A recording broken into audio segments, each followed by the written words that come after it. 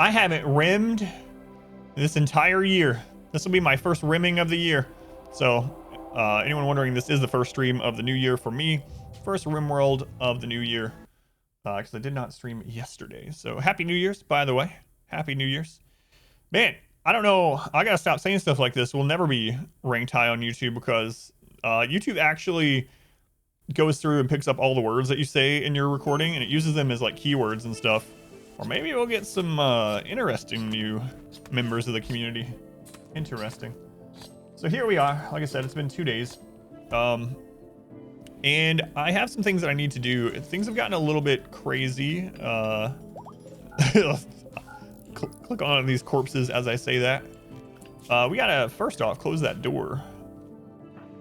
So, haul that guy out of the way. There we go. There we go. So we're doing a couple things. I need to fix this kill tunnel and make it better. It's got some problems right now. Starting off with a banger. It's going Sam. Thank you, thank you. Risso, welcome in. Noth. Been here almost the whole year. That's all right. Let's see here. Quick sleeper. They're not too bad, but I'm gonna go worry about those guys. They can just die. Is your clothing good?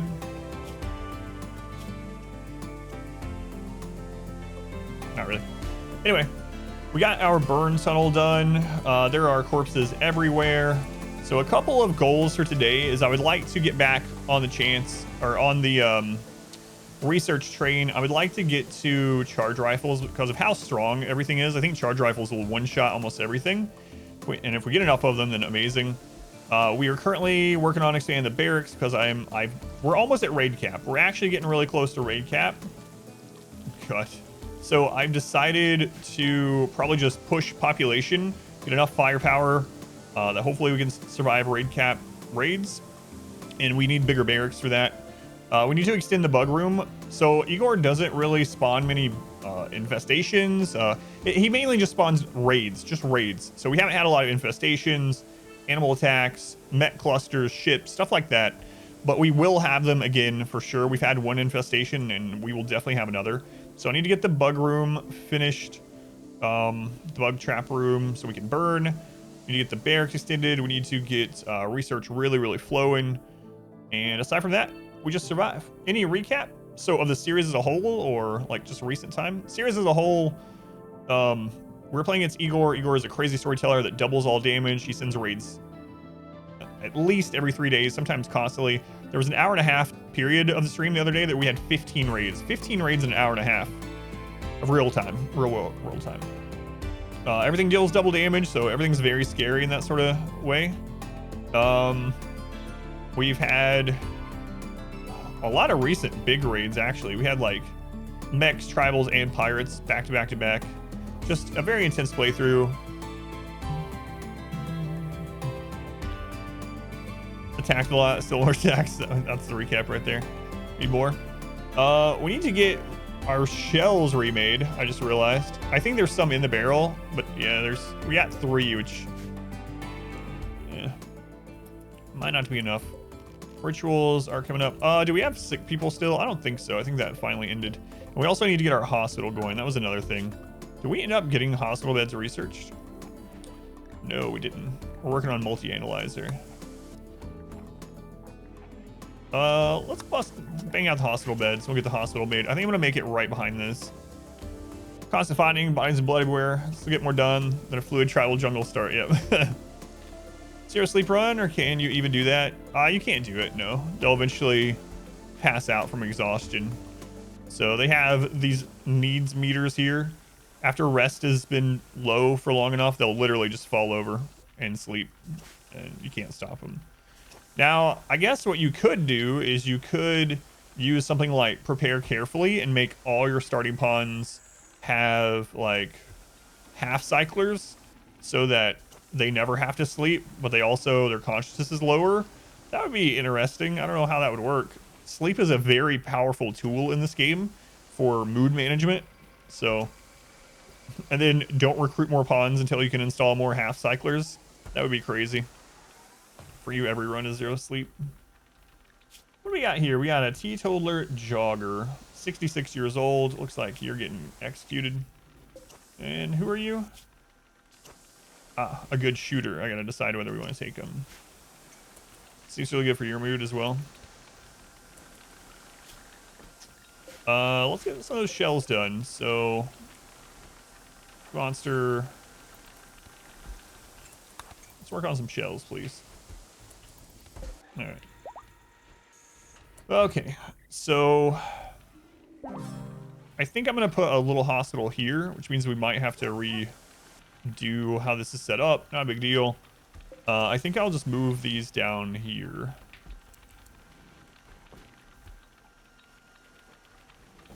That's fine. I should probably put it over here because I'm gonna actually change the kill box at some point, and we're probably gonna use this wide space. So I'll just move it over a little bit more. We'll put it like here. That's still relatively close. I can add another door that's nearby. So I'll do that. We're gonna kill box to figure out any stress to force enemy collision. 50 rabbits occupy one pile. So I don't know why the turret, or not the turret, the sandstone thing is not working in this run. I've always had it work, and people are saying it's working for them still. So I'm actually not sure what's causing ours specifically not to do what it's supposed to. So I haven't had time to really experiment either. So yeah, I don't know. How does my kill box work? This one? Well, this one's under the mountain, so it's not really the like standard that I typically use. So in this one, it's just literally, you know, they funnel into a single area where they can't shoot from until they're in. And then we just line up behind cover and we throw EMPs from here. But so very, very just standard kill box, unlike the concave efficient ones that I can use outside of the mountain. And the reason why is because under the mountain you can't dig that wide without a roof collapse, so we'd have to put like columns and crap in there if we wanted. What? Thank you for the 5 months. Thank you, what? Very much appreciated. Any more Yayo and Flake? It's way lost. So dark, half blind. Everything's so dark. Yeah, we have permanent darkness, sun blocker. Funky monkey, welcome in. Do I have doors for the interest to kill area? Yep, I sure do. I have this one to close off manhunters. Yeah. What's the big tunnel? This is a burn area. This is where we're burning people alive. In fact, when you get that filled back in. So that's just where we commit some war crimes, you know. It's the oven. Dasker, can I have you haul a couple things?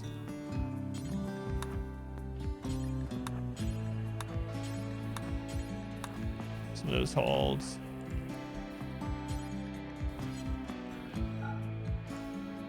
There we go.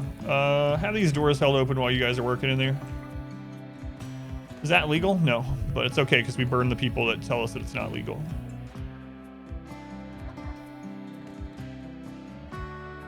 Room them to force collision, but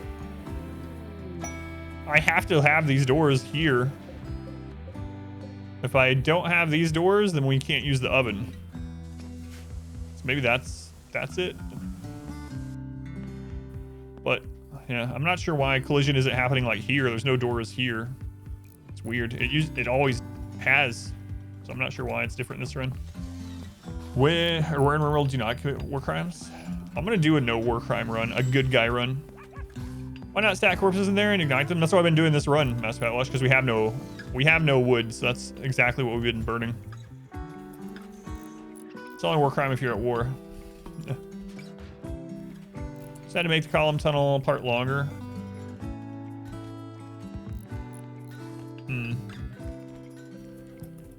I guess it doesn't matter at this stage because we're burning most things that come through, but I could do that. I could replace some of the fences with columns instead. Hey, your mind is the darkest mind in that regard.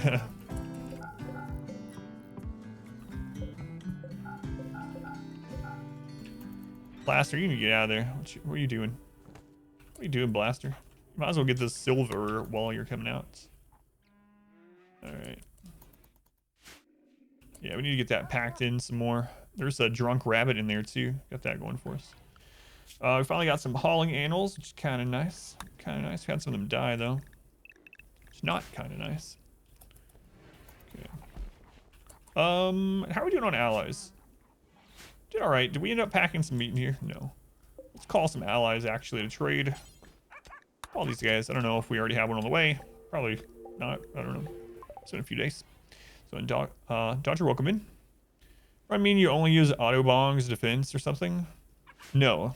We'll still be able to kill people in self-defense. But in a good guy sort of run, there'll be a lot of stipulations. We have to accept everyone, so no sacrifices or anything like that. We have to accept all colonists. We have to try to save everyone. We have to, charity is required. So if we have anyone that asks for charity stuff, we'd have to do it. No burning people alive, no using drugs, no, have to have good prisons and try to either rehabilitate or induct those people, all kind, no organ harvesting, even if we really need a lung. Expand the resource tab. I don't like it expanded. So there it is, but I like the categorize mode. I use it on purpose. It could be on Halloween because it sounds like a horror story. So Matt, welcome in. Lucky, welcome in. No burning people alive, I know. No eating people. It's gonna be a big graveyard. We won't be able to bury every single person because 200 person raids are gonna fill up the map pretty quick. A lot of funerals, yeah.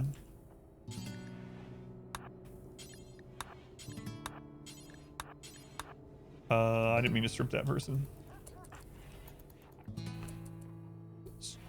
Stream alerts. Pokemon 86. Yeah, I don't know why it doesn't do that sometimes, but if you're not getting them for like on Twitch itself, you can always follow on what other platform you are more likely to see it on. So like Discord, turn the alert on for the live channel in our Discord, or I post it on Twitter and all that good stuff too. No, we'll probably do cremation, yeah. In that run. It's kind of what I was thinking.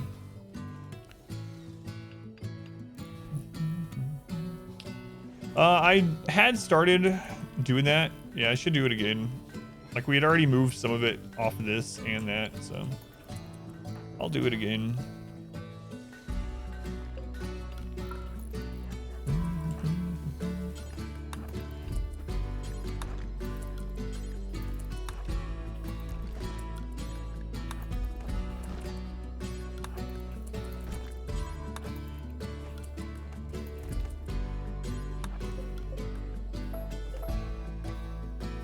Son of Bows, yeah, we had like 180 tribals come through or something like that. Something like that. Space drone hack spawns raids in the mech cluster need cleared. Waiting to finish the hack. Is that a war crime? No. It's clever use of game mechanics only. Are you at war? It's not a war crime.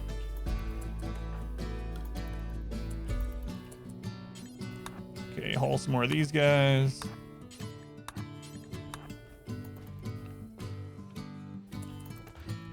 It's just regular crime. Yeah, just regular crime. Might start putting another door here. Yeah, we can do that. In the long run, it'll help out, so. All right, we'll let him finish that up. So yeah, one of the big things I want to do is get this done. So our firepower is too strong at the moment. We rip through plastic wall like it's nothing. And so what we're gonna end up having to do is make sure the turrets themselves, they're the ones that's really ripping through the wall. We're gonna have to make them like not have line of sight here, but have line of sight when they come further in. So I'm gonna probably have to set this up to line turrets up this way on each side and move where we're throwing EMP grenades. That should help a bit, and then we can open it up even more and keep expanding on that idea. 20-person cleanup team for this playthrough? Yes. That's one reason why I finally started getting more dogs. Why not burn the corpses in the kill box? Give me a minute. Like, no reason. Also, we're cannibals, so this one we are going to rip them up, eat them, use their leather. But no, this just happened. Like, we literally have raids. Like, look at this chart. Crap, hit the wrong button. Look at the raids. Those are all raids. Sometimes we'll have like, there was one time where we had 15 raids in 2 days. 15 raids in 2 days. Why don't you make floor? There's just no reason to at this point, and a lot. Wealth is the big one. So flooring adds to wealth, and wealth means bigger raids. There's some other reasons too, like dirty flooring won't cause food poisoning as long as it's stays at the baseline dirt level, because dirt doesn't get dirty, it doesn't track dirt, so it doesn't cause food poisoning from a dirty cooking area. You can still get it from unsafe food and incompetent cook, but a stove in a unfloored room, it's easier to keep that room clean, and you'll never get food poisoning from dirty cooking area. And the other reasons are just wealth. Yeah, the more flooring you have, the more wealth you have, the harder raids are. So I usually don't start making lots of flooring until I get to end game. Depending on the map, some maps I'll do it a little bit earlier depending on how slow, you know. For instance, if we're on a cold map, there's lots of snow all the time. Instead of having to clear snow a lot, I'll end up putting floors and roof. But yeah, it's like impossible to keep things cleaned up against Igor. Yeah, and I wouldn't burn the, like, if I burn these right here, it's going to superheat the base and we'll just die, so I'm not going to do that. We're using the corpses in here as fuel, so our people are cannibals anyway, and they don't care about corpses, so this is not a big deal. You have to use chunk skip to lob corpses every year. Yeah. The breaks in Igor, yeah, I was noticing that too. We're talking about it. It seems like every year, that's what it seems like, is at the end of every year, you have like a period that's kind of like how the beginning of the game is. And then you have a year of constant raids, and he's like, all right, it's my vacation time. I'm gonna take a week off, and then you have constant raids again. So. Not to at least have a time or two stupid Molotov wielding pirates, yeah.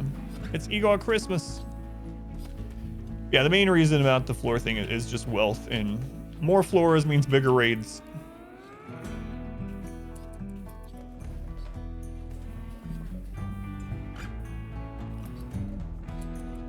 Sterile floor for kitchen, it doesn't matter. So here, let me show the stat. You see the stat that says cleanliness? If cleanliness is -2 or better, it is impossible to get food poisoning from dirty cooking area. And dirt, literally dirt, is a -1. So you can just have a dirt floor kitchen forever, and you don't have to worry about it. So no, sterile tile for where your stoves are is just a complete waste. It's way too much wealth for basically doing nothing. So just put your stoves where there's dirty flooring, because dirty flooring does not track in dirt, so it's a lot easier to keep clean in general, and it's no wealth at all. Of course, you can still get vomit on it, it can still get garbage on it, blood, ash, whatever, but that stuff is hopefully not happening where you have your stoves. But yeah, as long as your cleanliness is better than -2, you just will never get food poisoning for dirty cooking area. So you don't need sterile tile. It's a pretty big waste for the kitchen.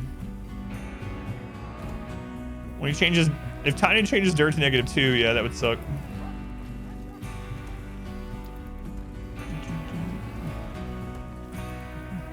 Manhunter animals have been here for a while. We had like 70-something huskies attack not super long ago. All right, so we need to shut this off now. It is ready. Sip, go ahead and do that before we forget. No, actually, we can wait. It's fine. Tiny nerf dirt 1.3. Dirt can get some forms of dirt. Yeah, right. It can't get like the normal, like, they still need to clean it, but it doesn't track like flooring does. Until he nerfs it to -2, and it's still worth just having dirt. Once your raid cap matters less. Yeah. If you're raid cap, then whatever. Make whatever you want.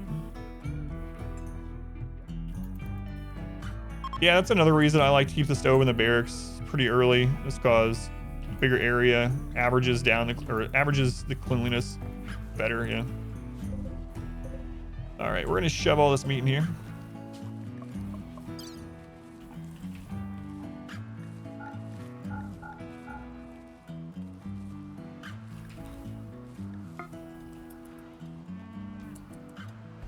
You just love saying dirt can't get dirty. I know. Yeah. What is the name from Incompetent Cooking? No. So there's basically 3 kinds of things that give food poisoning. There's dirty cooking area, which is the area that the room that it's in has to be -2 or worse cleanliness. So that's the first one. The second one is incompetent cook, which is just base chance based on there's always a chance to get incompetent cook. It has nothing to do with the cleanliness and doesn't harm the or worsen that chance. Having a better cook improves your chance not to get it, but it's still never 0. So incompetent cook can still give it dirty cooking area or not. It doesn't even matter. If it's sterile, whatever. And the third one is unsafe food type. So unsafe food type, they'll be able to get it. So for instance, eating raw vegetables, raw food in general, corpses, jelly, that kind of stuff, that can give it. But in general, the 2 big ones are having a room that's -2 or worse where it's cooked has a chance for dirty cooking area one. And then the other one, like I mentioned, is just the chance of a competent cook procking, which always sucks. Mr. Pix, thank you for the Twitch Prime. Thank you, Mr. Pix. Very much appreciated. Much love, Mr. Pix. My opinion, decorating plants and flowers, if you're going to do that, you might as well just plant them. So what I do in a barracks early on, almost always, and what I did over here, I think flower pots and things like that are pointless when you can just grow the flowers. So this room was where we were initially, and we got this room to very impressive by doing this. Fellowship expands. Praise In the middle of the room, you grow daylilies. And daylilies only take 50% light, so daylilies can stay growing with just lamps or just lamps or just torches, fireplace, whatever. They don't need like sun lamps or sunlight. So you can just grow daylilies in the dirt floor, and without putting flooring, art, anything down, and this is no wealth. This is 0 wealth. So you can just grow flowers in your barracks or in your bedrooms or whatever, and it's literally no wealth, as opposed to like flower pots and statues and art and whatever that cause wealth, and wealth causes bigger raids. So that's what I do early game. And then later on, once we get into places like this, I will put in like flooring and stuff. But I mean, this room is 148 impressiveness. No art needed. Art would just add to our wealth for no real gain. So no reason.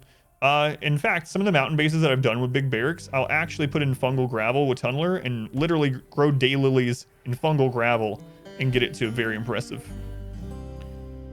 That's my preference anyway, because like I said, I try to keep wealth as low as I can for where I am in the game. That way raids are easier. Which, now, a caveat to this, also, Freak, thank you for the subscription. Thank you, Freak. Much appreciated.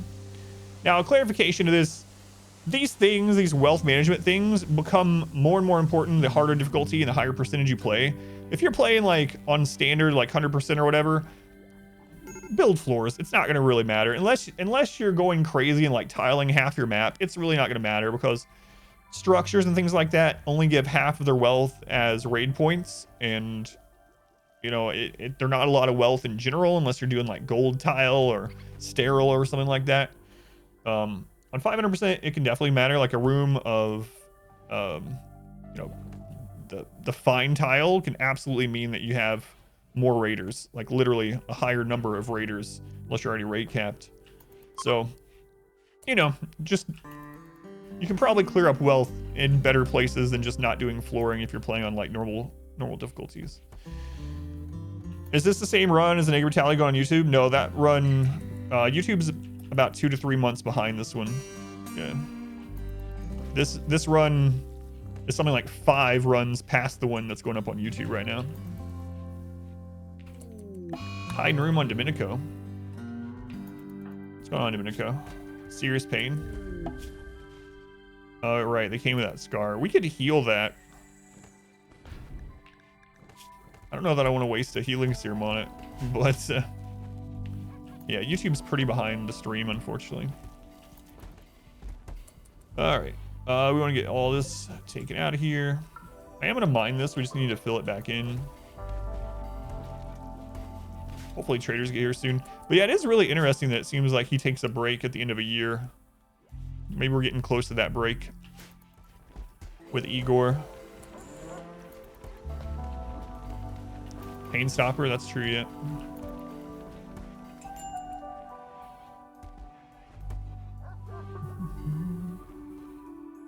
How do you know you're raid capped? So there's a couple different ways. Yeah. So Smurf's got you handled.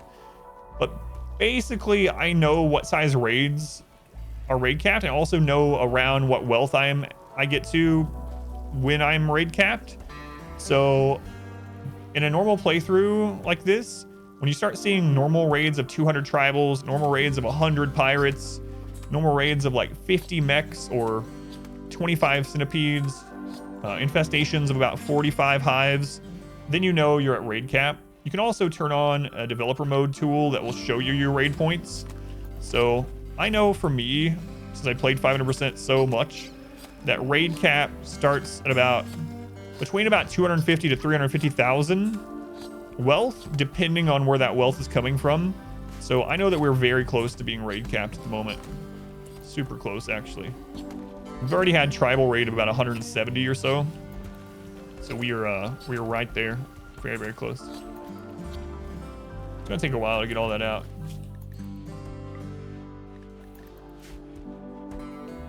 Might force some of them to do it.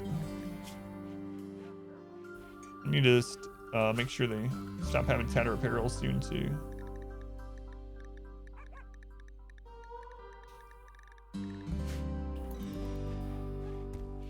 Break in the end of the year because it's Christmas time for sure. Let's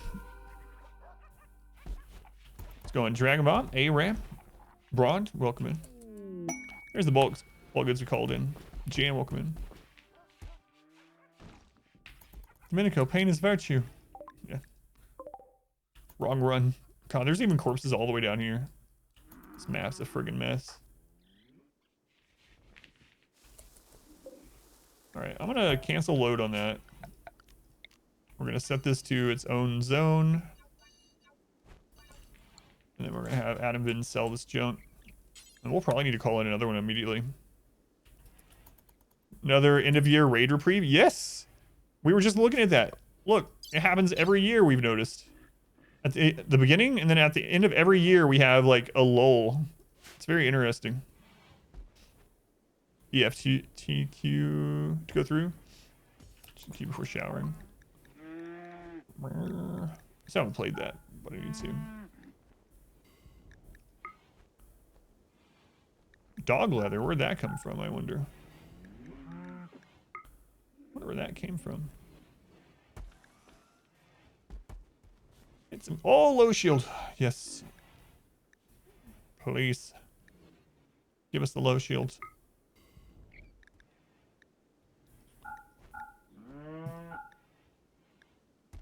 Quiet cows. I'm working here.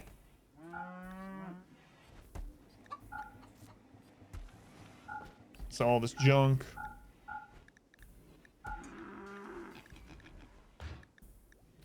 Alright. Now we'll sell a bunch of human leather.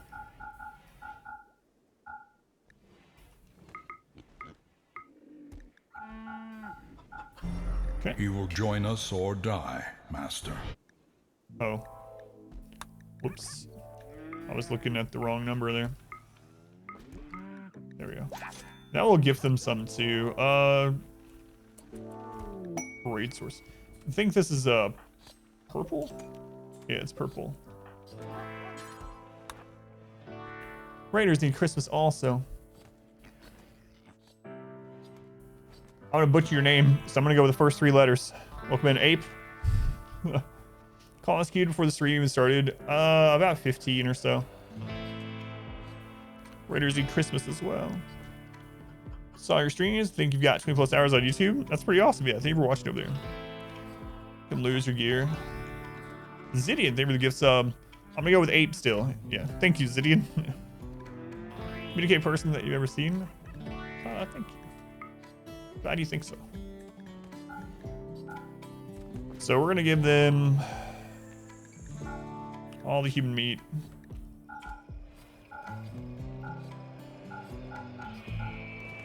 And some human leather.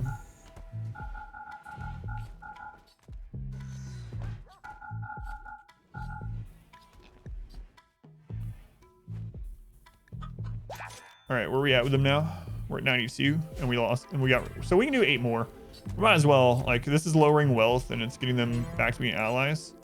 So, yeah, go ahead and trade with them again. And then while you're down here, I also want you to equip the Lowshield. Lowshield's going to save our life one of these times. You'll see. All right, Sib. A sub? Oh, yeah, Zidian, gotcha. Thank you, Zidian.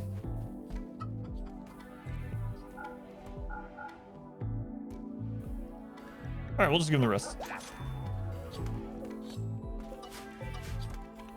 There we go. Good enough. Mobstar, welcome in. Let's go, Mobstar. We already got more meat dropping. More meat, more leather dropping already.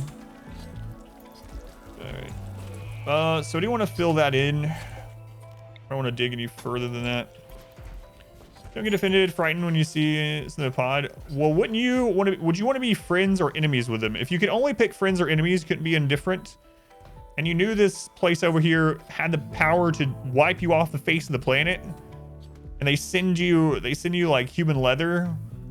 Would you spit in their face? No, you probably wouldn't want to make them angry. So you're probably just like, oh yeah, we're your best friends. Don't worry about us. We're just gonna chill out over here. Dryads are pretty weak, but if you were to do a run using the Dryads, what would you do? If I was gonna use the Dryads, I'd mainly use the hauling Dryads. Unfortunately, so here's the thing: the Claw Dryads actually have higher DPS than Thrumbos. They're actually really strong, but they die so fast. So they're pretty good early game or super low wealth, low difficulty, that kind of thing. But if I'm playing on my standard like 500%,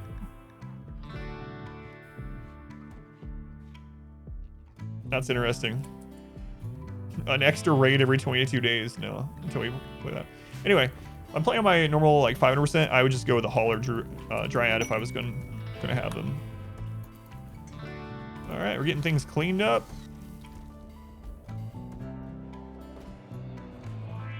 Let's go ahead and call in another trader from the other faction here. Oh yeah, thanks, bud. Shoves the leather in a corner. No one can see it. Thanks. Uninstalled art sculptures contribute to wealth. Yes, but differently. So minimized things like that count as item wealth instead of structure wealth. So it's kind of, it's a pretty complex system. In fact, with our, Smurf is currently writing a script about how exactly all the different wealth works and how it interacts with raid points. And we're going to be putting out a joint guide relatively soon that goes over all of it. But yeah, so art sculptures do count for wealth whether they're installed or not. And installed is structure wealth. Uninstalled is item wealth. It takes into account also, depending on if it's installed or not, if it also is damaged or not. So there's lots of... Oh crap, Galvarino. You're naked. I thought we had enough clothes that I could stop forcing you to wear those things. Go put that back on. I don't care that it's tainted. I don't care that it's tainted. Smurf, what's he know about the game? Go together. Orange tree doesn't need light. That's true, yeah. Does not. Guarland tree does not need lights, luckily.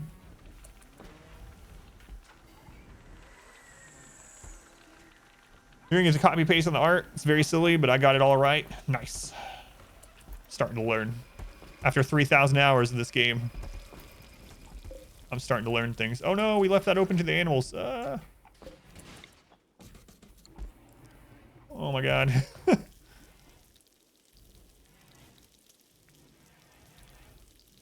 Hey guys. Let's get some shooting experience here. Seer, that's not a good place to be, my friend. Not good.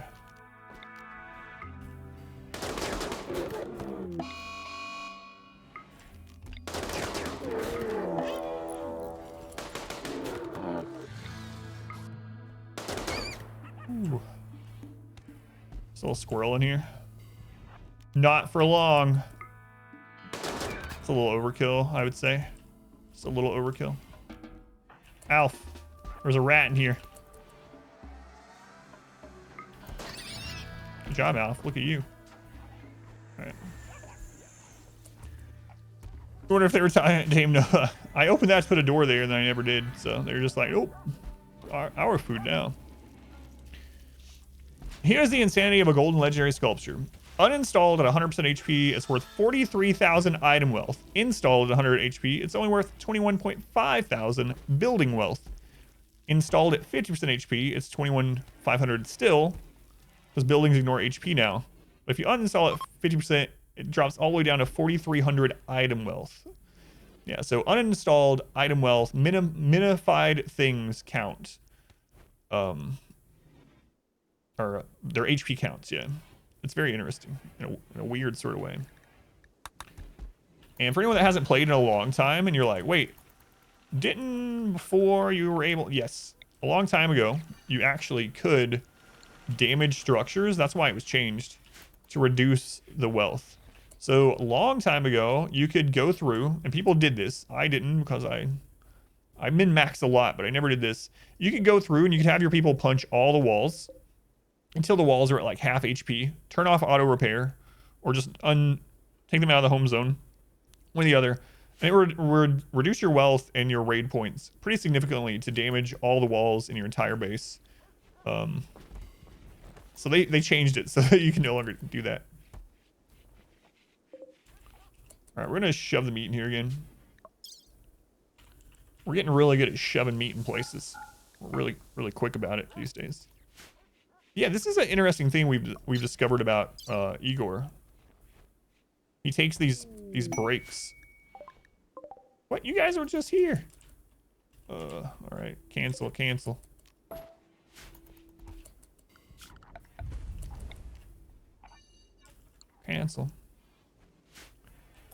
That experience a bit too much, yeah. 64 polar bears. Yeah, polar bears are a scary one.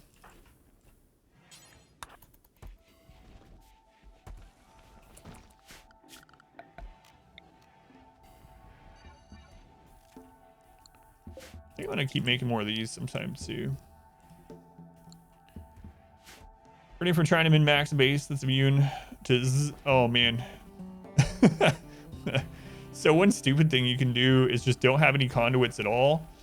And you can do that in two ways. You can either make all your batteries, you can make a line of batteries as conduits, which is pretty expensive and kind of silly.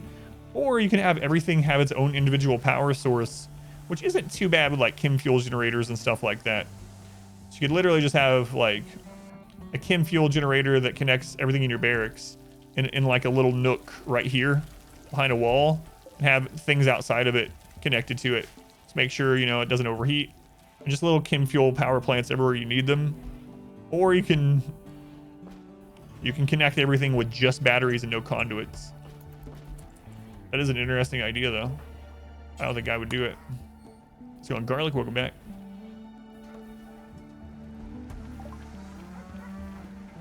So this event, it takes a conduit.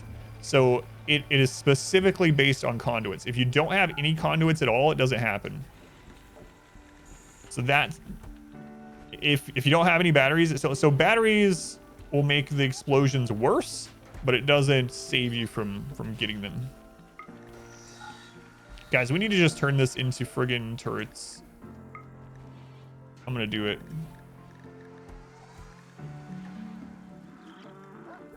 We have so much steel and stuff. Even if they all get destroyed, it doesn't even matter. Doesn't even matter. Conduit without battery, still a single piece of conduit on fire. Yep. ABC lifestyle, 350 components. Gotta keep buying them. Yep, that's right. How much power we got? Oh, we're fine, man.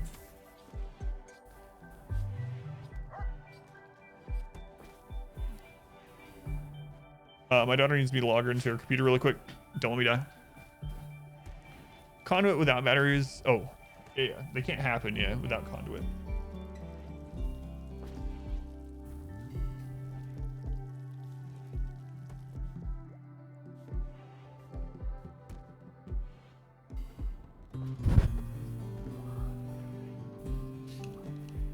You love short circuit. We try with more work-free stuff. We may resort to generators. Yeah, it's an interesting challenge, yeah. He will join us or die, What's Master. Hey Smurf, you're now subscribed for the next 6 months. Hey Rim, thank you for 6 months of gifted subs all at once to Mortal Smurf. Thank you, Smurf. Very much appreciated. Crazy Monster, also love you. Geo or Water Wheels on the map? Yeah, me too, usually. These are kind of left over from early game. So, I'm just okay. Thank you, Aram. Why is my hair pink? Because we raised $85,000 for charity, and this is one of the goal marks. Exclamation hair will tell you more. Raised a bunch of money in conjunction with other RimWorld streams. $85,000 for Doctors Without Borders. Crazy. Let's go on tanks. Welcome in. Crazy. I think I'm gonna go ahead and do a ritual. Then we need to start using our anima grass again too. Go ahead and do this while those guys are here. So much money, yeah, and they can.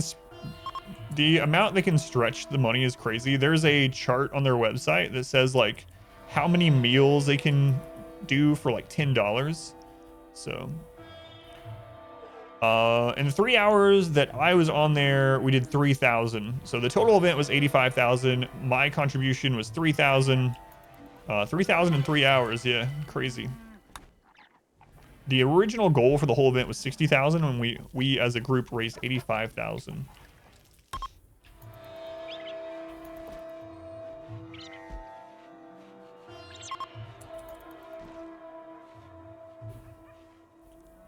Yeah, pretty much, ARM, yeah, pretty much.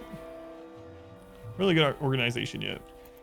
Yeah, you have to be careful with a lot of charities. Like, a lot of charities, not much of the money actually goes to what it's supposed to. So, we donate to them every year. This is one of those. Like, some of the most popular charities, if you look, something like 99% of the money doesn't go to the cause. It goes for organizational costs and the CEO and all this. All these people working at the top of these non-profits are getting a lot of profit. Not with this one. So happy to help with this one.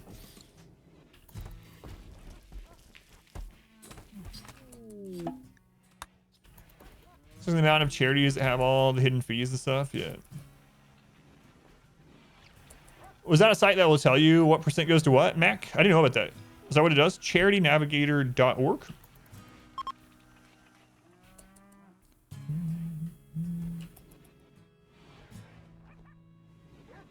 Two smelters, yeah, because we have so much crap to smelt from all the people dying. So many dying that pushes them through walls, yeah.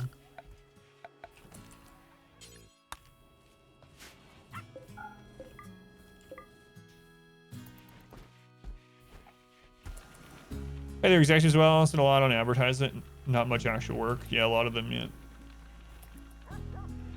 MSF and St. Jude these days. So these were fun festivals, but not enough to have a join. I really wanted to get another join. I think we're just gonna do another one.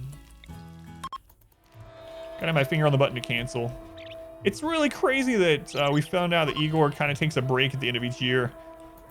We should use that to our advantage. I haven't heard of that one, Matt. Hey, there we go. All right, Spencer. Let's see if you're a new colonist or a sacrifice. Iron-willed, underground, or kind. 58. Why are you 58?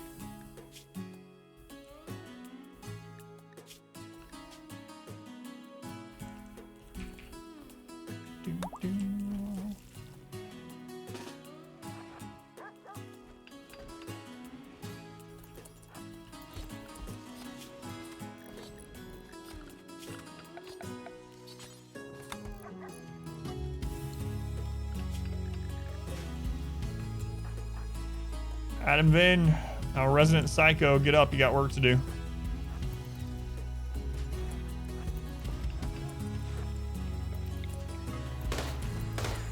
I'm surprised they didn't just flat out die. Have we had anyone die through execution like this game? Instantly, I mean? Pretty close. Just a little bit more damage in a single spot and he was good. He was dead.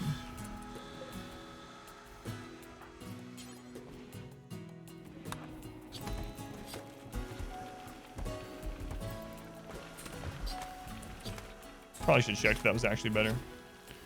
It's a good one. World Builders charity started by author Patrick Roths. The mission is education and sustainable food production. Yeah, I haven't heard of that one. That's I'll have to check it out.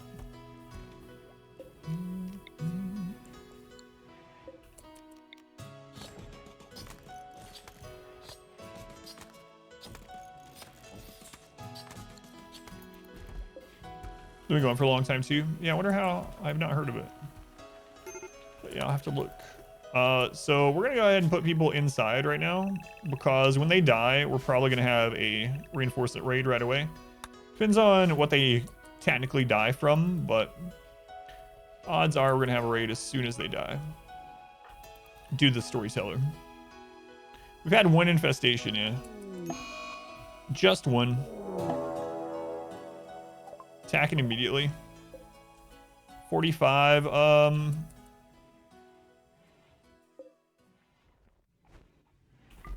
Let's let them go through this way.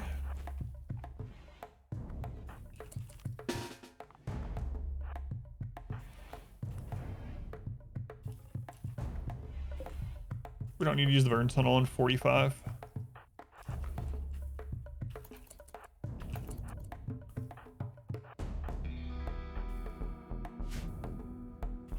They're gonna ruin a lot of these IDs. I just realized. It's not paid for. Yeah, absolutely.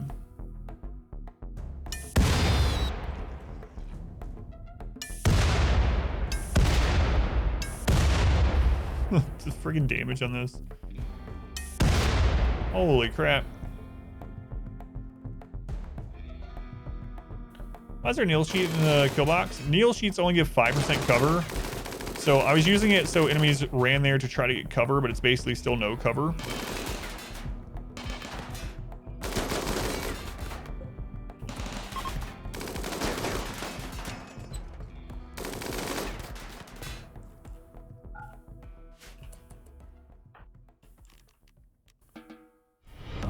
Welcome back. Your steadfast loyalty is greatly appreciated. But it turns out the stray shots can hit those. So stray shots, sort of through the testing on this. So stray shots can hit some things, not other things. Neil sheets, for whatever reason, is one of the things that stray shots can hit. So they're not going to be as effective as we thought they might be. Let's see, can you... Oh wait, that's not what I want to do. Where's Galvarino? Or is Emerald Dragon already working on it? Yeah, there we go. So Mr. Mercy, Lino, welcome in. Buckhoom, Grasswing, 13 months. Thank you, Grasswing, the best and only streamer, not the only streamer on the internet. That's right. Since again, it sounded like it said meal sheets. Neil sheets. So we have Neil sheet here because they're only 5% cover. And so enemies will try to take cover behind things. So if you have something with basically no cover, they'll go and they'll try to stand behind it, and then you just gun them down. But unfortunately, Neil sheets can get hit by stray shots, and so they end up getting destroyed very quickly because they're only 52 in this case health. So unfortunately.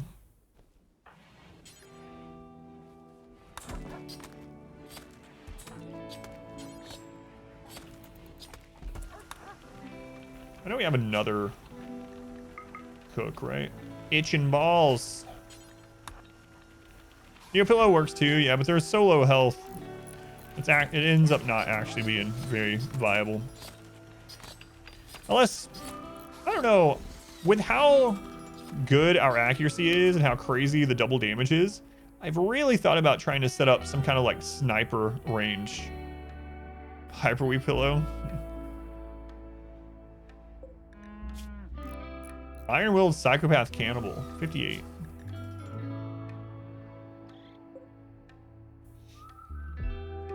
Yeah, 48 HP. Yeah. It's not enough HP to be viable, yeah.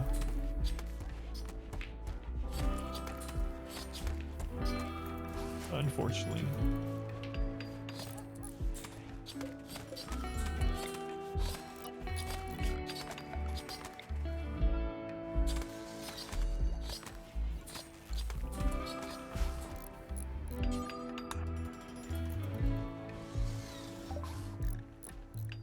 All right, I'm supposed to be focusing on research today. ABC, 400 components. We gotta turn all this into turrets, and then I think we'll be fine. I don't know. I mean, Doomsday will take out like 50 turrets, but we're in too deep. Stop now, you know. Should call in some weapons vendors, actually.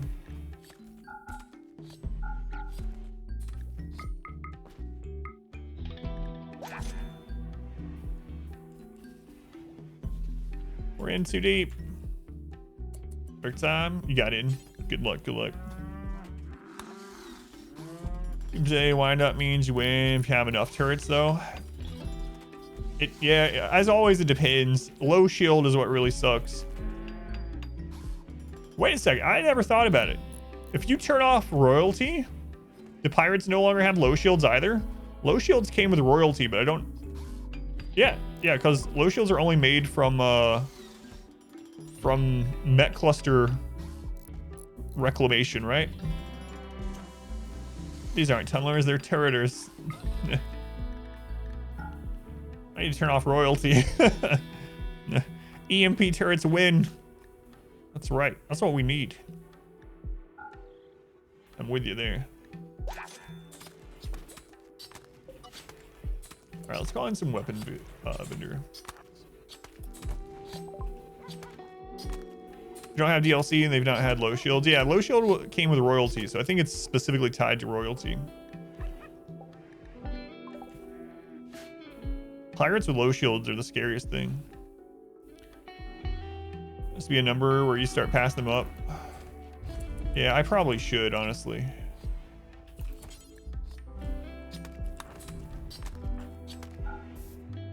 I probably should be at that number right now.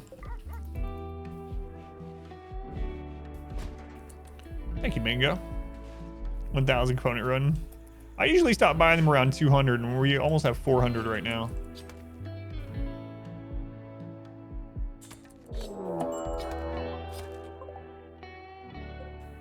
$153. That's probably just a normal raid then. That's with the sacrifice. Attacking immediately. Do we want to burn them? Yeah, we can do that.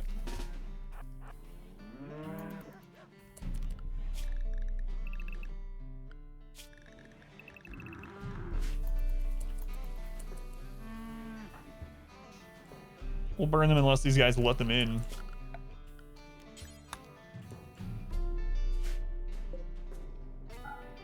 Oh, crap.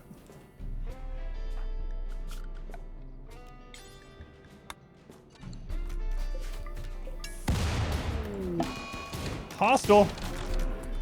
How's it my fault?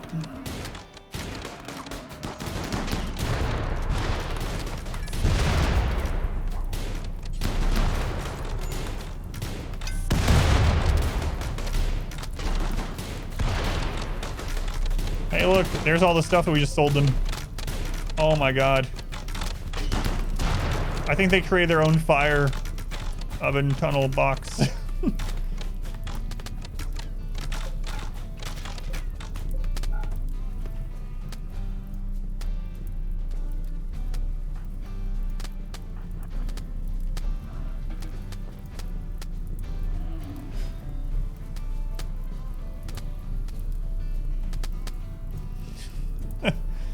Well, there went some wealth, so that's nice.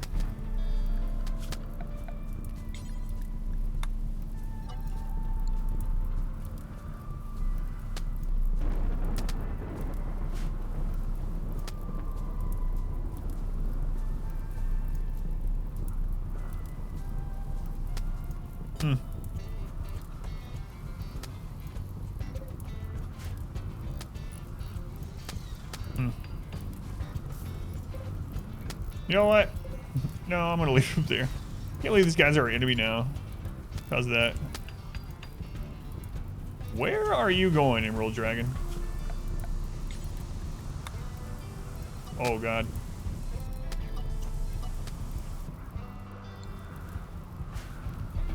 Do I want to burn them or not? Would you stop it? I don't even know if I need to burn them now. Ah, we still will.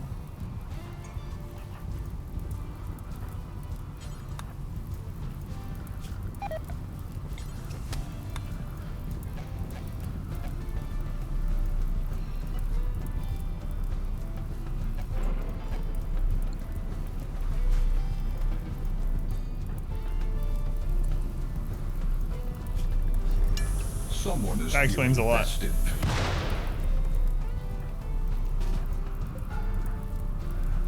That does explain a lot. Feeling festive?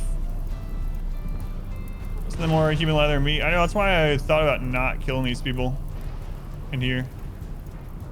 You know what? We won't burn them.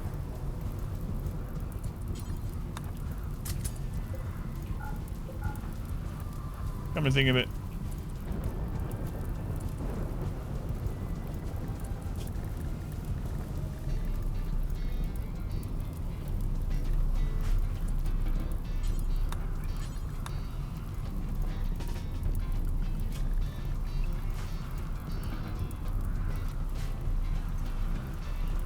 Well, it's because I need their human leather.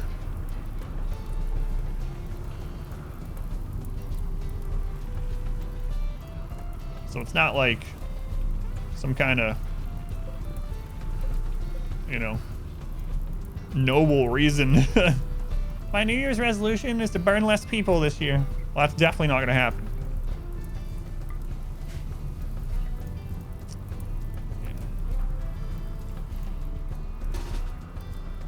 What if just the turrets could take care of these?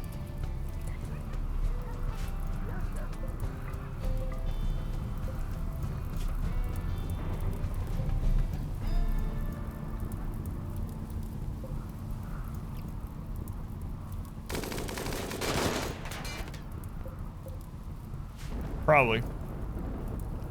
Them already being injured? Yeah, that's kind of what I was thinking.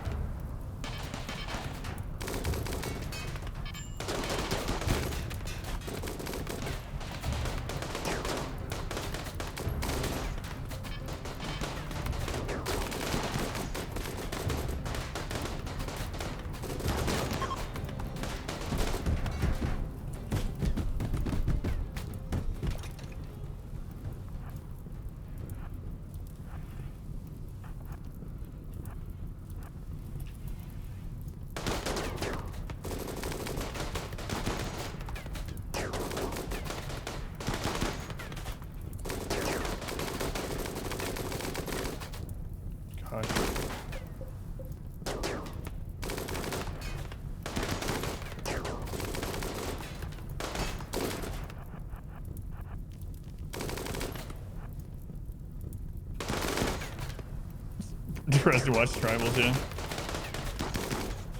24 damage turrets rip through even plasteel, yeah. For anyone wondering, 4 Scythers can beat 32 raccoons with no losses. I had not wondered that. I might take this one. Put them on permanent research or something.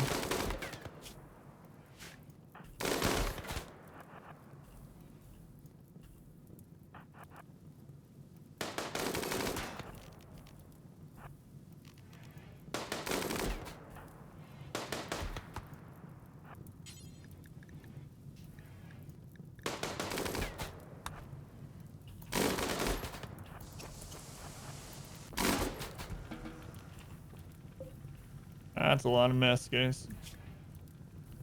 A lot of mess.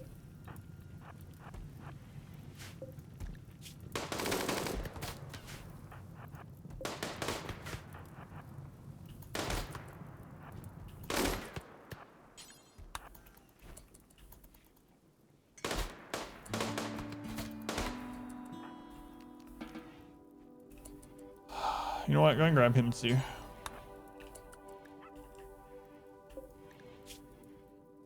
Sure happy.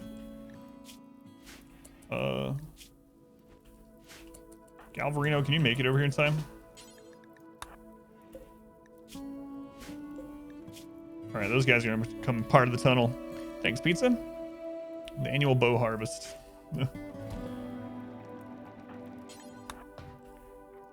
All right. So this one, that one we wanted to execute, I think. Yeah.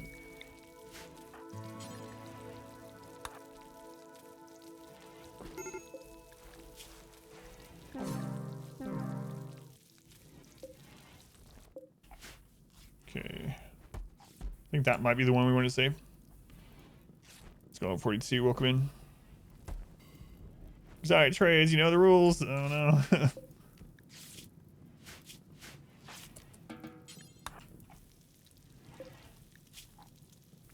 That one we will convert.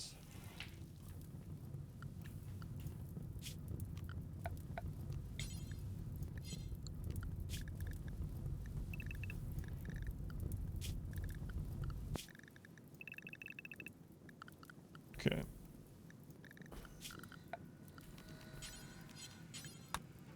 All right. Base definitely smells terrible. God, you're not lying. It's not a good ship. All right, so this guy's getting tended to. It's nice. Psychic Soothe, also nice.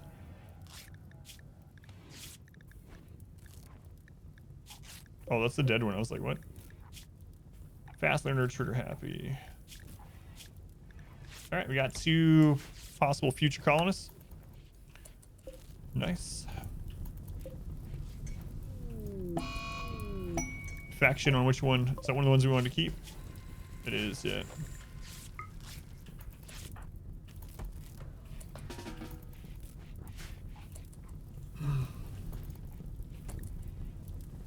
Attack job. Provide 7 soldiers. No. Oh my god, I didn't see these guys. Saja's teetotaler. How close? He's dead. This one's old. This one's savable.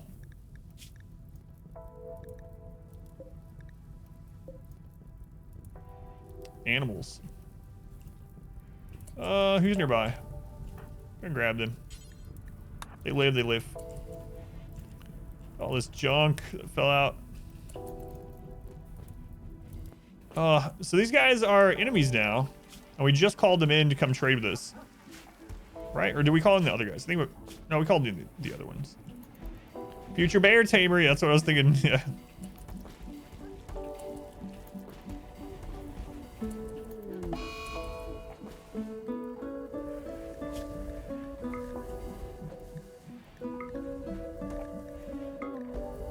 All right. Good luck. If you survive, you survive. If you don't, well, sucks for you. Okay.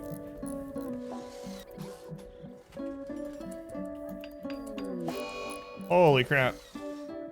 They're getting so many diseases. So many diseases. Future Bear Tamer, yeah. Is that an ending? I think I want to try to launch a ship against Igor, yeah. Can ally caravans activate your traps? If they walk across them, they can. They have a chance to trigger. But what happened last time is they were fighting right here, and stray shots hit some of these, or maybe not stray shots. I think the tribals walked over it, and it exploded both of them, and that's how we became enemies right away. So in Shambler, retail industry, not the resale industry.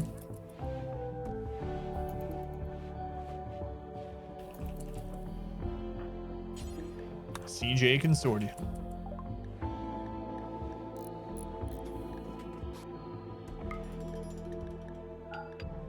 Luciferium. Tempting. An Architect Eye. I might take that. Yeah, let's do it. Let's do it.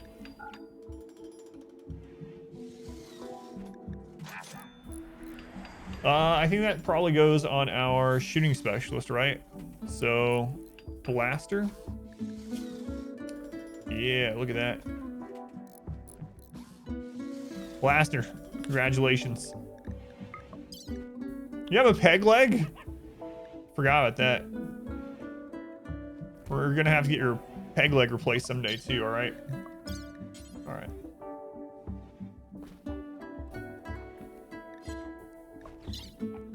Trigger happy tough is gonna have an Arco Tech eye.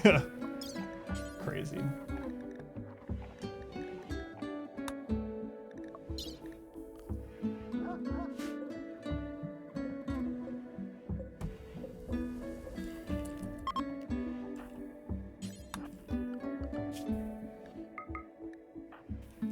All right, Galvarino, let's do this. I don't have enough money to buy the other Archotech. They're like almost 4,000 silver each, and that's about what we had. How big can the bonuses be on full cyborg, as far as like their stats or on like the wealth? I've personally had pawns that are worth like 22,000 market value, which is insane. How big can the bonuses be? It depends on the stat, but you can get way up there. Like we've had people with a manipulation stat that's like 155%, for instance. Yeah, you can get them really crazy. Yeah, how much silver was dropped out here? 2,500 out here. We brought all that in. It'd have to be brought into where a beacon. Oh, that's kind of that. Yeah, I need to get all this brought in so it's under a beacon. Such a good shooter because they come with their own built-in gun rest. Just take off their peg legs, stick it in the dirt. All right, Galvarino, let's do it, man. Got this.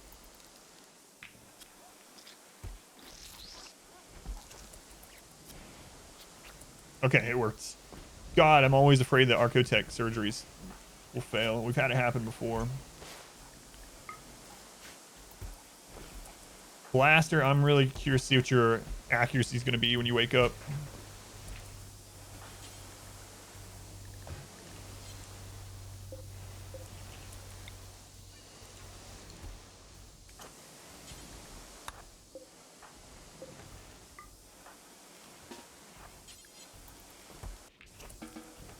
How's this guy still alive?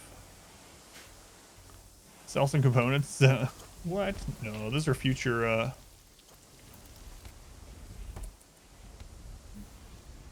I don't know, future turrets. You want those also? Yeah, it does sound nice.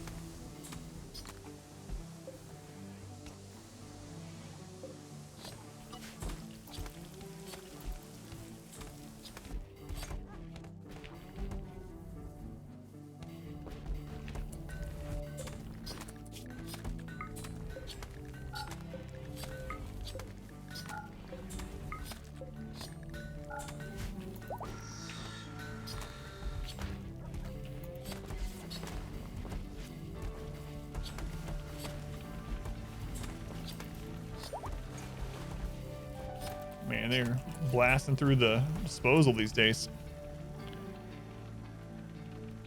Is it worth researching things like limb and organ replacement? Yeah, depending on which one. Some of them are really good, some of them not so much. So most of them have some use though. Specialized limbs, for instance, I really do like things like drill arm and field hand. They're pretty good. The downside is very minor. You know, they are a little bit slower, but they work really fast, especially with like double drill arm on your miner. The worst one is probably poison synthesis. Poison synthesis is just not very good in general, but the rest all kind of have, well, I guess you can put compact weaponry in that same one. Like the brain wiring ones have their uses. All three of them have their uses. They lower consciousness, so you gotta keep that in mind, but they all have their uses, like I said. So we'll get to some of them eventually.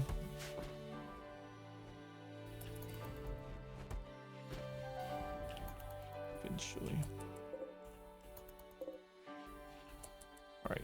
We're gonna rip some of these others up, and then we'll re-alloy those guys before they attack us. I really don't want to deal with an extra pirate raid right now. I always forget who our third cook is.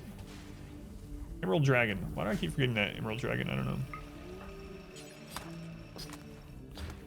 Can't find where to build an altar? You mean like where you find it in here? Well, nowadays you can always use the search feature. So there's a search and you can just type in ALT. It'll highlight it. It's under miscellaneous. So under miscellaneous is where you'll find it.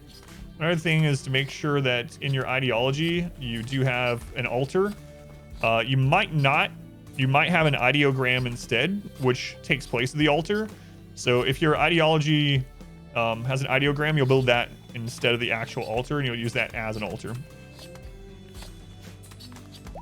It's your brain. You could put a joy wire in, and you could put a happy drug potato. Yeah, pretty much. It's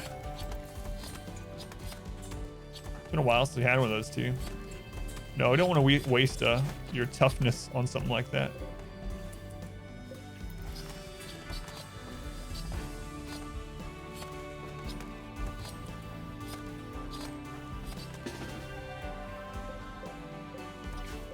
All right, let's get this loaded up.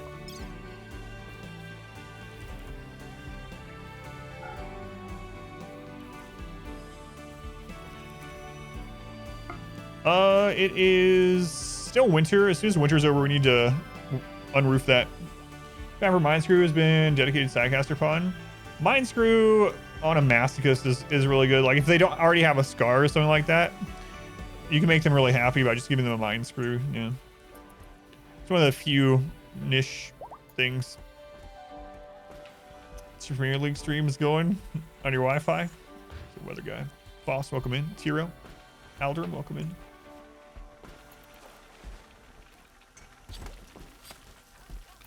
Get those loaded.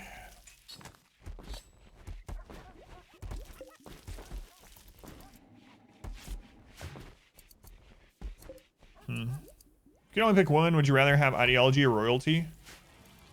It's really difficult to choose. I've thought about it quite a bit.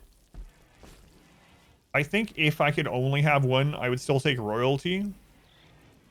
Because a lot of the, or some of the things with ideology, I like them both a lot. So it's a good, it shows how good the DLCs are for me, at least, that the game feels incomplete without either of them. Like you take one away, it doesn't feel complete anymore. But if I had to pick, I'd probably pick royalty just because combat is a big part of the game for me. And it adds, it's more combat focused. So it adds specifically the sidecasting. Sidecasting and additional weapons, additional threats like mech clusters and off-map problem causers are nice to have, additional things to take care of. The royal quest line is kind of whatever. We've done it a few times and it's fine. Yeah, it's really tough to say, but I think I would probably go with royalty if I had to choose, because I could already play some themed runs. It wasn't baked into the game, but I could still do themed runs even before ideology.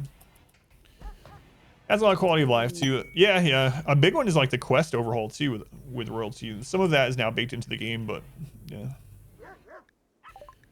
All right, weapons dealers. Oh God, I forgot about that meat down there. Came out of that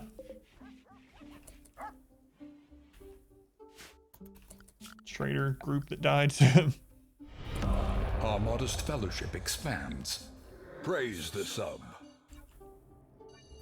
Who we praising? Fresh Garlic. Garlic, thank you for the subscription. Thank you, Garlic. Very much appreciated. Much loved Fresh Garlic. I use fresh garlic a lot. You love it. Thank you. Yeah, it's hard to choose either one, but if I had to, I would probably choose royalty. I do think overall there's more to the DLC with ideology. They had a bigger team working on it. There's more changes, but I know, yeah, there's almost 800 silver in there. Let's do this. Yeah, my pleasure. I'm glad you enjoy it. All right. So let's see. We'll buy the marine helmet. Let's just go ahead and do that. That'll get rid of that silver in there. Look at that. Didn't even have to haul it. It's like magic. Reset yesterday. I'm curious, how long is it right now? Let me check. There are currently 51 people in queue already. Holy crap.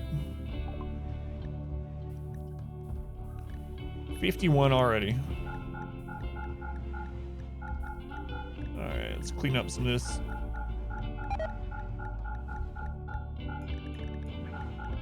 I just heard someone say Go Juice. It's probably Emerald Dragon. You didn't learn Emerald Dragon? You had brain damage for like 2 years? You had to find some kind of mysterious technology to cure your brain damage, and now you're like, what are the odds it'll happen 2 times? Probably 0. Oh, new charge rifle. We can swing it.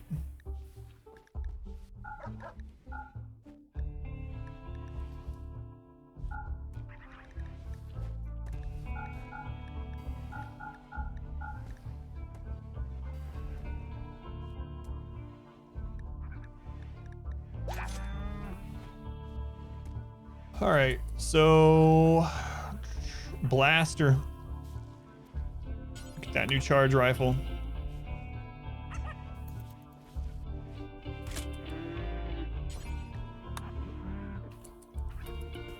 Someone already grabbed the helmet? No.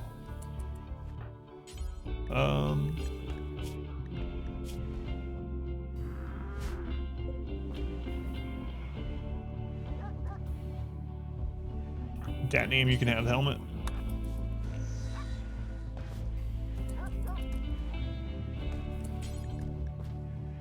Okay, good enough. Brain damage. Uh-oh, Manhunter pack.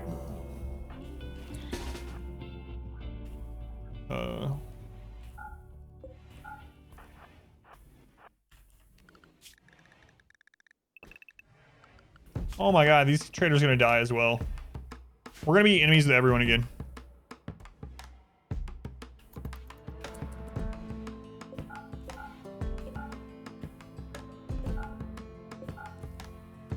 What is it?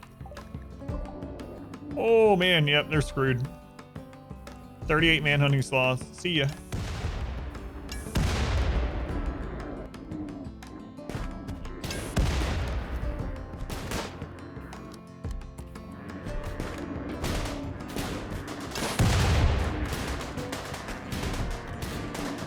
Wow, they're actually taking that cover.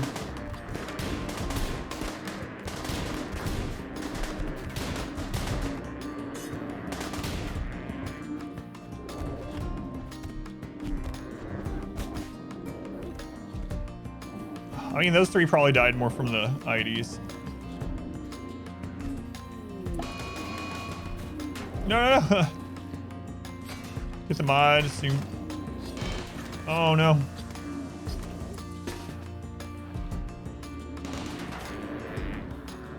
I saw that coming.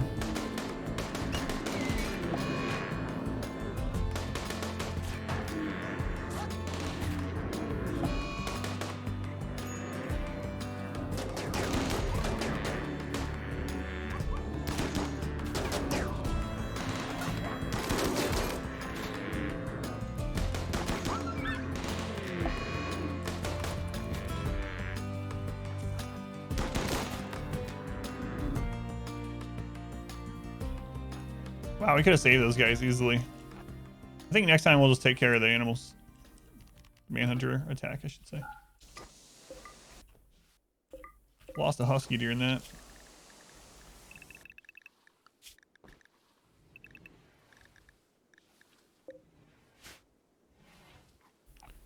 So I designate where Caravan visitors go. There is a mod for that, which I think is what was just being talked about there in chat. There is a downside. I mean, it's up to you not to use it that way, but you can use the mod to make traders like go out and fight mech clusters and stuff for you.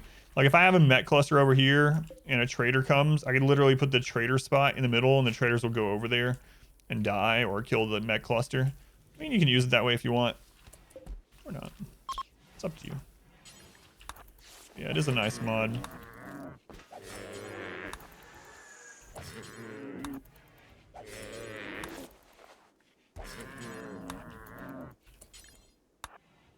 Kill plot, time to John Wick all the mega sloths on the planet.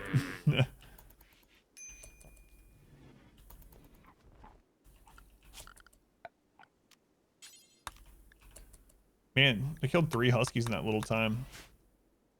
It's probably why the base game doesn't have it. Yeah. They could set something up like they did with the ship thing, though.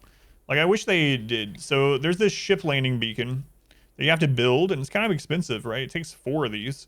So, like 120 steel, 4 components, and it'll put a spot down where the Empire ships will land. So they can make an actual built thing for traders. That would be nice. Igor's a mod, yeah, modded storyteller. Yeah. It's really crazy. Modded storyteller, yeah.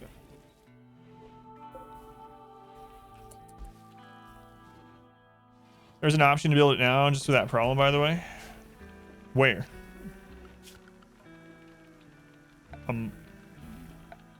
I don't think there is in the base game. That's not what the... Oh, in the mod, yes, yeah.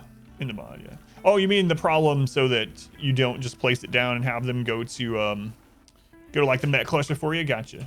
I thought you meant in the base game. I was like, I don't think so, unless I really missed something. Gotcha. Yeah. Well, do you know what the name of it is, Vol? So maybe I'll be able to remember to tell people when they ask.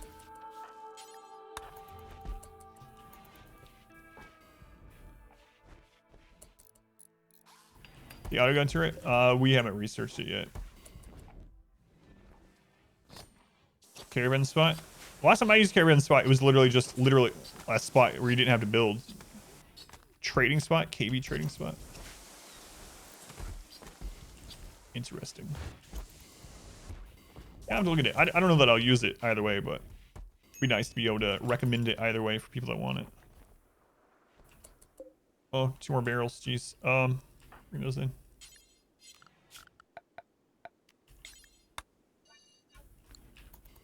Okay. Is this fully loaded? Close enough. 168. Oh, God. I don't want to really... No, I'm just sitting it. I didn't want to set it back up. Only 7 rep away, but oh well. Yeah, the training spot, exactly, yeah. That's the one that you can just throw in a MECH cluster and have traders come and fight it for you, but...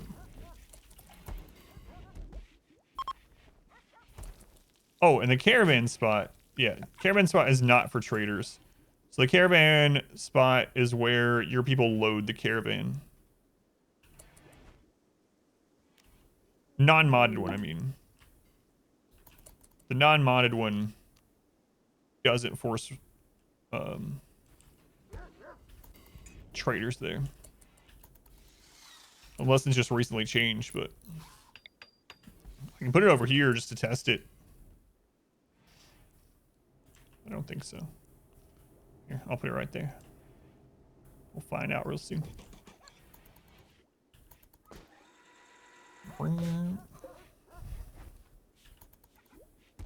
Vanilla, yeah.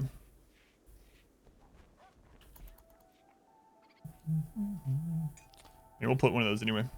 Set up prisoners. Mech raid. Where's the EMP grenade?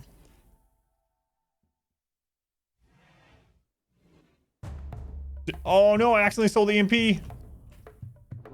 Oh, no, no, no. When I was trying to get enough money for the stupid, whatever it's called,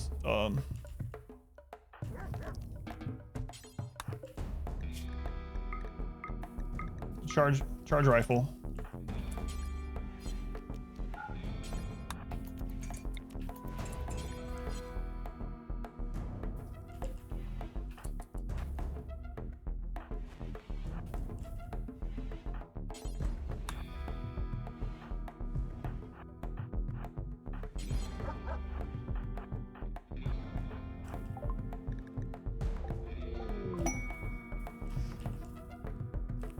You guys just buy us some time.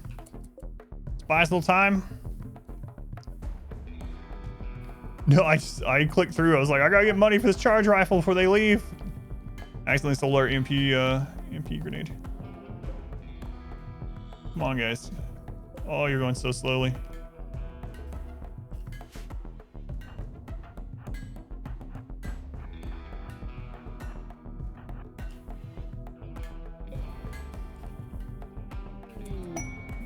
Exotic goods. Hurry up. Get up here.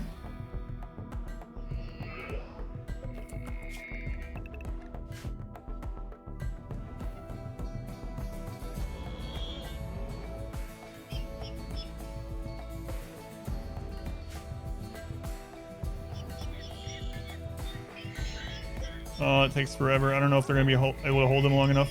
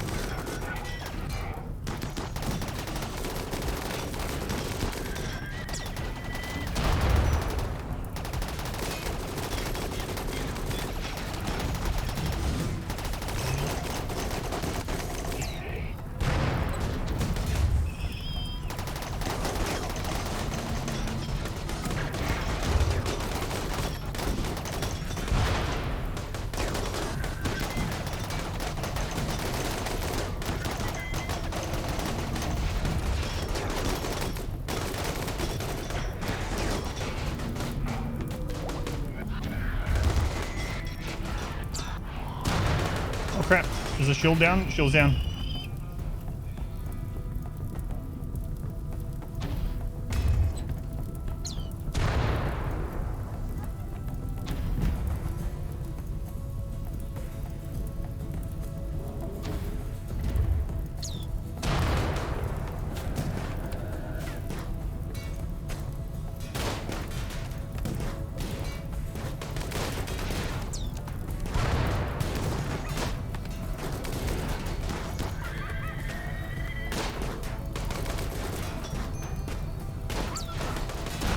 Mech's easier or harder to deal with double damage? Usually easier, but I really screwed up and sold our only EMP grenades, so. Oh, God. Well, good thing we bought all those components.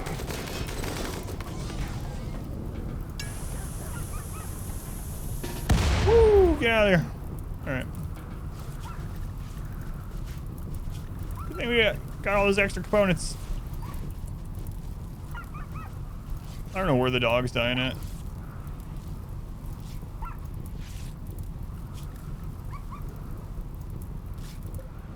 Oh, it's not ours, I guess.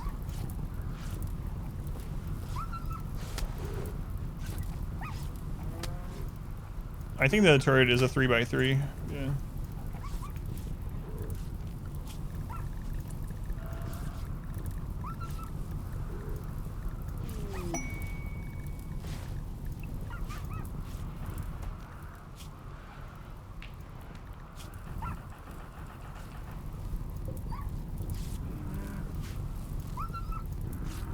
Stop.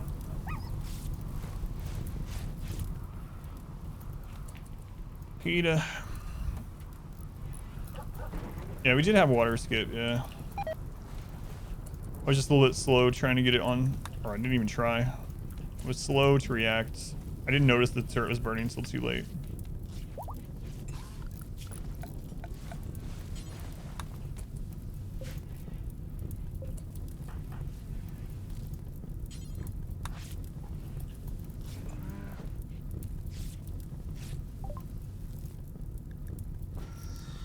Okay, yeah,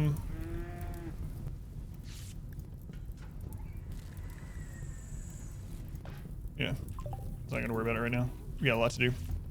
Attack and destroy, capture enemy colonies. It's not very hard. The enemy colonies are kind of crappy. It's one of the really weak points of the game at the moment, and I hope they fix. There are mods that fix it, but without mods, they're very, very weak. It's usually like a couple wooden buildings and maybe Maybe some turrets occasionally, depending on if it's a pirate base or not.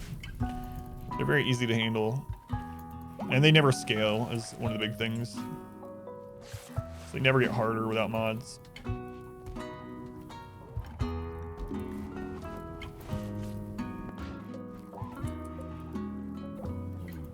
Where are you, Yomith?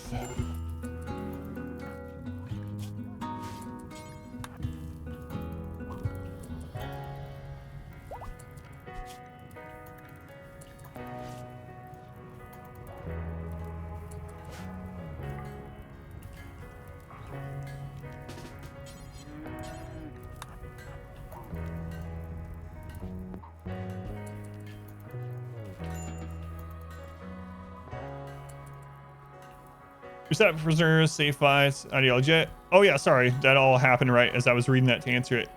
I haven't done it in a real playthrough. We screwed around with it when like ideology first came out during one of those like where we only played like an hour or two.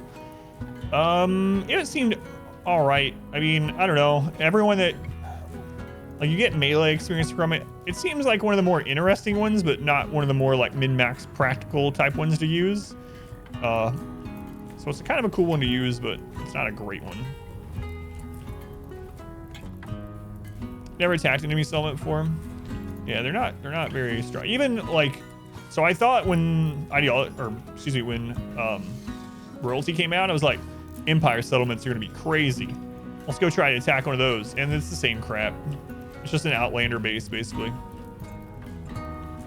So, how they become the leading faction of the world, I don't know, but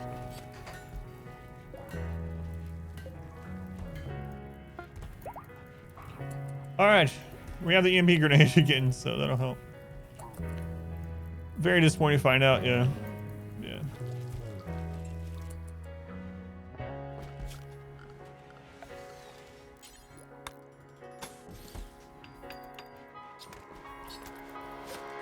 All right. What a mess.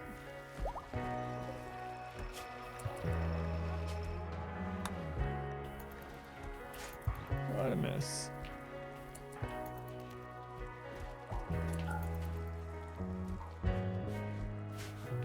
You know what? While they're here, let's go ahead and do one of these.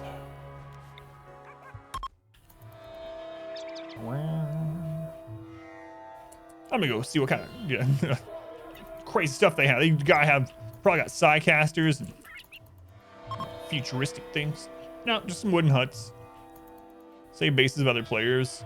Just enemy bases. There is some kind of mod, I think, that makes it so maps will have like the ruins of player bases. Yeah, that would be nice. And there are mods, like I said, to make it more interesting. Nice with the base game. Oh, you are terrible.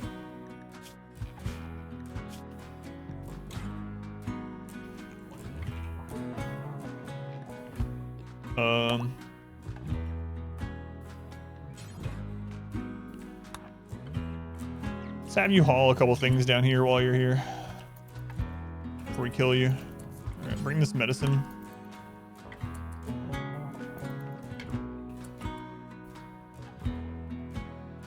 And we're done with that. Bring the plasteel.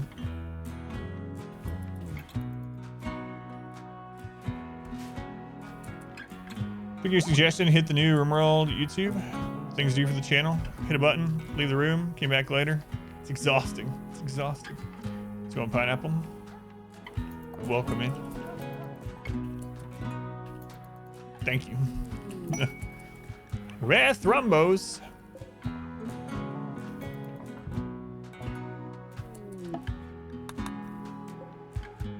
I could go for some Thrumbo fur clothing right about now. Was there a Soothe Pulse down here somewhere?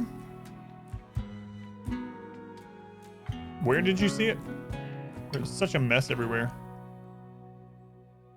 Let me know exactly like where you saw it, and I'll check. I haven't seen any, but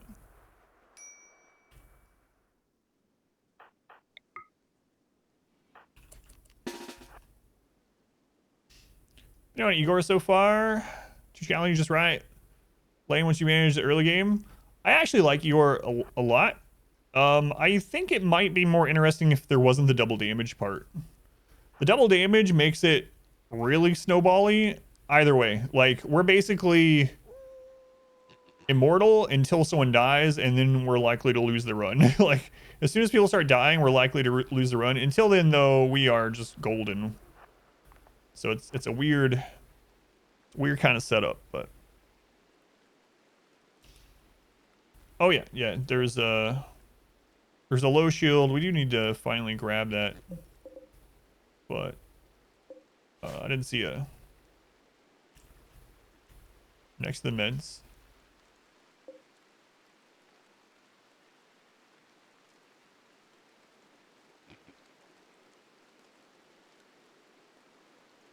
I don't see anything, but I might be blind.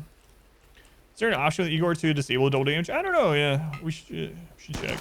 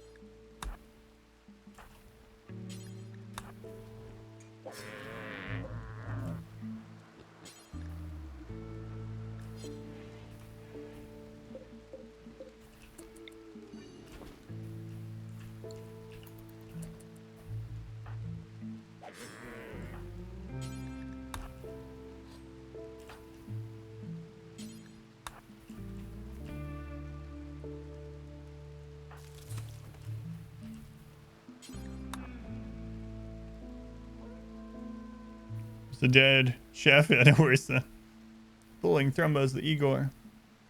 Double damage, Igor would be pretty weak. Well, I don't know. You'd still get way more raids than normal, right? So I don't know. It'd be interesting to see what it was like.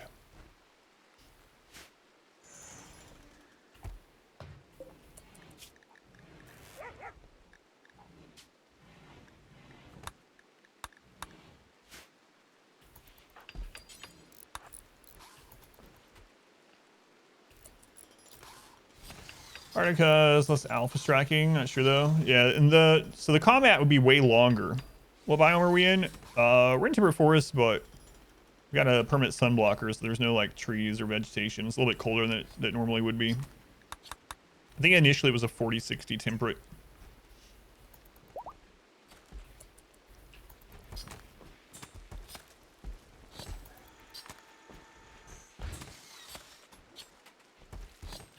There we go. Thrumbo fur. Look at that. Look at that.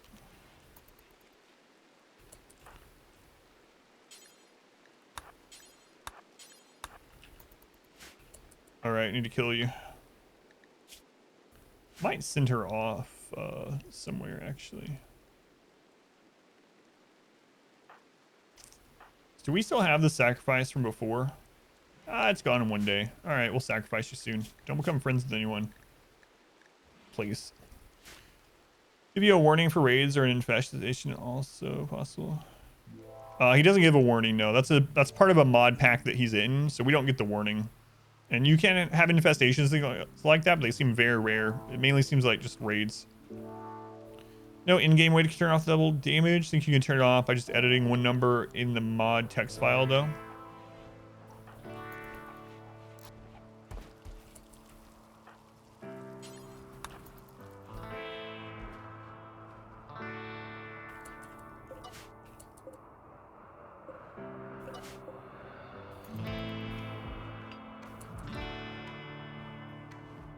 Are we on the turrets? We are, yeah. Or we will, I should say.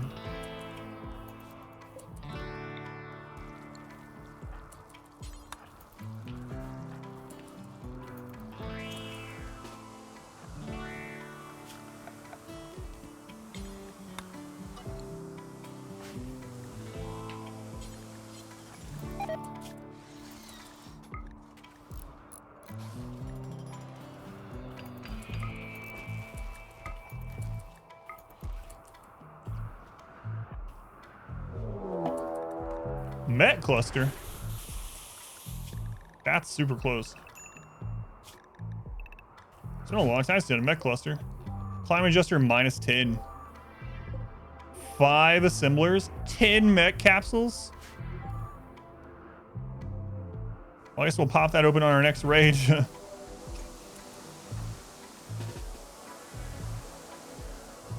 That's a lot of capsules, yeah.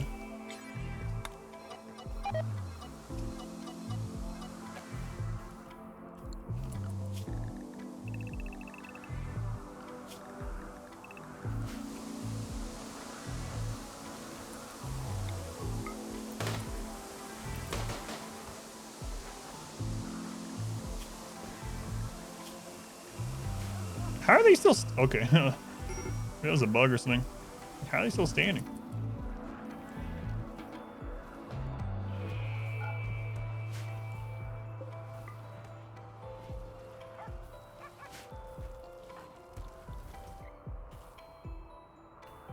Poor Lisa.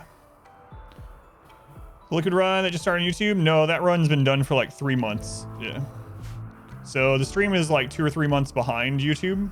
Or YouTube is 2 or 3 months behind the stream, rather. We've done like 4 or 5 other runs between that one and this one, so no spoilers for that run on here. Look at A blasters actually. Oh no, thank you. I meant to do that. Shooting actually 99.3. 99.3. Yeah, so it's pretty far back. Yeah.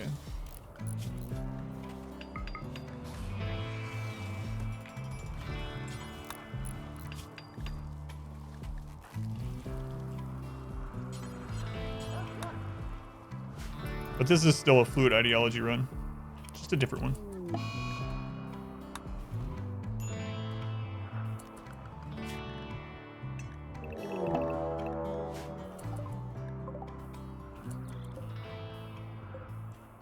No, I'm gonna go waste it on these guys. It's way too few to waste the MECH cluster waking up with these. Glad you made the live session. Yeah, thank you for watching over there and for coming in. Sakura Lisa, why?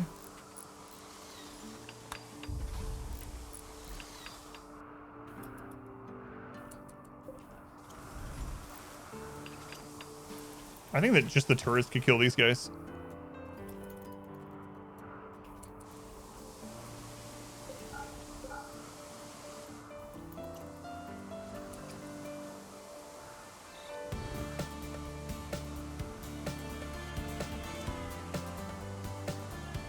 That was close.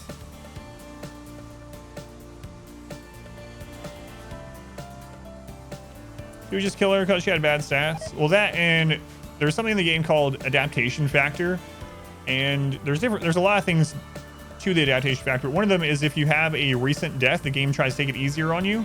So raids will be lower raid point value for a little while after you've had a death. And since we didn't want her, killing someone, having a colonist to die that no one's friends with is only a -3. It's the same as banishing them.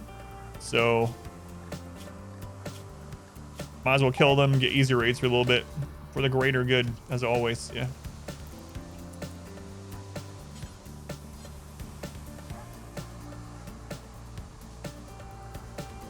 Have we gone through all of our steel supply?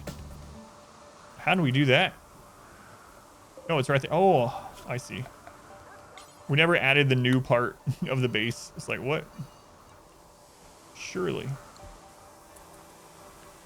can also arrest execute for no mood loss at all. Yep. Yeah, if you have the execution preset. Yeah. Maybe we should take that one, actually. We could reform and take it. Yes, I'm serious. Don't call me Shirley. How do you make sure the bandits always take the path you want? So as long as they're not sappers or breachers, they will take the open way to your base, no matter how long that is. Within reason. But as long as you have an uninterrupted opening all the way into a room, they will take that unless they're sappers or breachers. So normal raids will always do that. Does it count with the sacrifice ideology? I'm not sure if the actual like sacrifice festival actually makes the adaptation factor go. I'm not sure.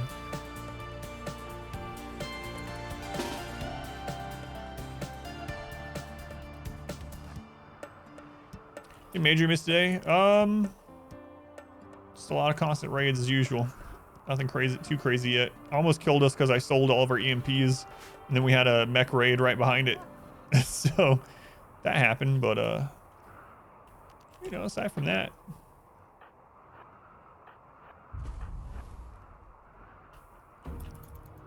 It's going purple.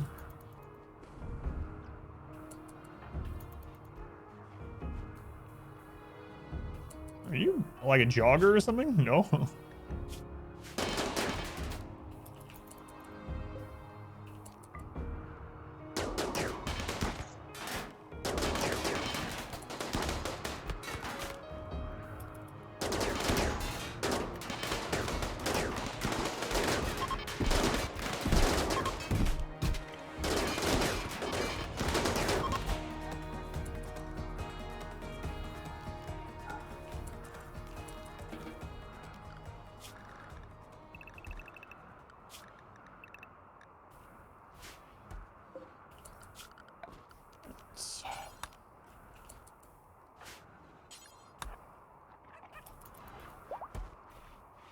That'll do.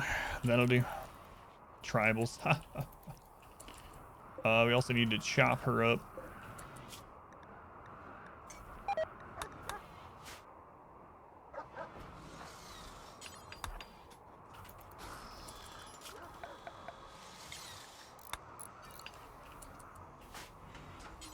There we go. Shooting preset works at in-game. It's been a real nice early game. They shower you with new people events. Yeah, and later when you have higher population, you're more likely to just kill someone instead of down them, so way less prisoners. It would be... Let's see, of course, if you have, you know, join rituals, that'll help too. Tribals. I mean, we're tribal too, but don't tell anyone. YouTube videos don't really come out. With this series, I'm just releasing them when they're done, pretty much. But usually, when I'm doing one every day, they come out about 9 a.m. Eastern time when I have them scheduled. So about the same time this one that came out yesterday came out. With these long episodes, I don't have a rough schedule for it yet. Every few days will come out as soon as they're done. Vinico, yeah. Man, I'm really tempted to use that on him. We'll get more. And I probably shouldn't, but I think I might. We've had more quests for them, actually. There's always Luciferium in the future if we really get desperate. Huh. Prison break. Oh no, come on, guys.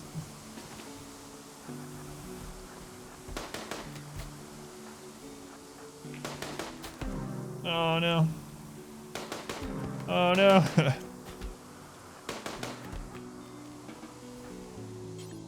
I should have just meleeed them. But I mean, they had Thrumbo horns, so they might one-shot us.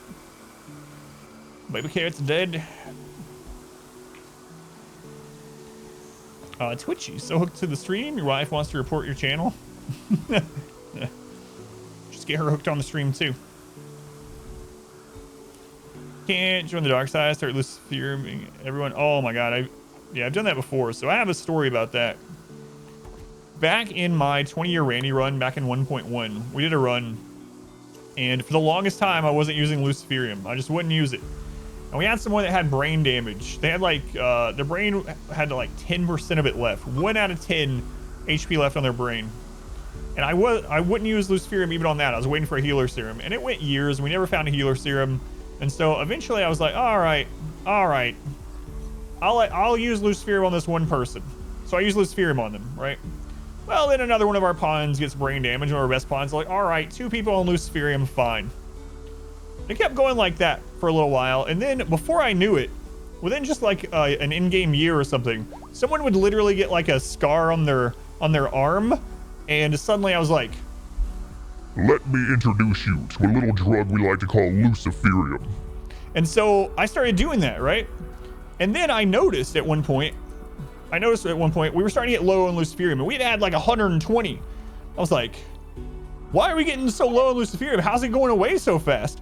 I was like, I think we have maybe at like 8 people on Luciferium, right? Maybe like 8 people. And someone in chat was like, Adam, I think you have more than 8 people hooked on Luciferium. I was like, no, let's look. And I click health, and I start going through, and I have like 35 people. I have like 35 people addicted to Luciferium, and I'm like, I've made a huge mistake. So there were so many. So the whole rest of the game, we had like an away team that was going out to Ancient Dangers to get Luciferium. We just had to constantly keep bringing in Luciferium. It's crazy. Yeah, like 8 people. I had like 35 or something. Yeah, you know.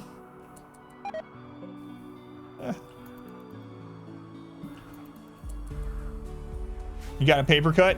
Here, let me ruin your life with a little Luciferium. Drugs are bad. Luciferium, not even once. Not even once. Had a virtual join called the Luciferium addiction. The Luciferium must flow.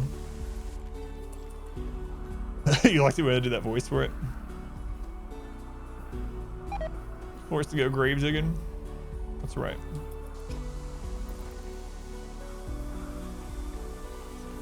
So yeah, Luciferium, gotta be careful.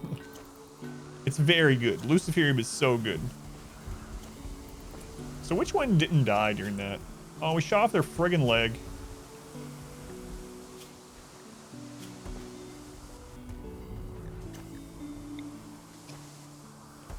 That could be a soundbite. Oh, is that where I did the devil voice? How's Ribbon? Chubnuts, Hookman. It's going pretty well. It's going pretty well.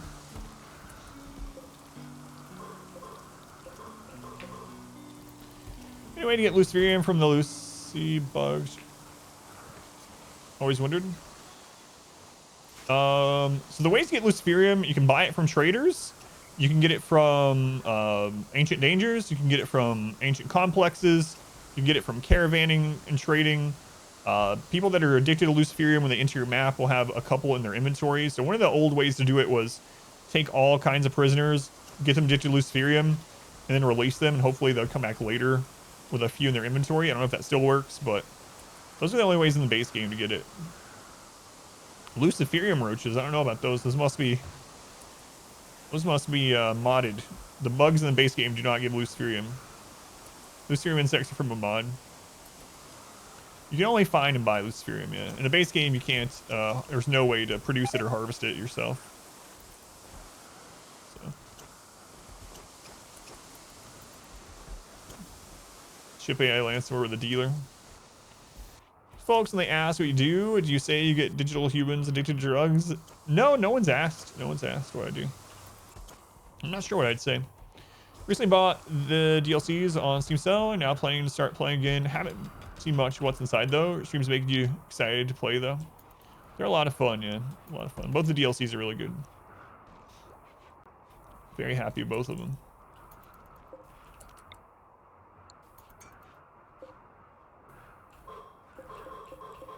Alright, so we're gonna get more research benches down. We're gonna really start pushing for research, I think.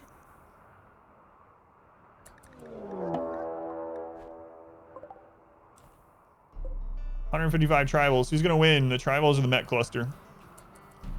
Advanced simulations. The effect of lawlessness of human decision making. It's a good idea.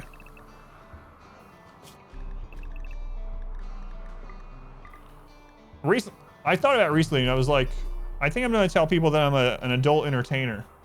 I entertain adults. I don't need to tell them how I entertain them or what I do, but that sounds good, right?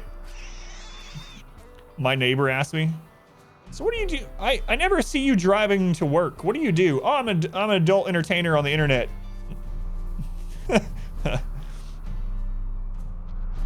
Wait, what? Yeah, I'm an adult entertainer on the internet. I make tons. What do you do exactly? A lot of rimming mainly.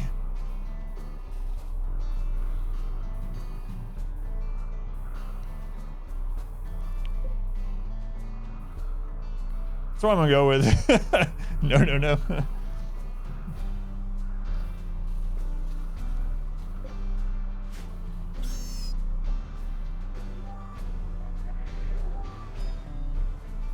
neighbors' wives will be wandering over. Yeah, it happens too much as is already. Gotta be careful. Let's go Jeff. No, you entertain weirdos on the internet. Yeah, she knows, yeah. Come Bubba Fetta. Welcome in. Playing RimWorld is rimming? Yeah, what else would rimming mean? Django?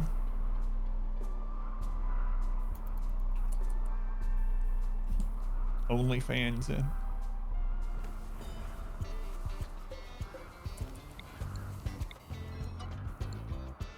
I'm gonna wake up the mechs, yep. As soon as these start coming, wake up the mechs. Why are there some that are hurt? Where'd you get a burn from? Wait, were you one of the guys that was just here? That just left?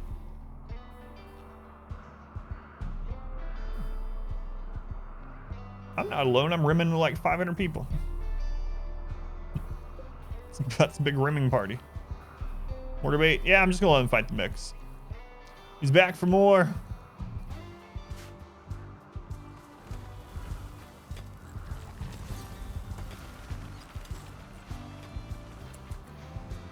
I would do a vote, but it's not enough time.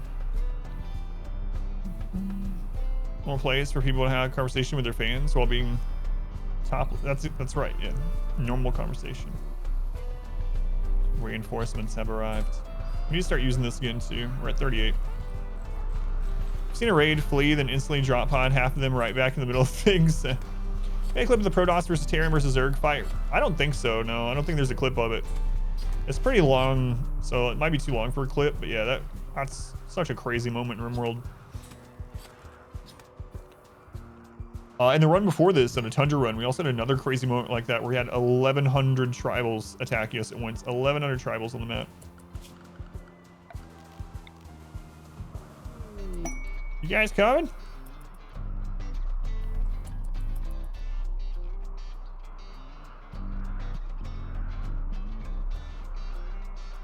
Come on. How does my computer handle that? I mean, the thing is, there's only so much a good computer can do. Like, even a supercomputer wouldn't be able to, would still chug on RimWorld at some points, you know? But I do have a 2 PC setup, so the stream is all on one computer and the game on one. That's all that's on the computer, so that helps a lot too. All right, here we go. Understand also all rimming? Did you say you have? I suppose that is true, Ozone. Came in, you were talking about the 1,100 tribals. That's a lot of mechs.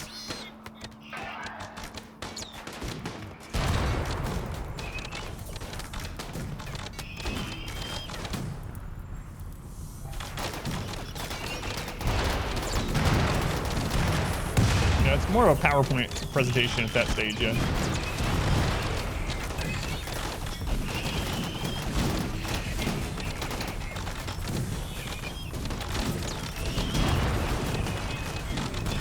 Fighting with spears and bows. Look at this guy over here.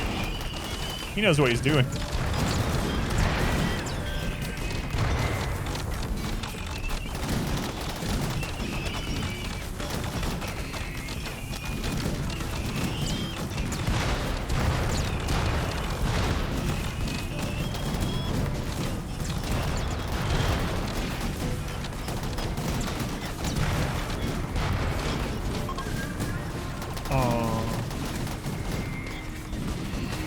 What did they kill? They killed 12 Scythers. They killed 12 Scythers, 2 Lancers, and a Pikeman. Last Samurai. If only they had Tom Cruise, they would have won.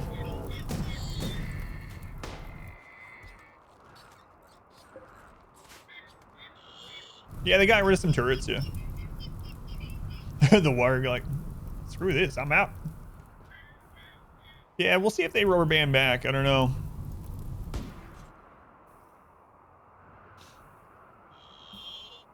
So far, they're not, but.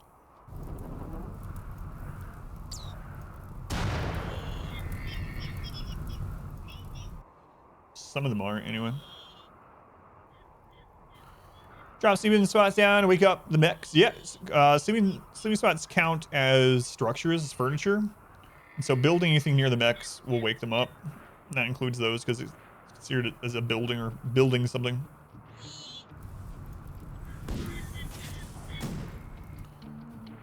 Yeah, even if they don't rubber band, we're just gonna get a few coming in at a time, which is pretty nice.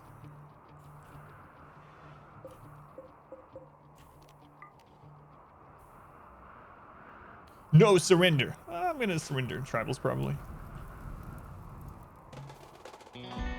Yeah, I think they're gonna make it in.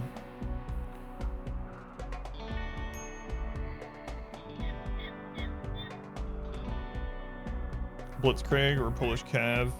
Dudes on horses rode to battle against German tanks. Yeah.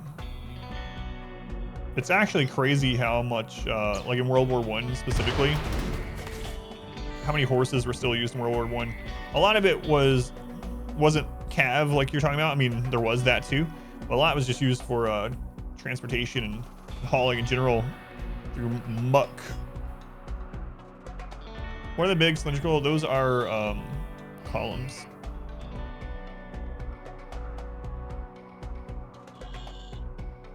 World War I, yeah, it's such a weird thing. There was such a juxtaposition of like new technology at that point with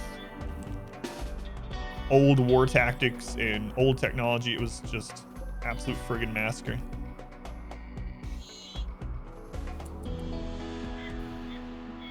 It's crazy. Crazy, crazy.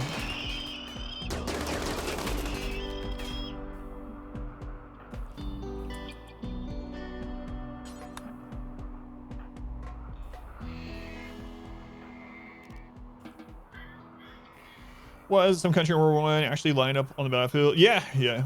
Colonial style, got mowed down. Yeah, it's really crazy.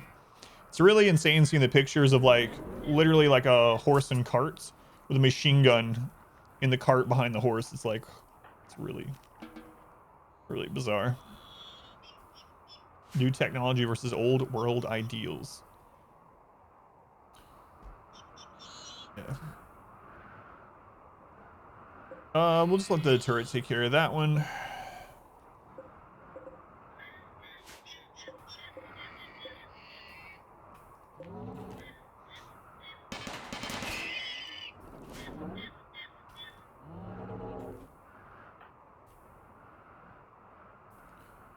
Said planes never play a big role in warfare. Yeah. Previous Great War one was the Franco-Persian War. Oh yeah, that was a huge leap, yeah.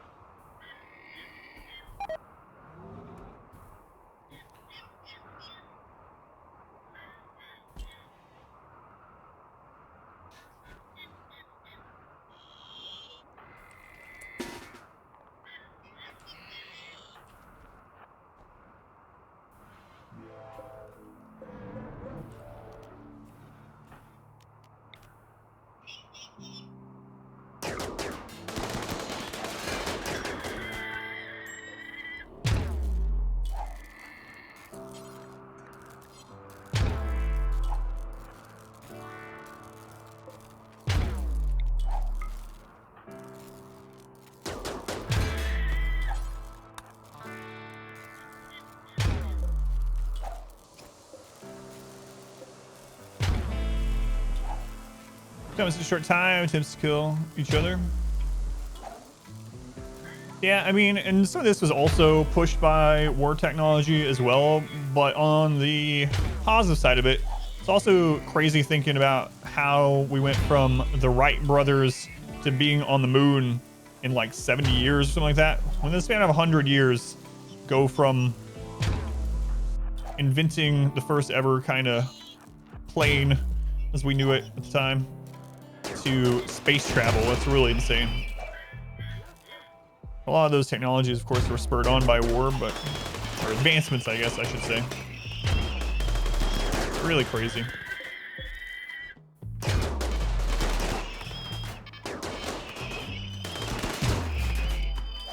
Romnom, you looking stylish, my friend.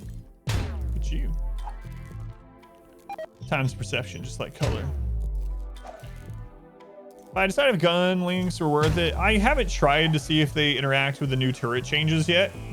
If they don't, then they're still not really worth it. Although in Igor, they might be a little bit more worth it since if we get hit, we're dead anyway, sort of thing, but...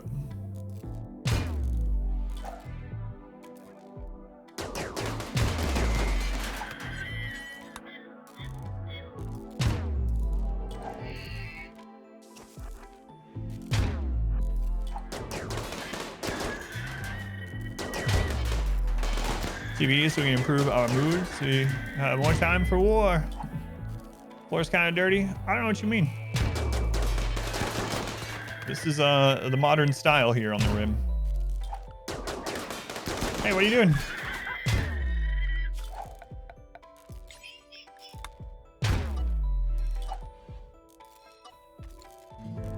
It's the modern style.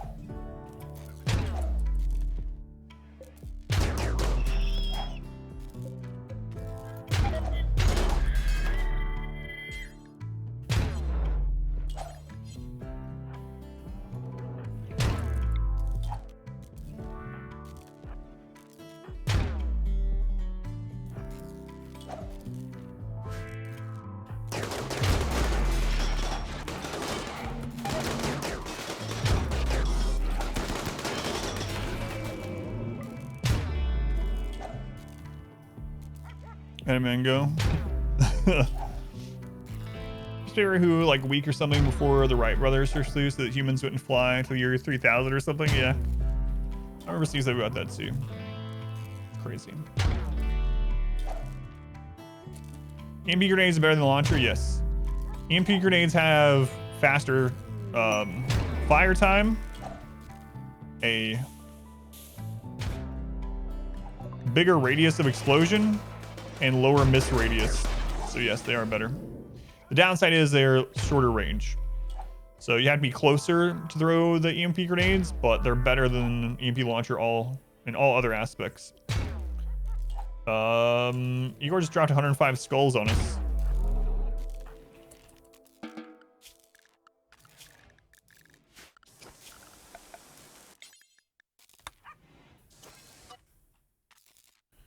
EMP launcher fires several shots like an assault rifle. Yeah, that'd be kind of nice. RimWorld a few days ago. You played over 10 hours already. Yeah, it's a time machine. Speaking of time, riff. Much larger explosion, shorter range. Legendary EMP launcher can permanently stun mechs. The stun lasts longer than the adaptation of mechs to the stun. It's a lot easier with yeah, the explosion radius is better. It's also a lot easier, like you said, until you have something like legendary masterwork to always hit where you want with a grenade too, because the miss radius is so small. We could just go take care of this. I might just call in people and say screw it. Let them deal with it. We should ally the Empire. Why haven't I allied the Empire? Completely forgot to do that now that we're able to.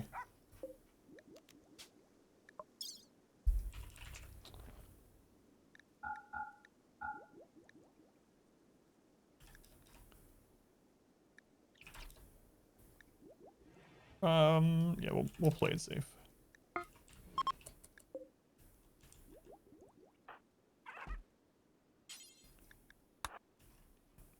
The launcher isn't really practical to perma-stun. It's really practical. Want one permanently stun, you can just stun them once and kill them. Must be ally. Oh, we never finished allying those, right? Alright. Welcome back.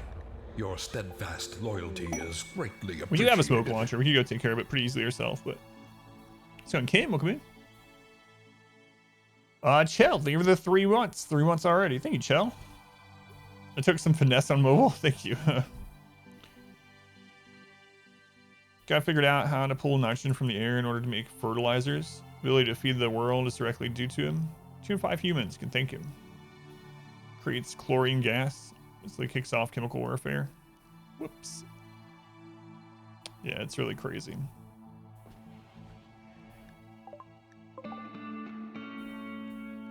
Chemical warfare is a very disturbing, scary thing. Like all of it too. Mustard gas, like it's really disturbing, brutal stuff.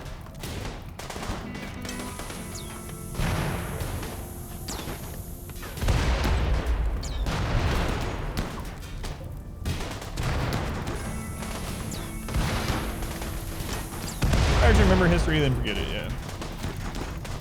Yep.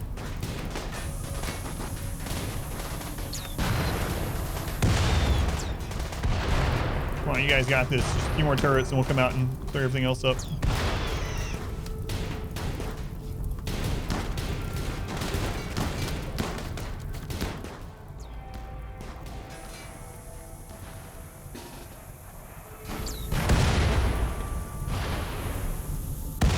I wish the friendlies would take care of stuff like this too, like the actual production facilities. Now do a fact about Pokemon.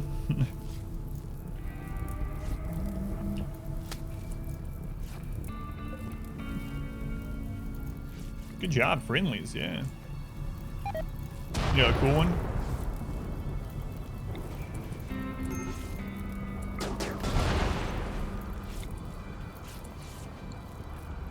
Watch out, guy.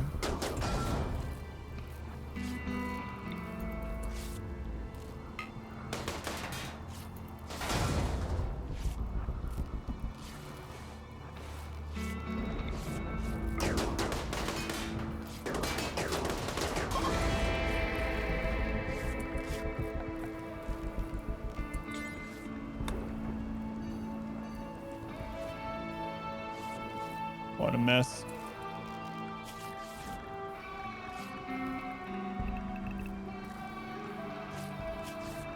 What a mess. Pokemon are pocket monsters that people capture from the wild, forced to fight to the death. Fun. They don't fight to the death just till they just pass out. Somehow, better a little bit, but can't confirm. After Gen 3, we're going to distinctly more powerful at levels ending in 0, 3, 5, and 8 because of rounding. Interesting. What's going on, Ozzy? Welcome in. I will never be able to clean this map. No, with Igor, I don't think so. I doubt it.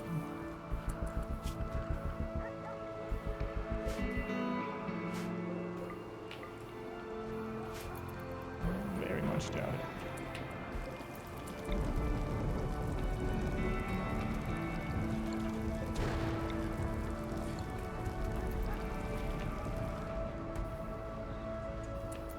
We'll see though.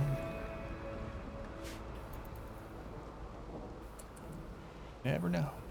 Igor, he still can't help but think of young Frankenstein. No, we talked about that on the very first day, and then after that, occasionally, I even accidentally called him Igor after that conversation. Igor. Pokemon are Saiyan warriors. It's not a hospital, it's a necromancy ward. Igor. I'll throw a meat one bad. Bye. See you later.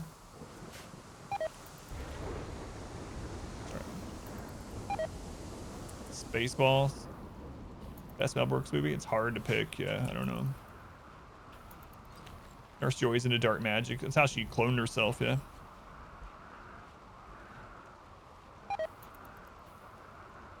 You know what? You guys are already out here. I might as well have you connect to the tree.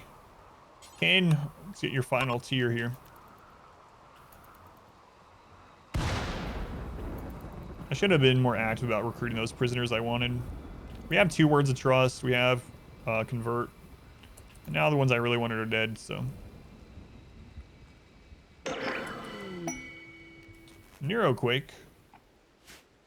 It's kind of interesting this playthrough, I suppose. All right, do I really want this person? We have to replace their leg. Oh, right. They're the one that we might end up having train our bear army. So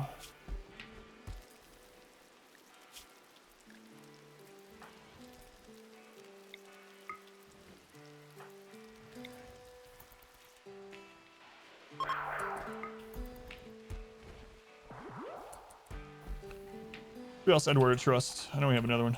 It's not ready yet. So an Arctic Punch, welcome in. Nope, welcome in. Nurse Gloom. Monkey Quark, welcome back. Cassandra, keep giving you cows.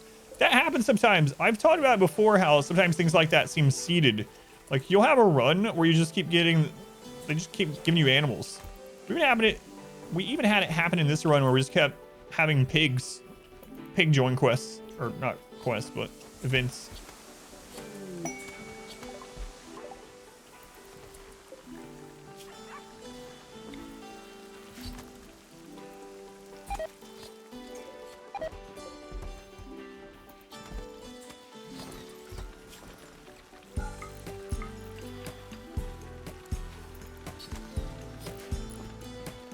Loving the run. It's been a crazy one. Pig War 2.0 win. Happy to have steak delivered to you. Yeah. Keep getting so many teamed animals. Thanks for the food, Randy.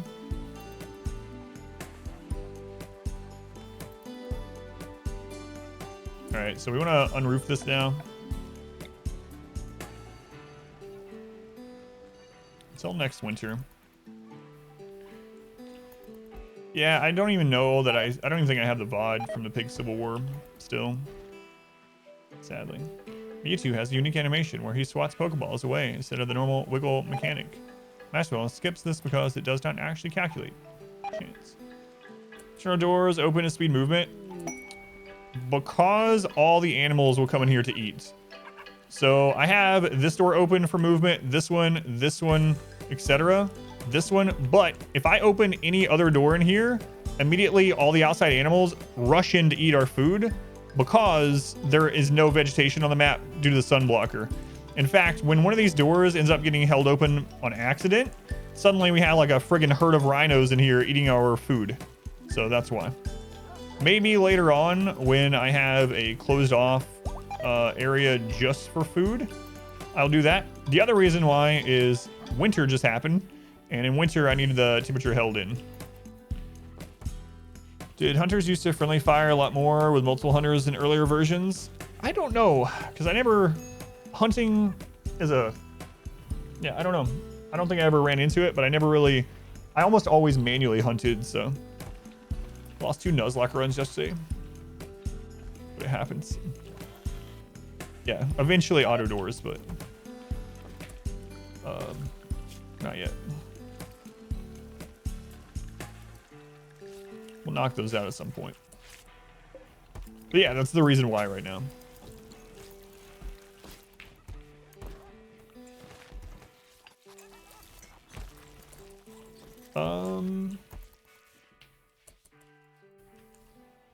Let me tell these guys to leave.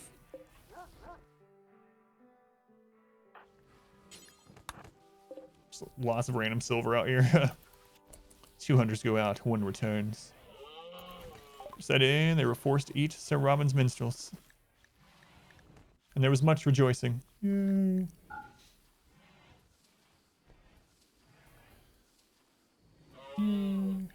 Alright. Let's make sure I don't accidentally sell the EMP grenades this time. Almost got us killed.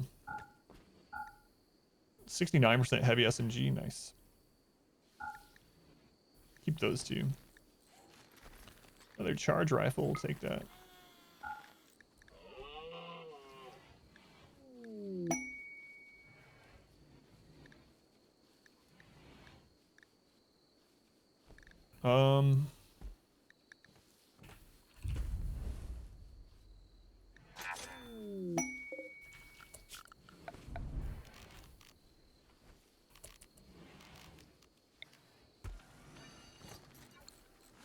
Let's see. Back at him, Vin.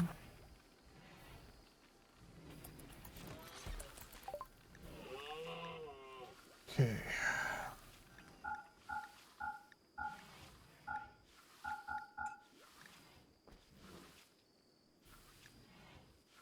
Cataphract helmet.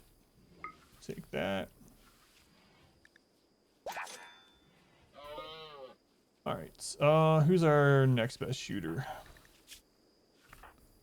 17 on Adam Vittenwell. This will go to you, my friend. Don't even need to look further.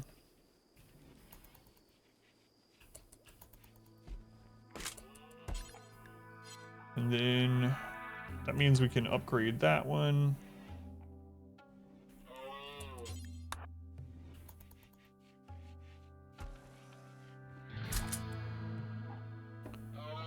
Okay.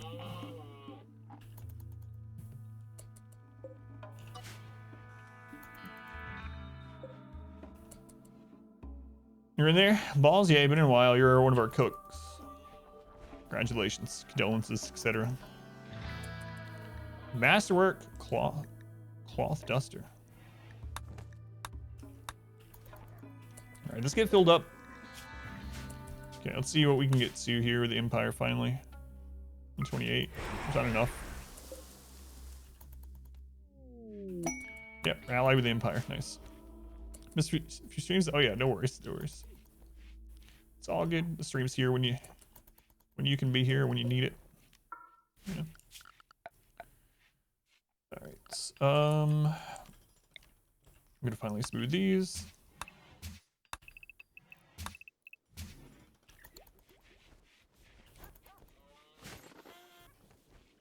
And wait for the next catastrophe.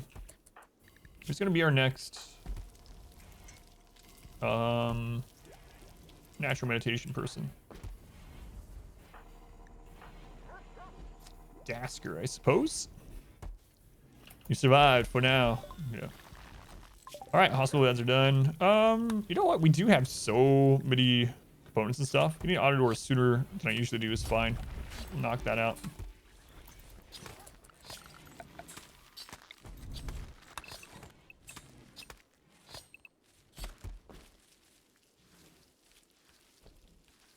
I think that would be all right. That mined, I'll fill that in. This will eventually be a little hospital area.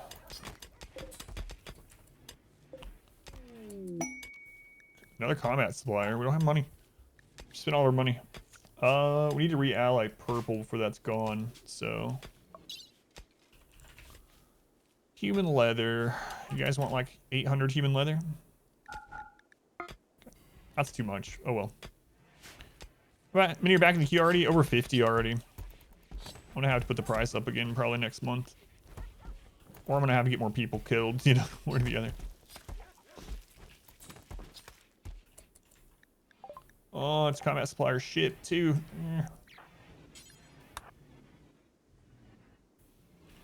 Want drugs? Are you trying to solicit drug sales here? No. In this run, I'm not gonna like actually grow drugs at the moment. I might at some point. I'm also not buying them right now, but yeah, we just don't have the money anymore. Well.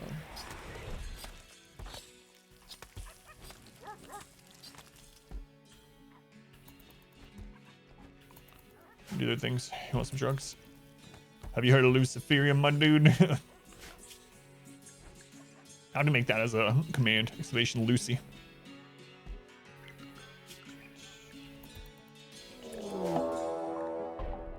Whoa, is that all Scythers? Nope. That is in fact not all Scythers.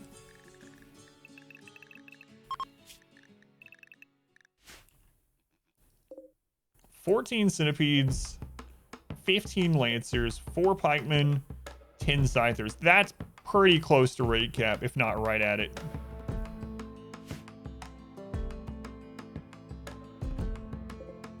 I think we can probably just expand now. Every time we re-ally people, raid shows up and kills them. Oh, Lowshield, get it. No, don't go out of it, Lucy. Lucy, please. What are you guys even doing with your lives? Now we're hostile with them again.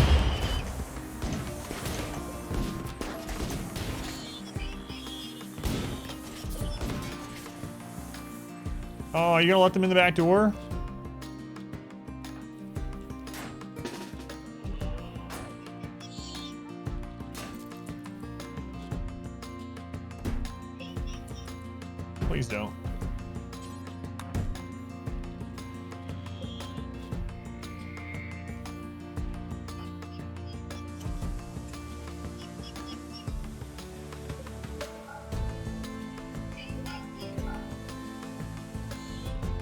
His allies playing the whole time.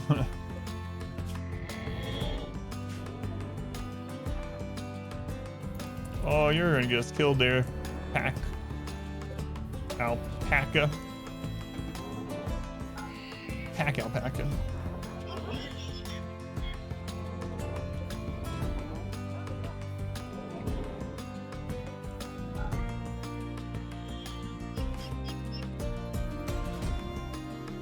Anyway, to make allies and traders come to another spot, not without a mod.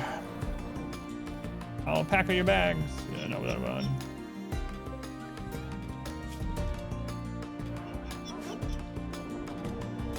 I have EMP Grenade this time, yeah, so I feel quite a bit better than last time this happened.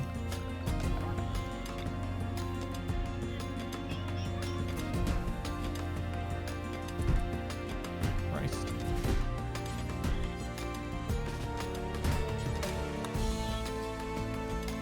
Okay, stop it. Raid Cap, scale of difficulty, no. Raid Cap is 10,000 points, although if you play against Randy, it can technically roll past that. Up to 15,000 if you're really unlucky. The raid cap is 10,000 without mods. Yeah, we'll drop pod stuff to them and re-ally them yet.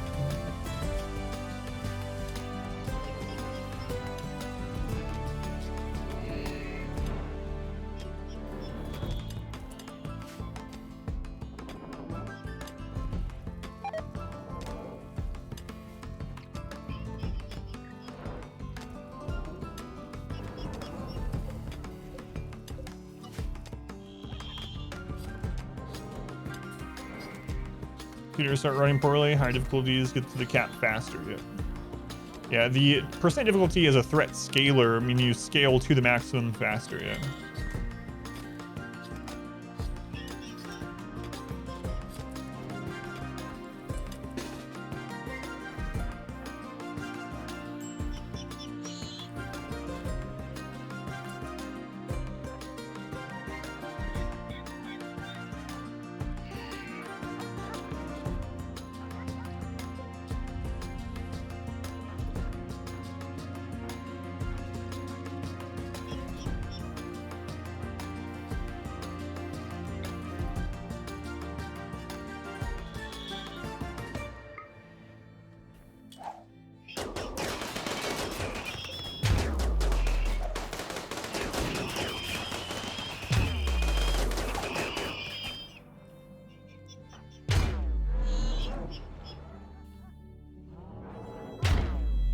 You only getting mech breaches, Randy. Randy has nothing to do with which kind of raid you get.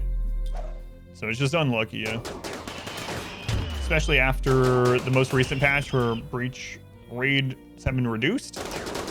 But just luck of the draw, unfortunately. Randy doesn't send like more breachers than the others.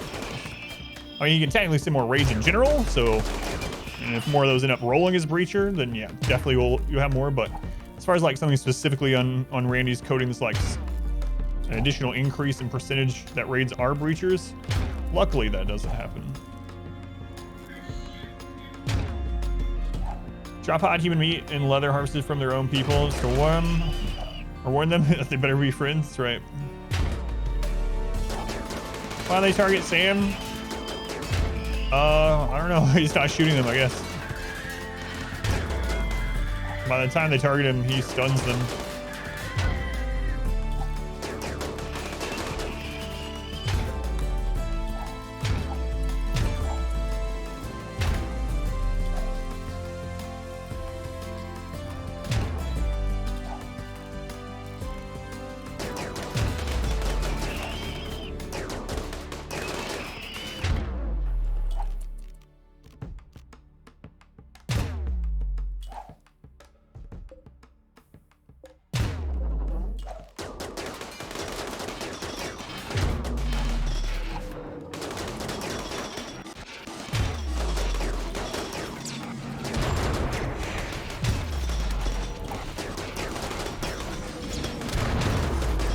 Who has Waterskip? I don't even know.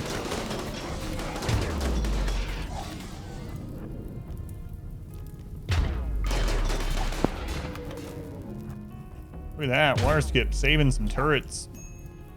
Well, they're already dead. Jesus Christ.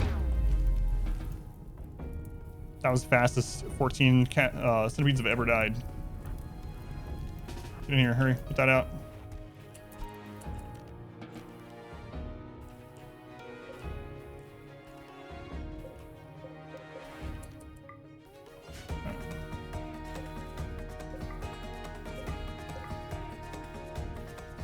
Waterskip, yeah, save of the day. Always time it's nice. Same as the bed. Forgot when 8 manhunting tortoises come after you. Hey, that can be scary sometimes, yeah. Oh, that reminds me. Remember when we got attacked in the Arco Nexus run by like 98 manhunting tortoises, and right after that like 120 or something, and they're so slow that we just lined up and killed them as they were entering the choke point. Yeah, I need to put fire foam poppers in there, yeah. I haven't, but I need to. In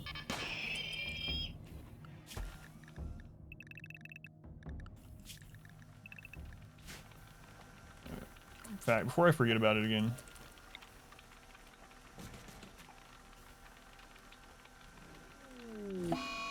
Sad wonder. Minico.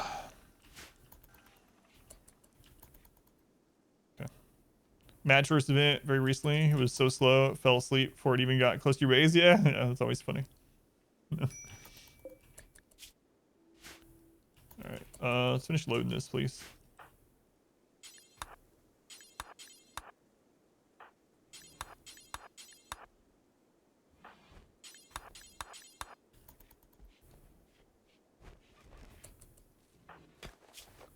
Yeah, you got a burn on him, man. You got patch though, he should be alright. Time to test your luck. Good luck. Oh, survived. Look at you. Look at you.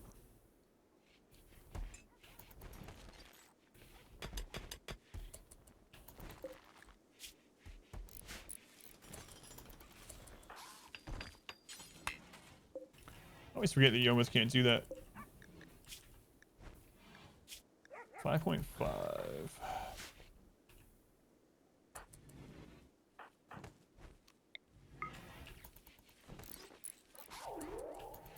Do some more ceremonies here soon too.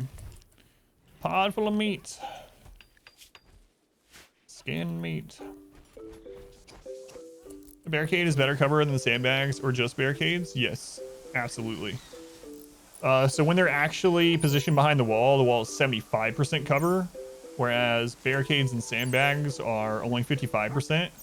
If you have nothing there, then when your pawn is going through there, peeking or move forward or whatever, then they'll have no cover. So wall plus barricade ends up being best all around, yeah.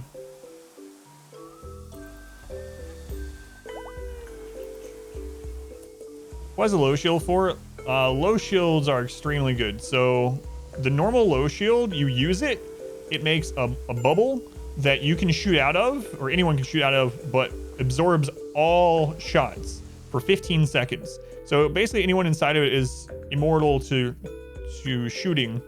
Completely don't get hit by anything, but their bullets can still hit out. So earlier we had one of those kind of save us. We had one low shield and we had a mech breach raid that was coming through this way. It was a pretty big one. So I put a low shield here. We just gathered everyone into it and just opened fire, killed everything outside of it, and then retreated. They don't last very long, but they're very, very strong.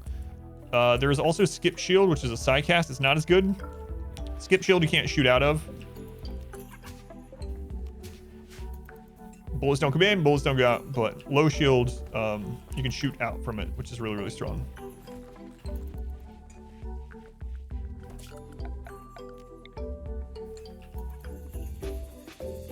Why the sun blocker? Darkness. Combat in darkness. If it is dark, we get a 25% shooting accuracy and 10% dodge chance. So with the sun blocker, our people constantly have 25% additional accuracy and 10% more dodge. It's really, really strong. Like Igor? I am, yeah, Igor's a lot of fun. I really enjoyed it. No more sleepy Randy. I mean, just look at this. Look how many raids. God. Can't grow food? You can grow food. So fungus actually can't grow in light. Any amount of light will kill fungus. And so we grow Nutrifungus, and we also eat all the raiders. So mushrooms have to have dark. In fact, even at 10% light, so like if we look at the light here, so right in this tile, there's 4% light coming from the smelter right here. Mushroom will die there. The sunblocker is an off-map problem causer. So if we go out to the world, it's right here. We're just never going to destroy it. Off-map problem causers are a major threat item, or a quest item technically, from royalty.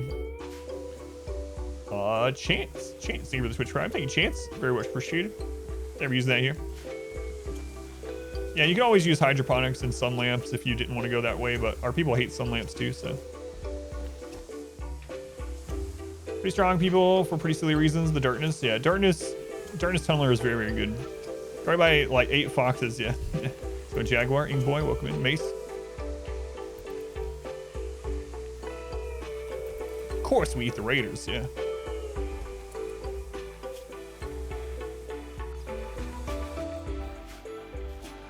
All right, let's re-ally those guys.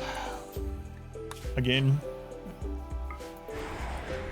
Not quite ally, but close.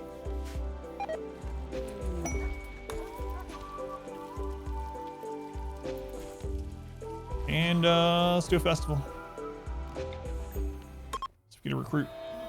Very good. So you need to do a quest outside sunblocker range. Yeah. Yep. Absolutely. They're not raids, they're meat deliveries. Yeah, that's right. We don't have raids. We have steel delivery and we have meat delivery. Slide out. Yeah. Yeah, you gotta be really careful with that. Yep.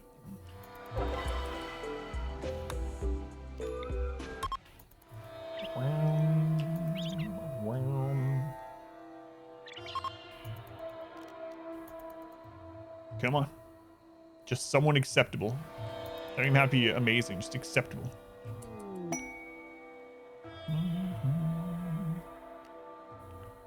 Yeah, I might do Long War of the Chosen as well. It's really tempting. I really love XCOM 2, and we've done legendary Iron Man playthroughs of XCOM 2. In fact, we did one where on the last mission we took no damage on legendary Iron Man. Ton of fun. But I haven't done Long War before, so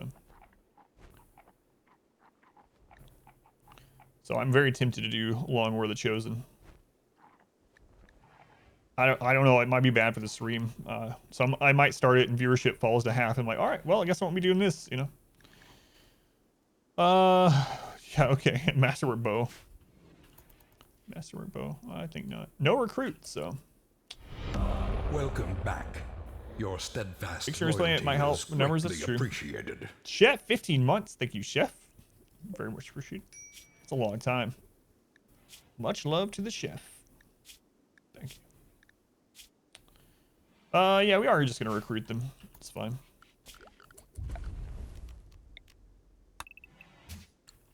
We'll watch next time too. It's been a while since I played, but I really like it. It's on Solar. Sub twice to make up for it.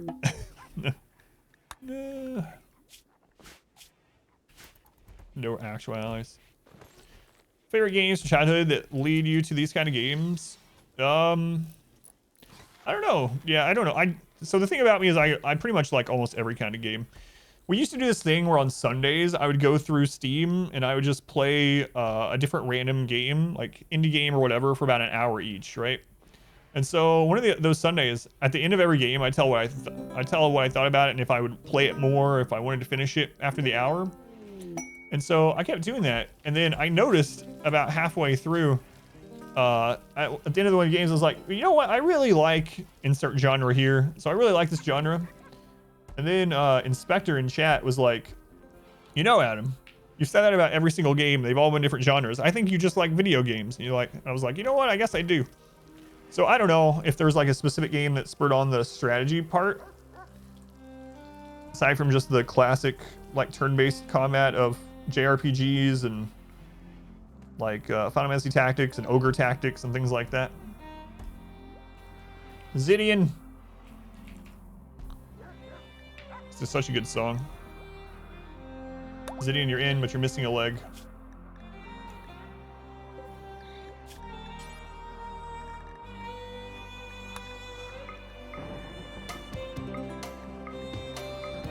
get that made though.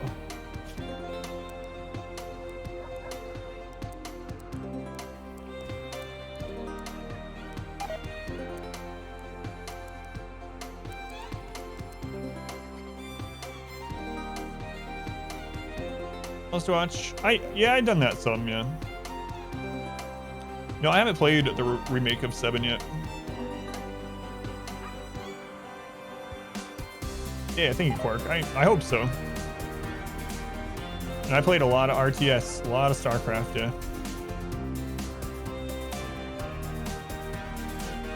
Still need to play try out Project Zomboid, yeah. Cook and Researcher, yep. Balls.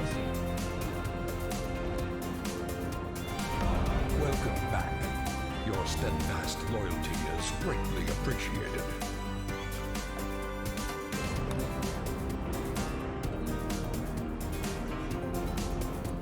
Garrett's thank you for the 5 months. I think Garrett's is very much appreciated. Opposite of you. Unironically liking video games on Twitch. Yeah, this music never gets old for me too. I don't know. Yeah, I've seen the same thing, Neff. Yeah. How's Igor today? Same old Igor. Yeah, I've seen mixed opinions for sure about the remake. Project Zomboid is one of the games that I've been recommended to the most, and a lot of people that play RimWorld also play it, so I should probably check it out sometime.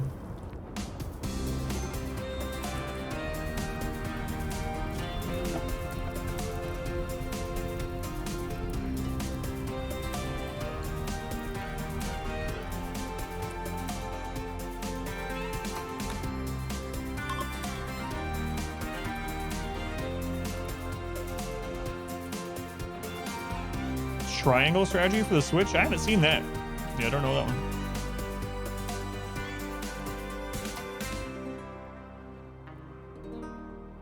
Drawstring from a pair of gym shorts. Gets pulled halfway back in the wash. Got to spend half an hour wiggling it back out. Yes.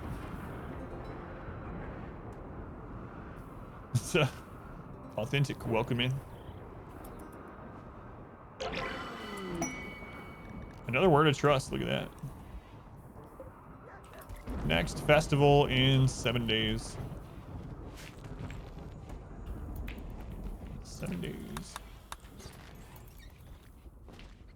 Get to your release game. Looks like Fundamentals Tactics. Yeah, I haven't seen that. There's a game that Humble actually produced called Fae Tactics that is very much like Fundamentals Tactics, and it was pretty good too. I liked it. It was very like cartoony in a lot of ways, but not in a bad way. Fae Tactics on !Humble will take you to the sponsored Humble link, but I'm surprised it was as good as it was. Story is very much like cartoony, but it's good. Overall, it's good. FAE Tactics.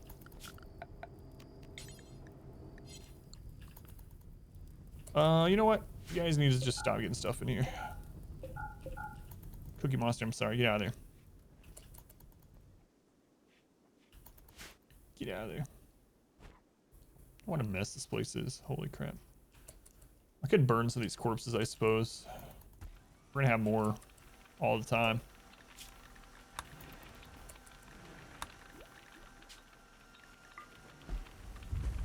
Alright. We'll allow that for a little while. Get this area cleaned out a little bit. I'm gonna put a hospital here. I need to dig out the rest of the bug area too before we actually have an infestation. I actually think infestations are gonna be easier in this. I mean, we had one that kind of made me think that they'll be easier throughout, but 45 hives, 45 hives. How bad will 45 hives be? That's the question. 45 hives is like the max you can get off 10,000 raid points, which is the max raid points outside of Randy. So.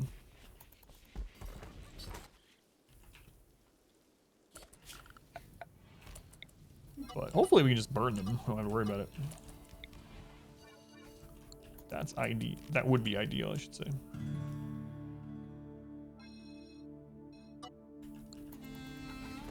Turrets seem like they shred bugs. Yeah, the only thing is if they get onto them, like they deal so much damage. Actually, the mega spiders and the big spellipedes or whatever, spelipedes, whatever they are, I think they're gonna, dealing double damage, they're gonna actually rip people apart if they get on top of them.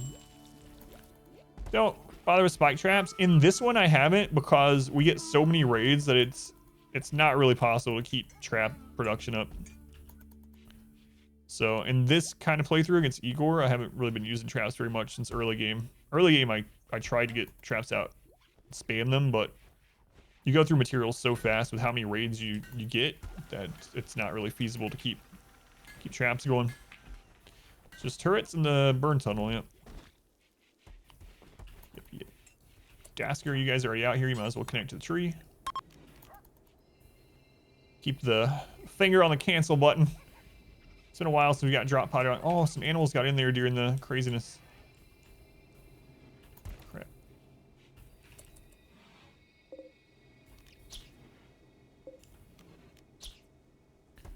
Extract human bone for corpses to make bone traps. Yeah, then we'd have enough materials forever, yeah. It's probably a mod for it.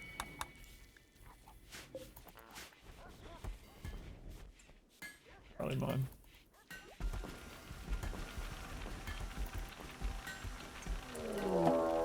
Speaking of bugs.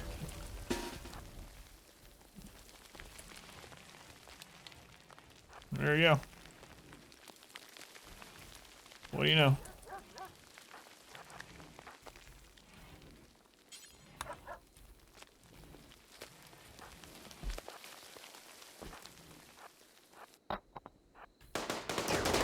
It's a dug too deep, so it's pretty small.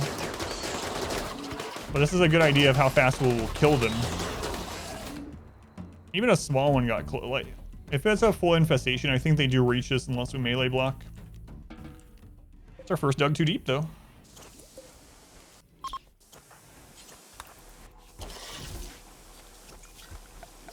Oh god, makes me worry that a normal infestation's coming. I think that's gonna be one of our next projects, is to get that ready. Cat, running into your trap tunnel and setting off all the traps. Well, it depends. I make mine too wide. I think there might be a clip to show the tunnel that I usually use. Exclamation trap might be the one. I usually make it too wide so that they don't. Bugs are not blocked by barricades, no. I guess I won't show if they're not alive, huh? So, and Shane, welcome in. Just finished watching the Transfuse playthrough. The colony looks pretty well established. This the all random fluid. No, the YouTube's like almost 3 months behind, so this is a modded Storyteller run. Yeah, non-hostile animals won't hit traps in the too wide setup. Half the time it goes straight over the traps. Yeah, that's really weird. They shouldn't do that. I'd have to see, if you want to take a screenshot of the setup, I'll see if there's something wrong with it. You could just throw the screenshot in Discord or whisper it to me. Taking some meat shield. Man, a melee on melee war in this would be brutal. Brutal.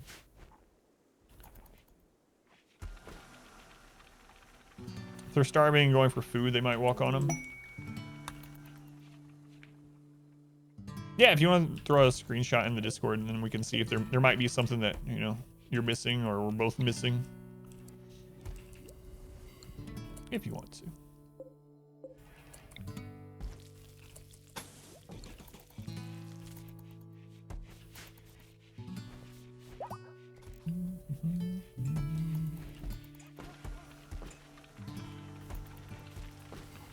Non-hostiles hit trap or too wide sometimes.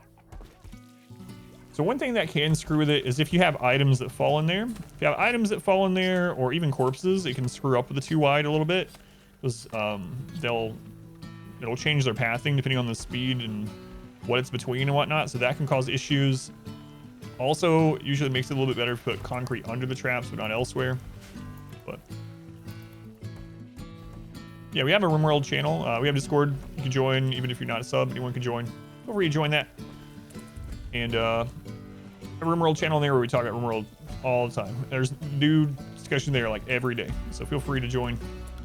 Also, speaking of YouTube, if you guys haven't seen, brand new YouTube series for RimWorld, not this run, but a different run, a really crazy run. It starts out, it's probably one of the most interesting episode 1s of a run I've ever had. It went live yesterday, so exclamation fluid will get you straight to that one.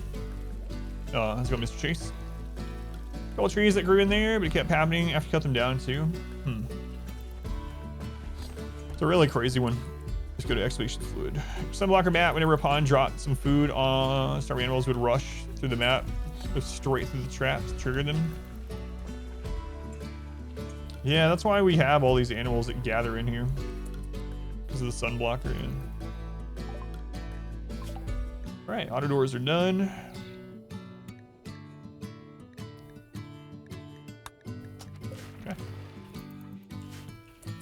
And if you want to help that new video, the first couple of days a new video launch is very important for the algorithm. So if you want to check it out, save it for later, hit the like button on it, comment, even if you just comment anything, even like nice, it helps out.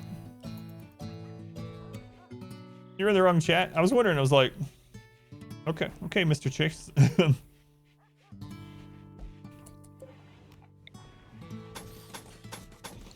All right, so how we want to do this little hospital? I want to do it at the back of this.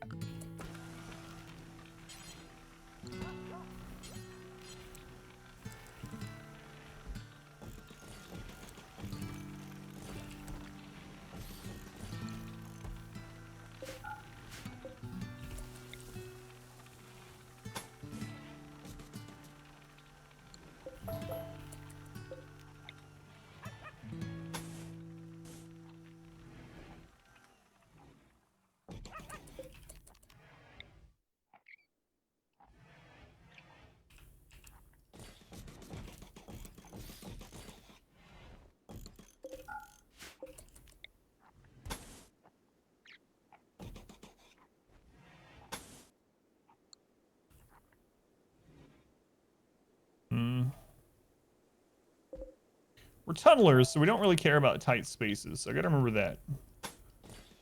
The tight spaces don't matter nearly as much. Bullet goods.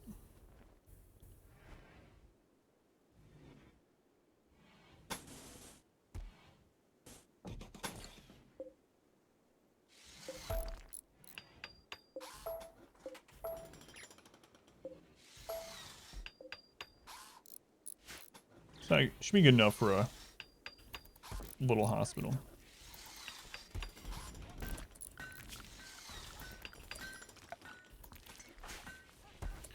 Let's go in chaos. Alright, so welcome in. In the background now. Thank you. Our auto doors tend to avoid them because of the cost. They're worth it. I usually don't use them until late game. When you get to the point where components aren't a big deal, your raid cap or close to it, the power needs aren't great. Like putting them in high traffic areas that you don't want to hold the door open in are pretty good. So things like freezers, you know, your barracks or bedrooms, things like that. High traffic areas that you don't want to hold the door open. I think they're worth. Want rockets destroy the beds? Well, hopefully no rockets hit there. If rockets hit here, we're gonna have a bad time.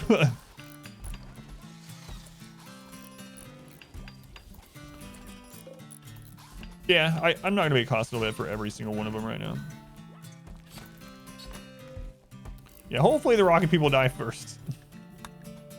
They don't. If a rocket lands back there, we have a lot worse. We're not gonna need a hospital. We're not gonna need a hospital because double damage rockets are just gonna kill people.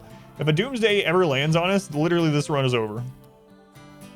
Can you open close auto doors out of pawn nearby? No. No, they're not auto doors in that sort of way, unfortunately. Not without mods.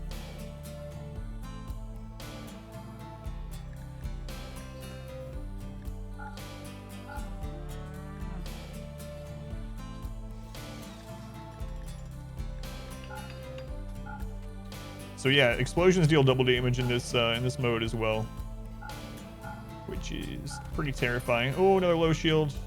Yes. That will save our lives someday. Save our lives.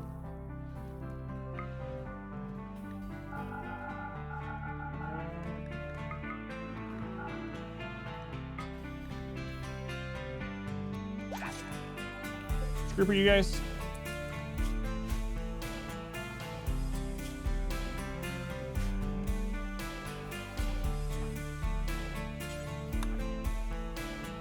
Bunch of doors swing open with turrets behind them.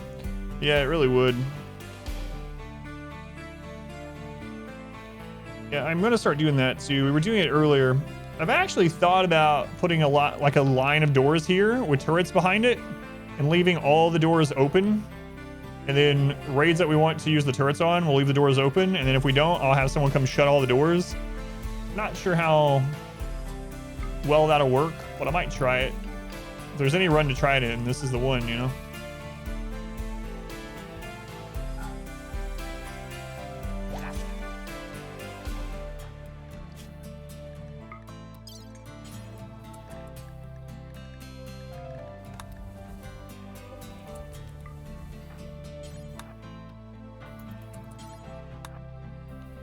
Glass door without the glass, so air.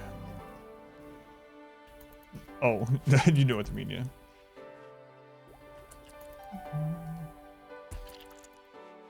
That's right, yeah. Self-opening, like at grocery stores, only other material other than glass, yeah. Exactly. Quest available. 2 prisoners from an ancient crown sleep, blah blah. Keep prisoners secrets. Hold them for 6 days.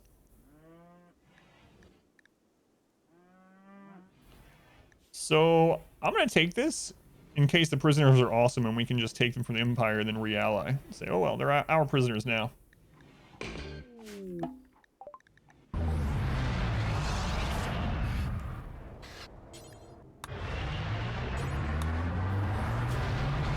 "97 years old."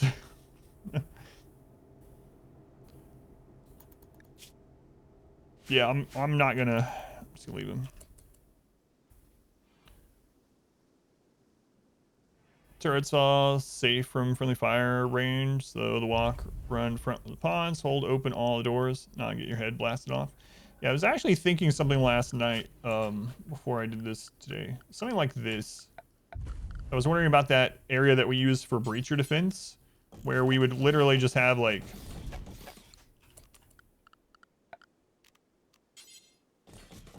something like this, and then have all these doors held open unless we don't want to use that area, and then we just close them. That way the enemies don't destroy them every time, but if we need them, we'll open them up, sort of thing. So I might try that on this kind of playthrough, this kind of map. 97-year-old prisoner, imagine the crimes they committed at bingo. Look at me, they're my prisoners now. That's right. I think I'm gonna wait until the oh no, we'll do it.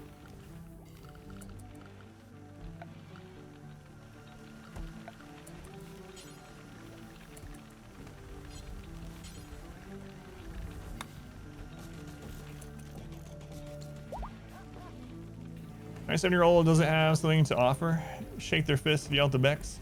Get off my lawn. In my days, the mechs respected their elders.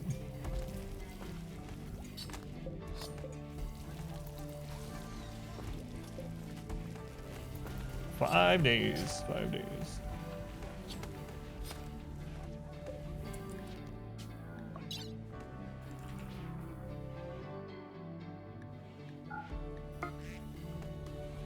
Do people die of old age in RimWorld? Kind of. So as they get older, they're more likely every birthday to get a negative event, like a negative health event, but a lot of those can be overcome with bionics and Luciferium and stuff like that. However, the thing that really kills them, kind of like in real life, is that their immunity gain decreases when they get super old. So eventually a disease is going to end up killing them, not mods or something like that. So even if you like make them fully bionic, as they gain in years, their immunity gain speed is going to lessen to the point where you can't save them. Although it would be interesting now that Preach Health is a thing, and Preach Health really makes immunity gain speed go up pretty quick. It'd be interesting to see if Preach Health plus like Our modest fellowship expands. Glitter Worlds, Praise every time the someone's sun. sick, even at old age, how long you can keep someone alive. And yeah, with the new ideology pods, the biosculptors, with age reversal, I guess technically you can keep someone alive forever that way, but in general, if you just let them age, a disease will eventually kill them because their immunity gain speed is going to decrease so much. Yeah, make the Welcome back. Your pods steadfast for anyone and loyalty is greatly appreciated. Sparks, thank you for the Twitch Prime. Thank you, Sparks. Much appreciated. Thank you for using that here. And Matrix, thank you for the 3 months of Prime. Dropping the Prime off. Thank you, Matrix. Helps out a lot. Thank you, guys. Val, Thad, welcome in. Take a prisoner, keep them alive as long as possible. A new objective.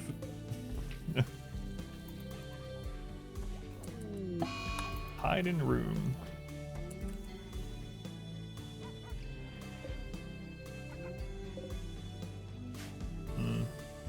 There's the low shields.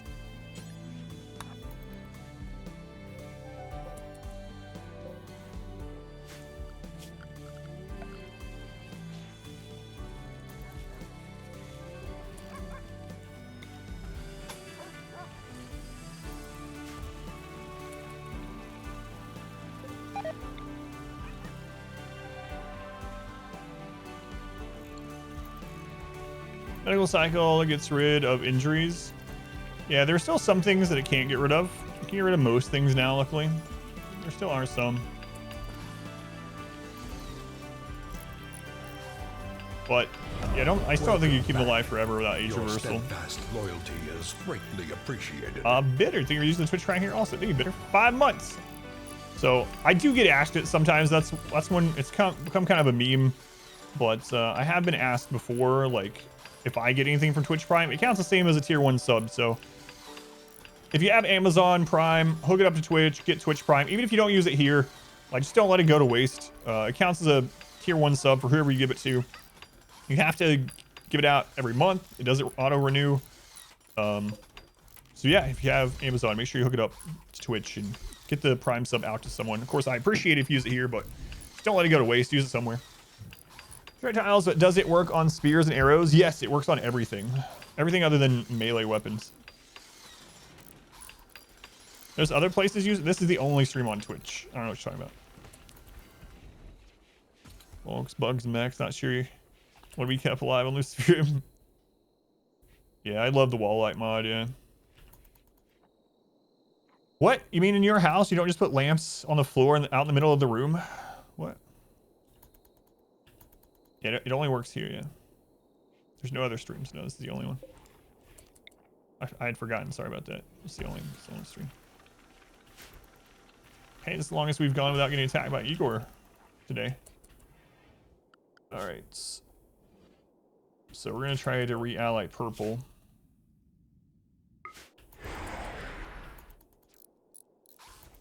There we go. That's almost all smoothed. All goods. All goods. Nico, you're still having a breakdown? We'll link to the anima tree later. Gasker, can you go ahead and just kill that rat for me? Thanks. Way to go. Good job. It's the only stream on Twitch. Yeah, they made the website for me. Justin Twitch, very good friend of mine. Justin Twitch, you guys know him? Yeah.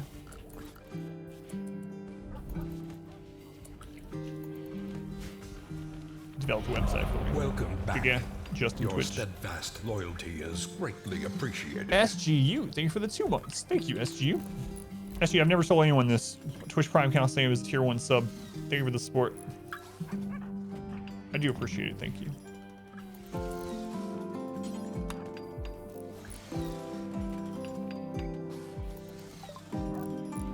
Justin Twitch versus, yeah. That's the full name. Most people don't know that.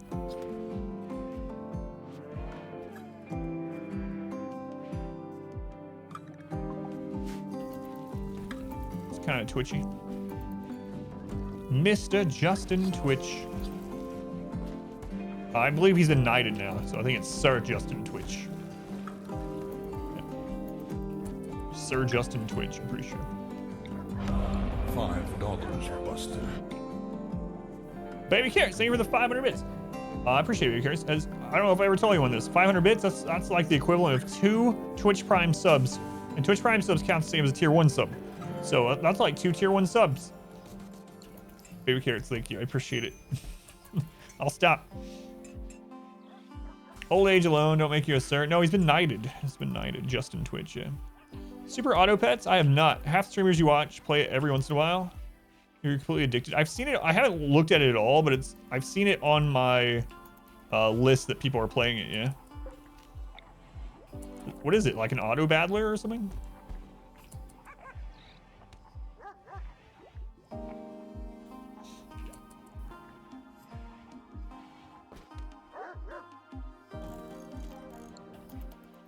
Everything now is valued in tier 1 Twitch subs. So I think I go to the store and I'm like, God, how much is beef right here at this store? Why, this beef is like 2 Twitch Prime subs a pound. Sav, thank you for the 200 bits. Thank you, Sav. How's the room today? It's going all right. It's going all right. Thank you, Sav. So our battler is like Hearthstone Battlegrounds with a better, more generic aesthetic. Most of the BS removed. Interesting. Yeah, I've seen a lot of people on my list playing it, but I have not looked into it.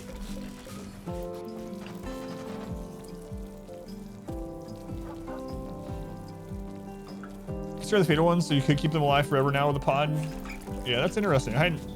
So before the pod, there wasn't a way, so that's interesting, yeah. A generous bestowal. I might move that over. Here's 49.2% of T1 sub. Naira, thank you for the 123 bits. Thank you. Go to buy a car, ask to sell, so to give them the final number in Twitch subs. Excuse me, how many Twitch Primes did it take to buy this car? They just look at me like, what? How many what does it take? Come on, normie, Twitch Prime subs. No, I'm not like that at all. No, visible, not today, not yet anyway. Not yet.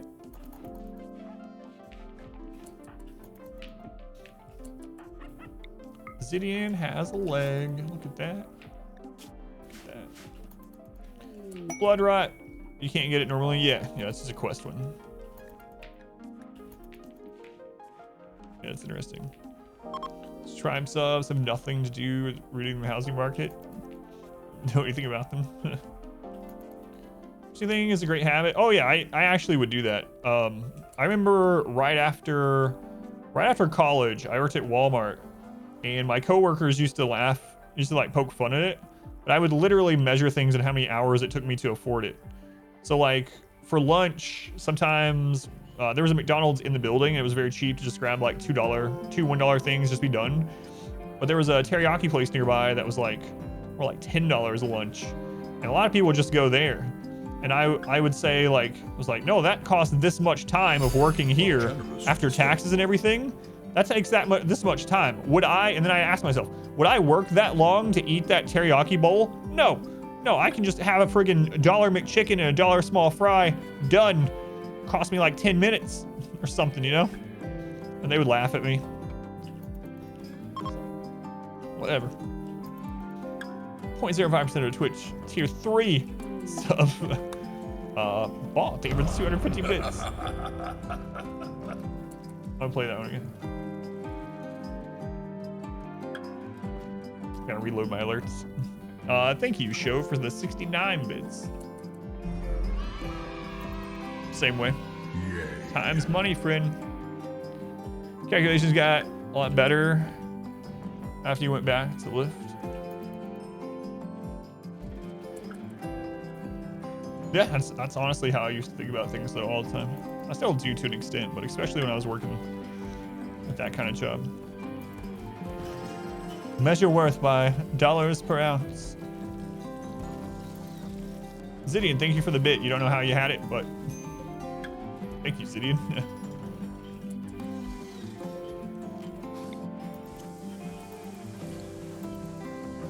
Look at that, an actual hospital. Way to go, us. Everything's coming up Millhouse. Cost you 3 seconds of work. To buy a house, look to the U.S. housing website that calculates how much you can afford. But your school loans don't count, so I have to pay for them. They don't count. So the U.S. government told us we could afford a house double what you'd estimated. Trust yourselves, not them. Yeah, that's actually crazy. That's really weird because usually, they don't count the student loans, huh? That's really weird. Because usually, yeah, they want to calculate your debt to income ratio, how much current monthly or debt you have total, but the monthly cost of your debts before they don't count that, huh? Weird. Oh god, Zidian, I didn't finish this. You're a night owl? Are you natural meditation? You are. Well, I don't care if you're a night owl or not. You're gonna just go on the same schedule as everyone. Creating a pool and pool bar raises your mood to 100% after use. Yeah. All right. The rest of the barracks is pretty much ready. More debt. What? They want to get people in more debt? Why would anyone want to do that, I wonder? You're right, yeah.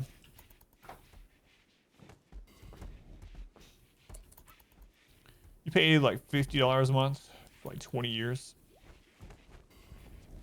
Just pay back what you can, yeah.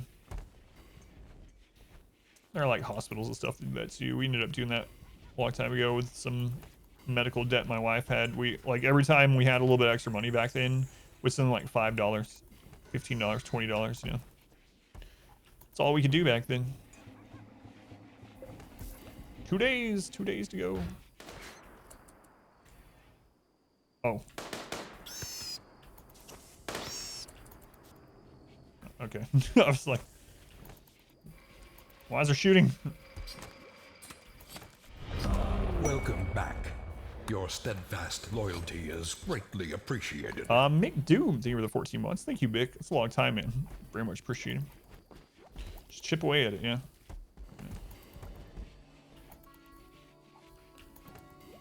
All right. Can't wait till we get some more calls here. How far I've come, finding an extra $5 to buying cars to you with subs. No, I can't do that. No, at the moment I can pay our bills and buy food. That's about it. Which, you know, is pretty awesome with being able to do that with the stream. So thank you guys for being here. Stream is what supports me in the family these days. Like there's nothing else, just the stream, well, just content creation in general, and it pays all the bills and buys food. Hopefully it goes up from there, but that's enough for now, you know. Debt from medical bills, such a strange concept to you. Yeah, it means to you. Will stream for food.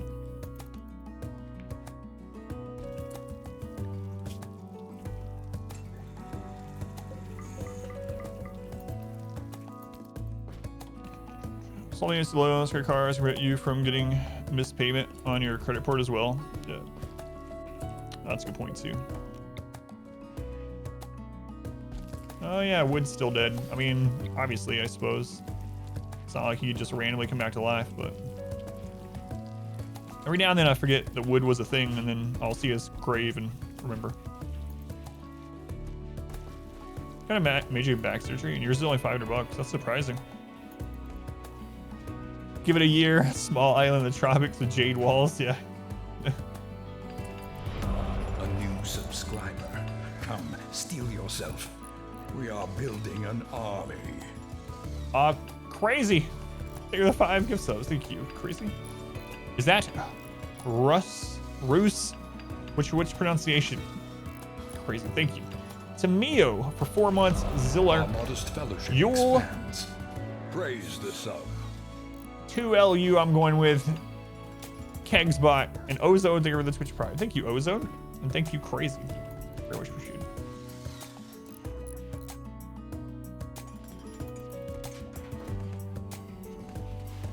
Yeah, it's unfortunate. I'm enjoying YouTube and Twitch. Thank you. It helps out a lot. Glad you're enjoying. Was it 2 low, too low, too low for you. Ah, squid. Welcome in. That's right, whining about bills. Definitely whining. What's going on, squid? Is your vacation about to run up? First kill, welcome in. Thank you, thank you. Oh yeah, my pleasure, Ozone. Appreciate it.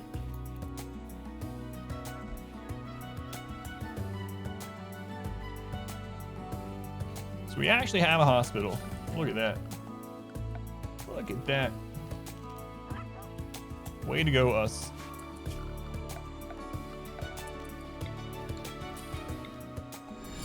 A generous bestowal.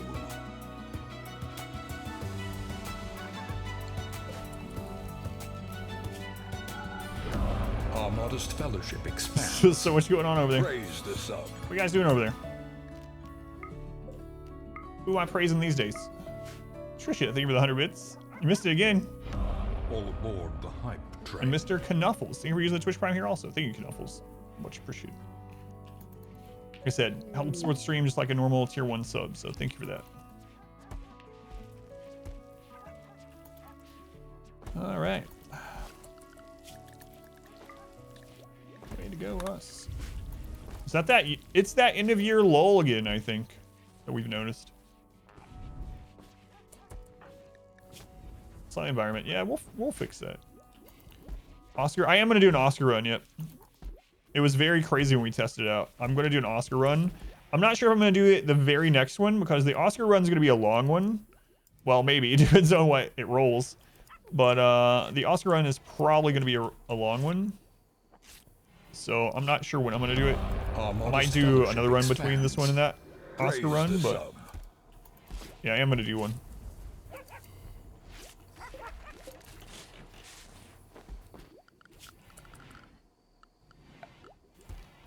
Who's that? This is Leper. Or maybe it's Z Leper. Thank you for the subscription also. Thank you, Leper. Very much appreciated. Want to see it too much? I'll put it on, yeah, I'll put it on YouTube, win or lose against, I actually think I'm not going to try to win against Oscar. In fact, on the mod page for the Oscar Obnoxious Storyteller, it says, we're really curious how long streamers and content creators can last against Oscar. See how long you can survive and then let us know. So I think the Oscar playthrough might be really long by nature of the Storyteller.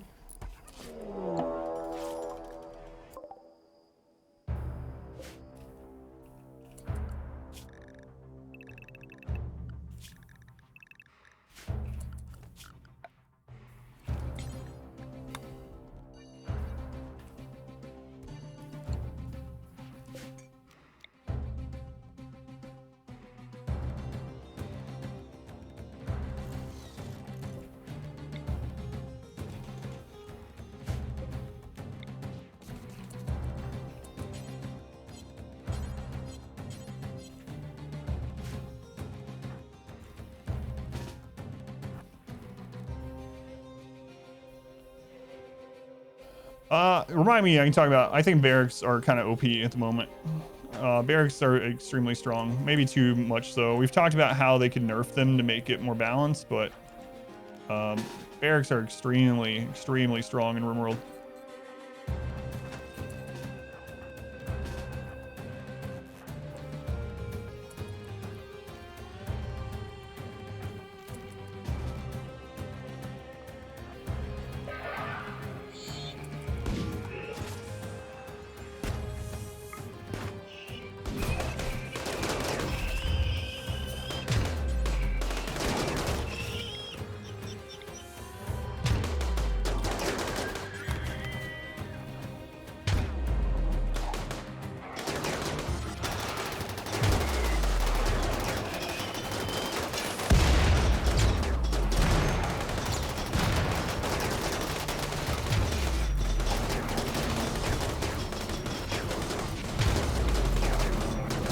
Oh, that was scary. I thought Ken was about to die.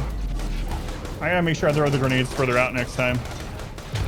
Oh, that was close.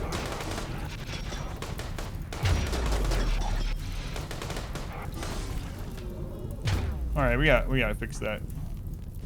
That was too scary. Double damage. I really thought Ken was dead.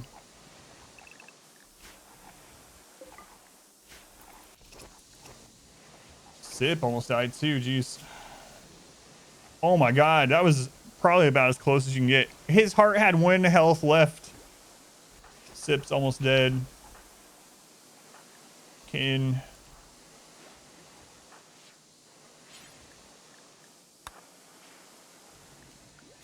Crazy. Yeah, I gotta get that fixed. Very important.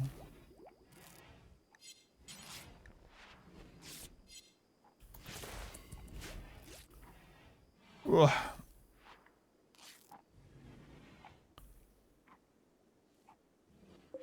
Might even be worth putting a EMP IED back there. 1 HP in a dream. That was very close.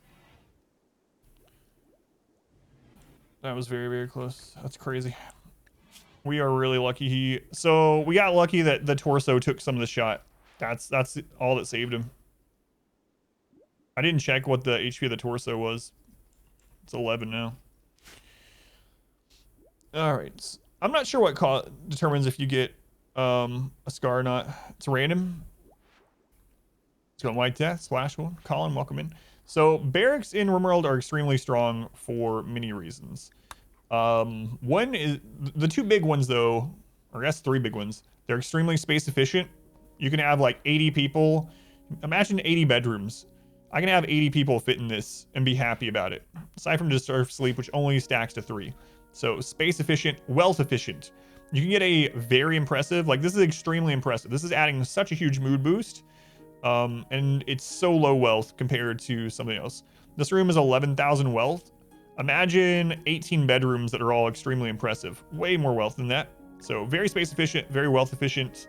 And the third is that you can combine it with other rooms.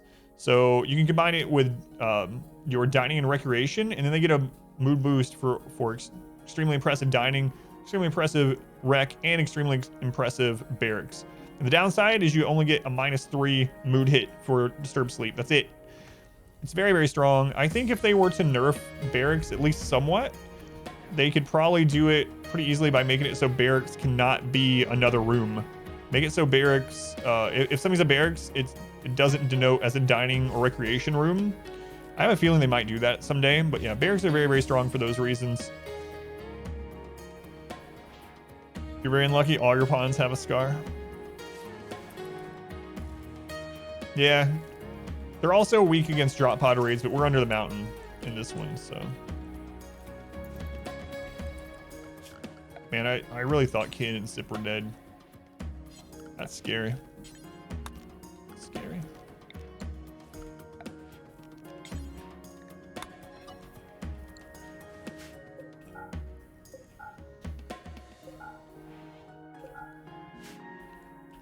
Got a favorite pawn this run? I don't know.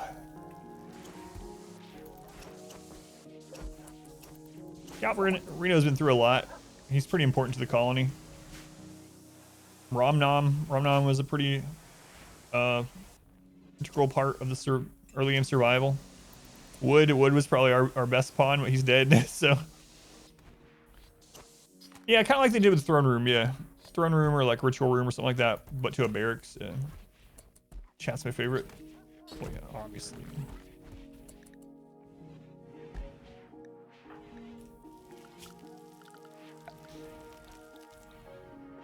Of course.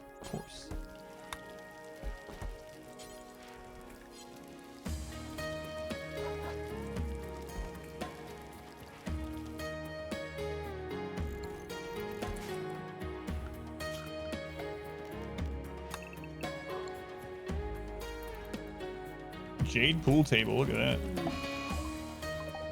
that. Oh no, a blind again. Oh no, God. R2 heal route.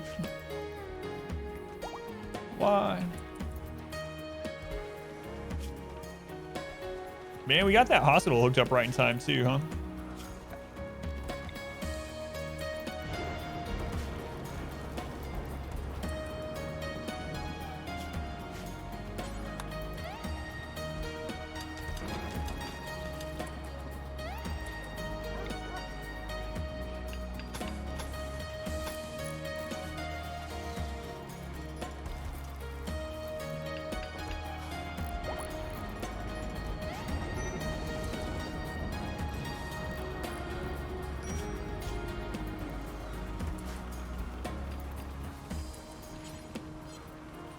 will never do cleaning. Here, clean up your own blood. You want your hospital to be impressive?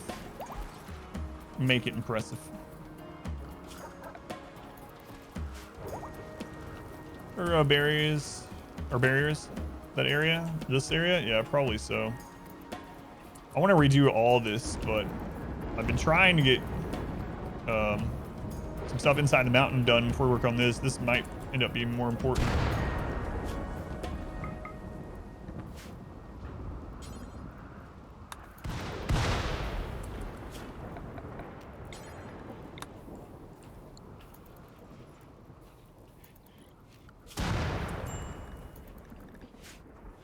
I get those bears too. In between for rooms, like a dorm room or something like that. Clean up your own blood. Just laying there. Here's a rag. Don't be lazy. Sir, I'm literally dying.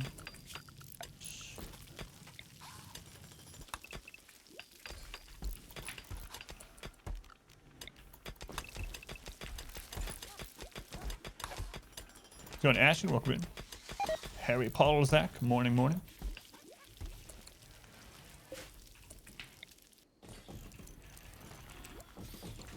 can only fit 4, you can fit more, but only 4 chairs work around a pool table. So I've actually got a lot of that cleaned up from earlier today when it was just friggin' endless pile of corpses. Is there a difference between huskies and labs? Huskies eat more, but are better in colder temperature. They are the same speed, they haul the same, they cause the same filth. So technically now Labradors are a little bit better unless you're on a really cold map. So it's kind of the same difference between grizzlies and polar bears. Grizzlies are a little bit better than polar bears for the same reason. They eat a little bit less, even though they haul the same speed, all that kind of stuff.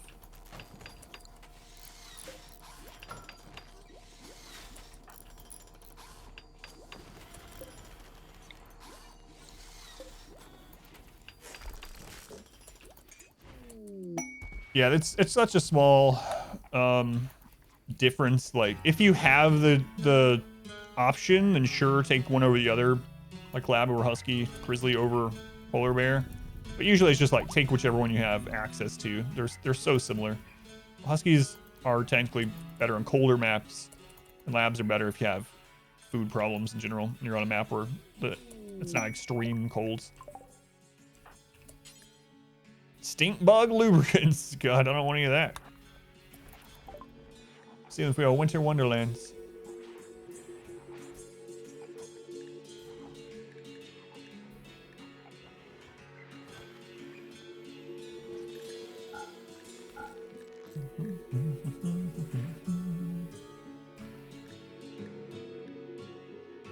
Ooh, another low shield pack. Yes. Maybe I'll just start using low shield pack every time I have one of those big breaches like that, so I don't have to be scared about one shots of double damage. Stink bug lubricants. Let's go. Char, welcome in. Dromedary, your beloved. Oh yeah, I remember that screenshot. There's so many lubricant traders, yeah. So many ships that have lubricant in the name. Yeah. Social fight. What's this about, guys? Sam compared that name to an aardvark. Don't kill Sam! Oh my god. Guys, please. Alright. Let's go and Z. Coke, welcome in. Watching Dark Dungeon content on YouTube. Search this is a thing. Are you considering doing more Dark Dungeon 2? I will be doing more Dark Dungeon 2, yeah. I was actually hoping that the December patch would be bigger. Maybe add another chapter out of the 5. So I was a little bit disappointed. Not like a, how dare you? Why didn't you give us more content? But just, you know, I always would like for there to be more. But yeah, I'll definitely be doing some more Dark Dungeon 2 runs, including now that torchless dark runs are baked into the game, yeah. Not sure when. I don't have it specifically scheduled when I'm going to do another one yet, but I do plan to, yeah. And as more content is released for it, I'll be doing, of course, more and more runs.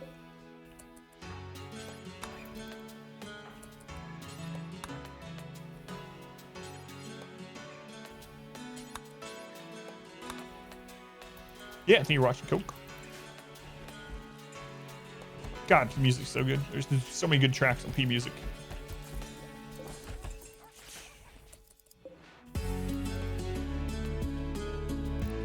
All right, let's see. We'll wait until they're healed up.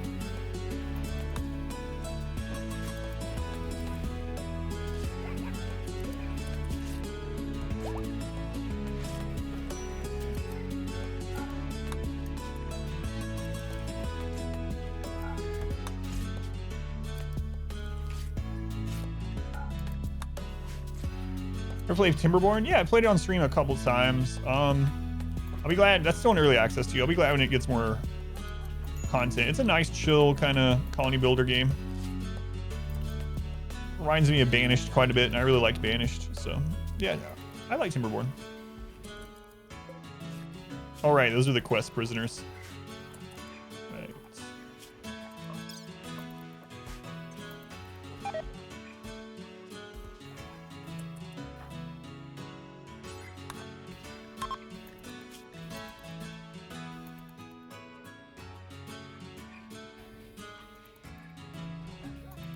We're gonna do a ceremony after this and hope for a good join. Oh my god. Word of trust, word of joy, word of love. Dasker. Definitely knows how to talk to people, psychically, at least.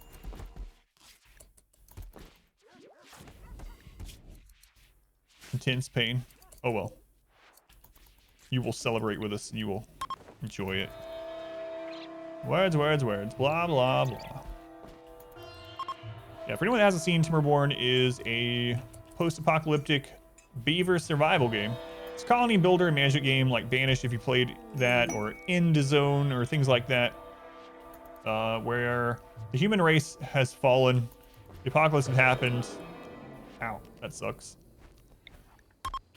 And the animal that has risen to power since humans have gone are beavers. So you play as a colony of beavers, and you have to, you know, get water and food and all that kind of stuff and survive natural disasters. There's no like raids and stuff. Fun. Apparently not fun enough. Still alive. Yeah, I know. Look at that nice duster. Look at that. Really liking it. That's your favorite color too. Look. Wow. Wearing your favorite color. Nice. Nice.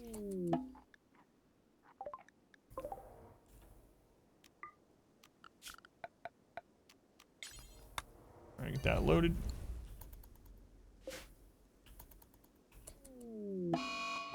That's a lot of animal plague.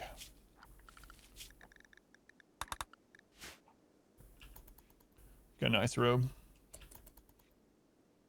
The gratuitous beaver jokes make it the best bounty to date. There's been some pretty fun bounties, yeah. Is there any way to extend the range of your transport pods? So if you go to your transport pod, you can change the fuel toggle. So click set target fuel level, and you can set it up to, I believe, 66 tiles. 66. So it'll take more fuel, but it can go 66 tiles. So without mods, that's as far as it can go. But if you haven't set that yet, that's how you can get it to up to 66. Important thing too is it'll only use the amount of fuel that it takes to get to the tile that you're sending it. So you don't have to worry about, you could just set 66 just to have the max always, and then, you know, send it wherever you need. But yeah, that's the toggle for that.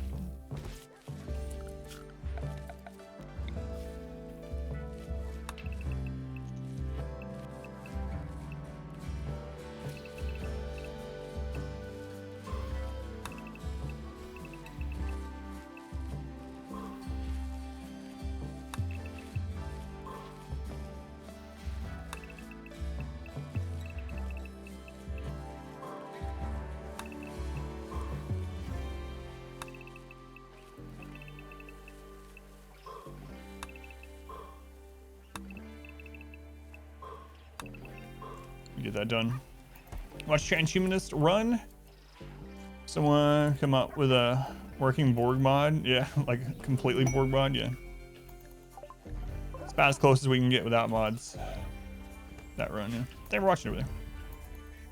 Brand new RimWorld Run also started going up there yesterday, and I'm not saying it just trying to get people to the new episode, but it's probably one of the craziest, if not the craziest episode 1 of any run, especially any run that I have on YouTube. It's just a miserable.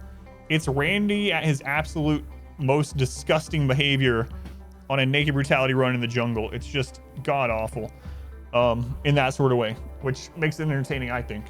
So Exhalation Fluid will take you to that one. All right, let's go and see that. Is it still the same one? Yeah. I think it was the lubricants leaving. I think anyway. It's a really crazy one. Transhumanist one? No, the fluid run. The first episode is just terrible, terrible. I won't spoil it, but there's Man in Black events on the first episode. We had to assassinate a prostitute. That was very sad. She had a crazy story in the short amount of time that she was in the colony. It's really ridiculous. Can confirm. It's just it's so terrible. We usually have 2 or 3 diseases at a time. Never read the background. All right, slight spoiler for that run, just very slight. In that run, we had 2 to 3 diseases at a time, to the point where we were almost incapacitated and dead. Like, we were literally incapacitated a lot of the run, and we would have like a Man in Black come in. They would save us. They would put us in a bed, feed us, and then they would get 2 or 3 disease. They would fall over, they would die, and then we would just happen to wake up right before we died and save the run. And that was like a common occurrence. That was a common occurrence in that run. It's just god awful, but in the best sort of RimWorld god awful way. Terrible run.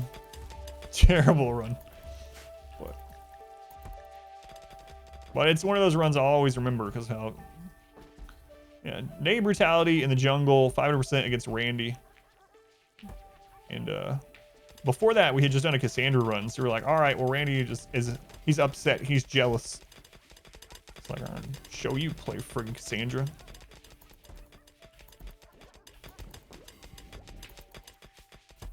Jealous Randy. Potato colony. It was terrible. Terrible.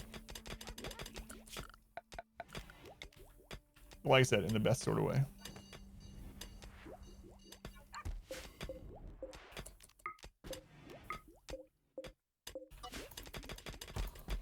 I think I'm really gonna start blasting through the research here.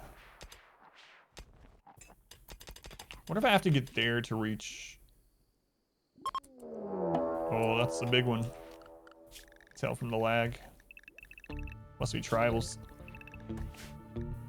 Attacking immediately. 171 melee tribals. No! Oh no, I forgot to outlaw those. No.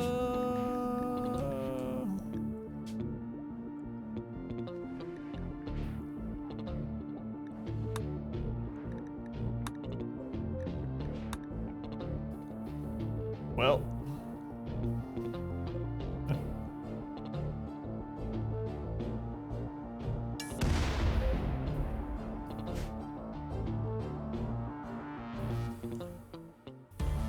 Yeah, I'll have to do that. I'll put a radius on it and put a zone there. There's no wood. There's no wood on this map.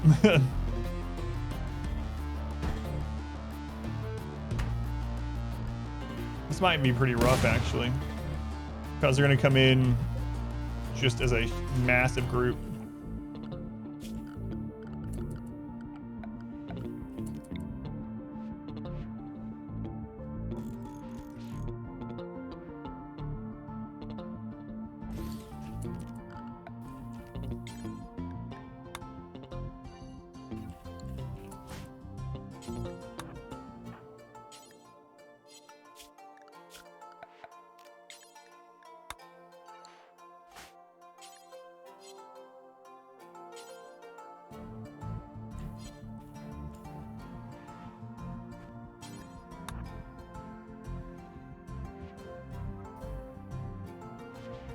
Yeah, that's true. I could sacrifice the turret to get them into combat.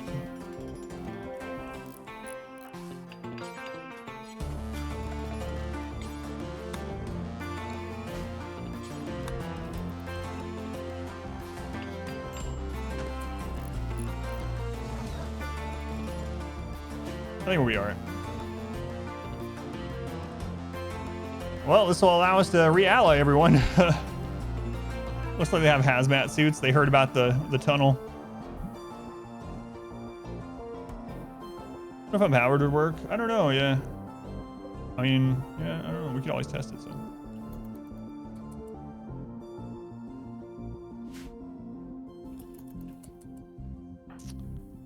Sam, grab an actual gun. We're gonna need it.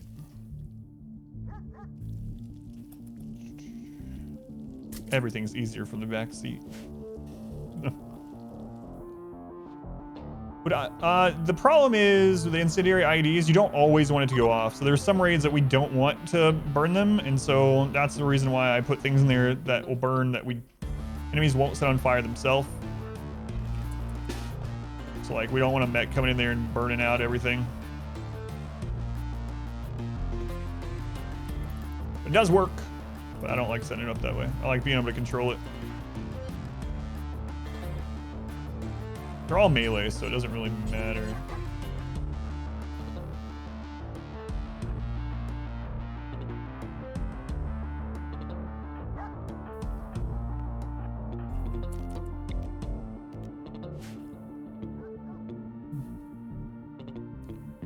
I mean, there's lots of different kinds of raiders. They don't all do this anymore. Oh, it was on hold fire. Oh god.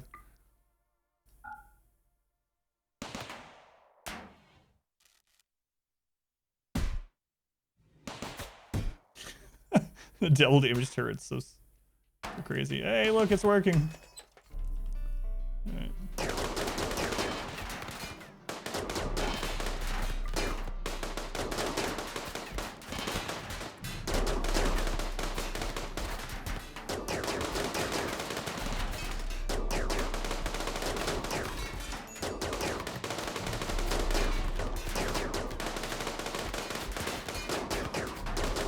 Look at that. This guy bounced from here all the way back to like here.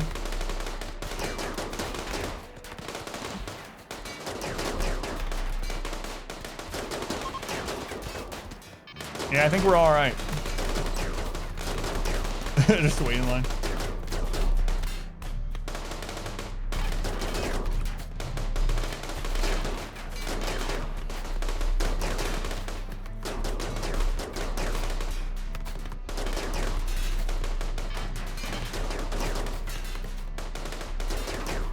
That's quite a few corpses, yeah.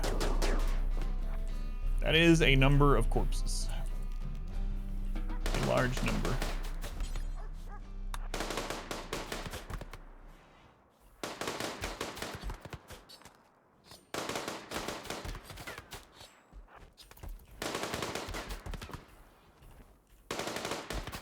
What are those guys doing? I don't know, No one knows. No one knows.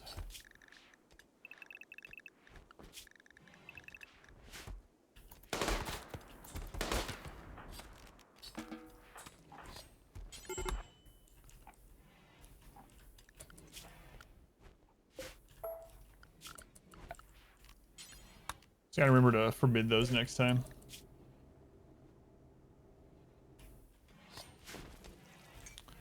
Dasker, what are you doing? Oh no, can you get this? You already working on it? It's already working on it. Good job. I'll have my hotbox refilled this time, yeah. Yep. I'm gonna go ahead and replace those, the auto doors, I think, too.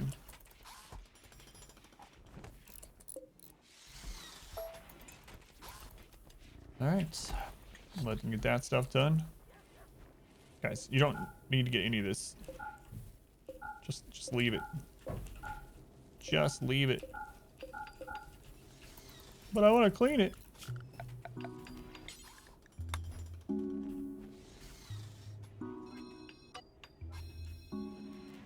There. There we go. Trying to do this, of course, still being hated. We tried, and it was like impossible against Igor, yeah. The first few attempts against Igor, we actually left hating corpses and on, and had cannibalism off, and it was just not. It was not. The jade and ambrosia, yeah, for now. I really don't. I mean, we have a lot of jade still over here to use, so it's not like it's gonna burn next time.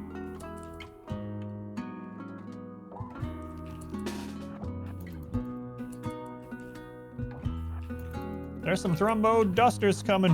Hurry up.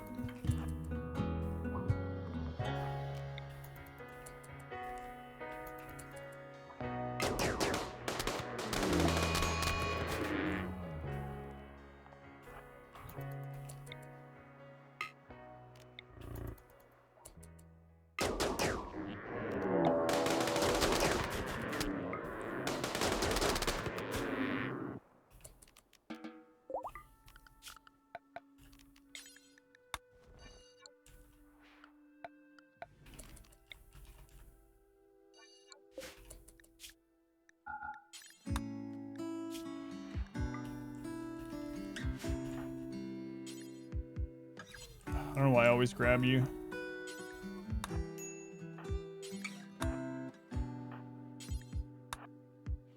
It's Igor, a storyteller. There's his information. He's really crazy. Are the number of raiders more on Igor? Not the number of raiders in a group. There are way more raids. Look at our graph here. Look at all those raids. Those are all raids. 99% of these are raids. Really crazy.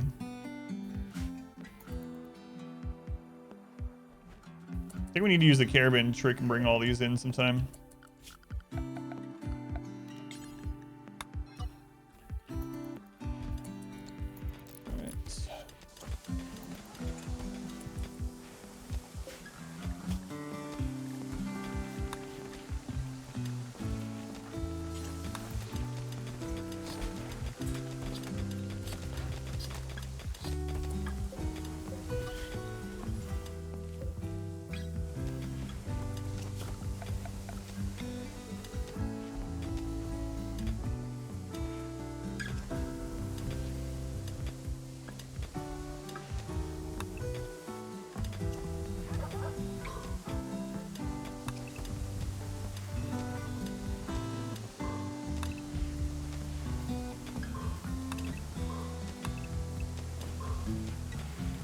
Like you are more than Randy? In some ways, yeah. In some ways, because he doesn't go to sleep.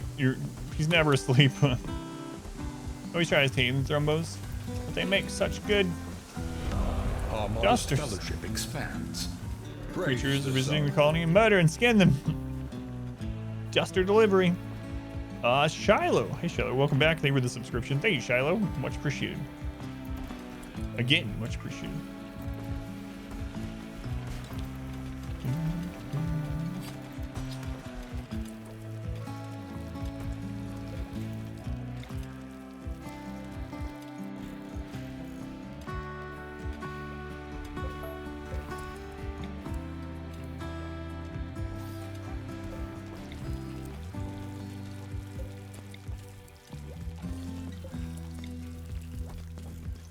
Happy New Year, thank you.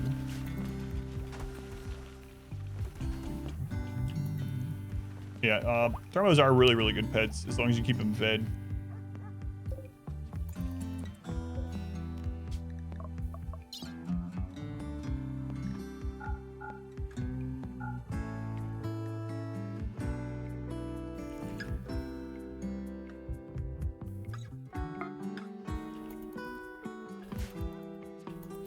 That loaded.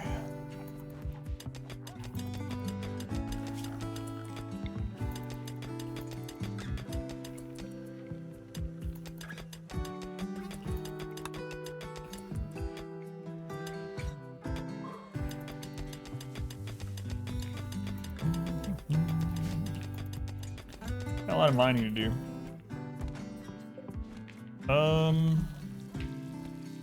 Yeah, let's do another festival.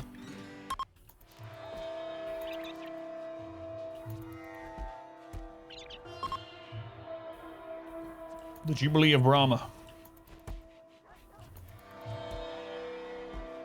Glad you get like 40 pawns. Alright, hopefully this person just isn't terrible. If they're not terrible, we'll take them.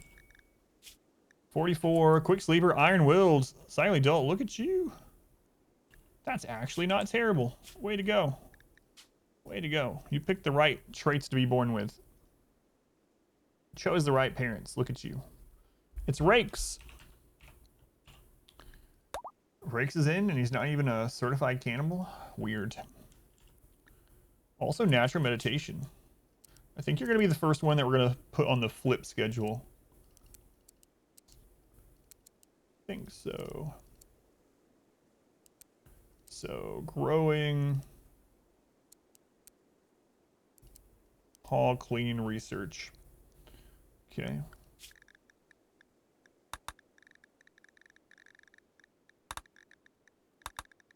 No, I'm going to change that.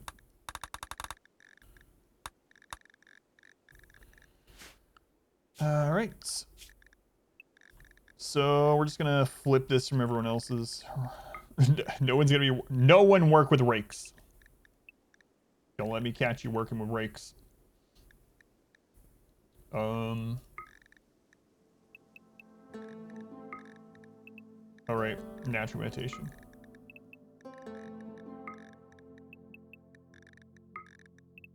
No one do it. Let you be alone. He wants to be alone.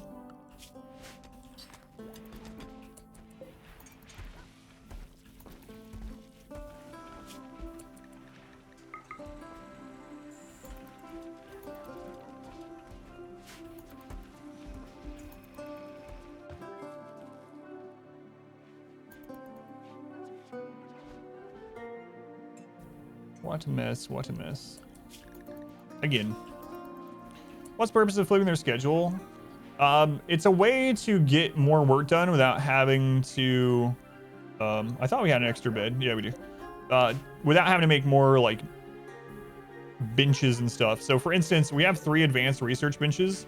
If we have 6 researchers, we have 3 on one schedule, 3 on the other, and we don't have to make more research benches, and they'll just, you know, use it. So, it's a way to get more work done and more people with not having to make more of the work facilities. Mostly.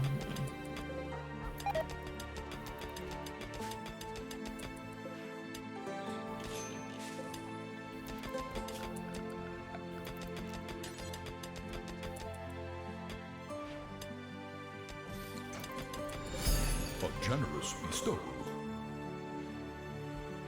Shiloh, thank you for the 100 bits. Kind of random, but going local with food made a big positive difference in your life. I feel like Twitch is a way to go local with entertainment. Yeah, it's interesting. Yeah. Where do you live, if you don't mind me asking? Like, not address, but like state or so. Country. Thank you for the bits. Before I could at least give her a mace.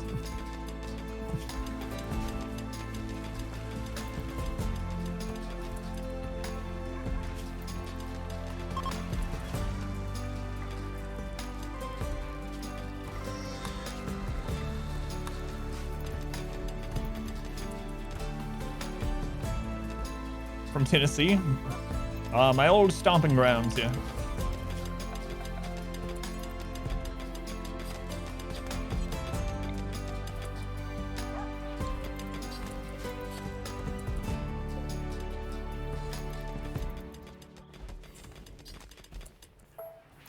Nah, we'll leave that one. It's fine. We'll leave that one.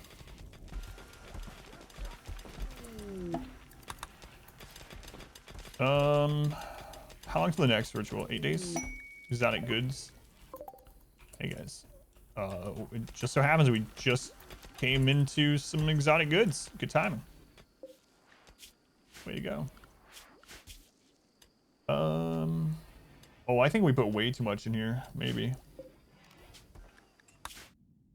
Ah, it's fine.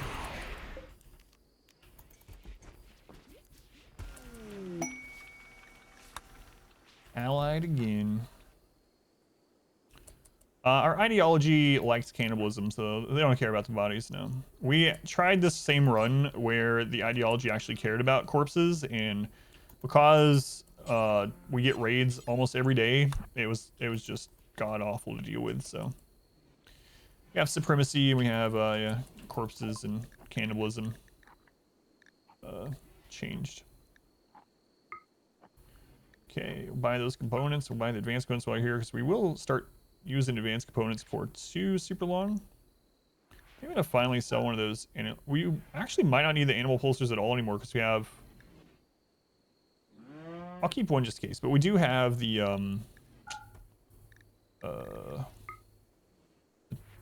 mortars these days, so. Sight Soothe Pulser is kind of always nice to have one on hand. I'll grab one.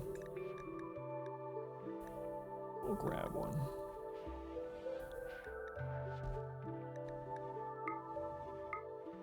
There we go. Seems pretty good. Get that stuff brought in.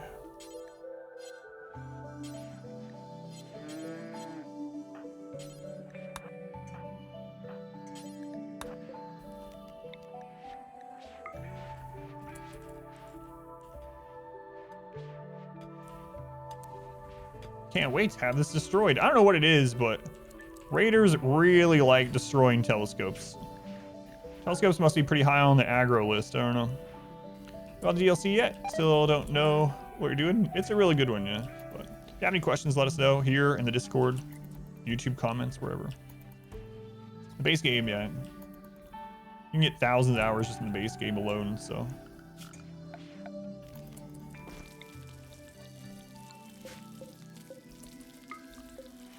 Easily. They have gold, yeah. Don't need gold 100% at the moment.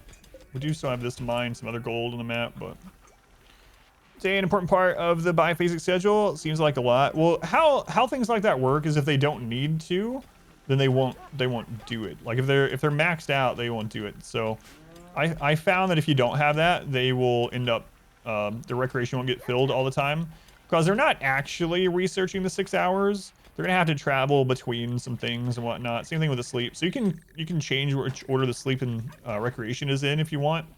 You know which one you want them, or you'd rather them miss on travel or whatever. But the big thing too is that the meditation for natural meditation is never overkill because it just grows more grass. The grass starts growing slower the more meditation you put into it a day, but it still grows. So. Yeah, it just depends, but I found that's kind of the sweet spot, and that they're not really doing this in 6 hours because there's other things involved there with travel and whatnot, but they usually probably get closer to like 4 to 5.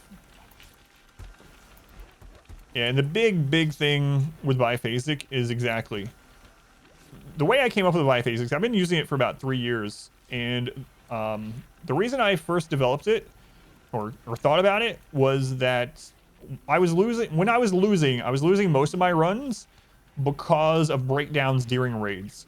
So a raid would come and it would come at the end of the day, or they prepare and then wouldn't get here until the end of the day.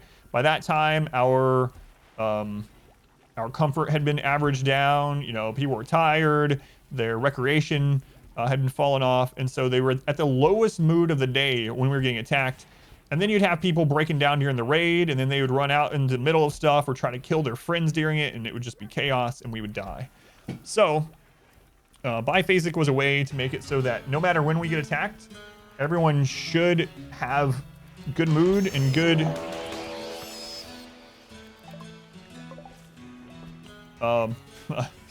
their needs at a decent level to where they can join in combat at any time without it causing problems. Oh my god, I had them rebuild those. Probably shouldn't have. So it's very strong for that reason. You get a little bit less work done, but you have way less breakdowns. You have way more inspirations. AMA thing, it's if chat's going quickly and you need a post highlighted so I see it more easily. Fucking raccoons. Yeah, it's just raccoons, so.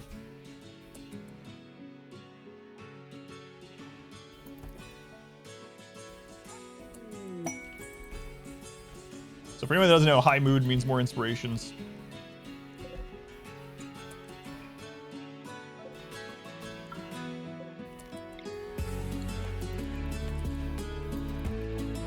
Content, watch all your RimWorld YouTube videos. Now you're here. You watched all of them? It's like 1,000 hours of videos. Thank you, Fluke. Glad you're enjoying it.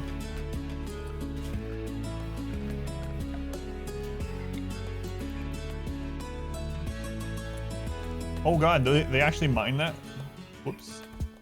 Wait, how wide is that?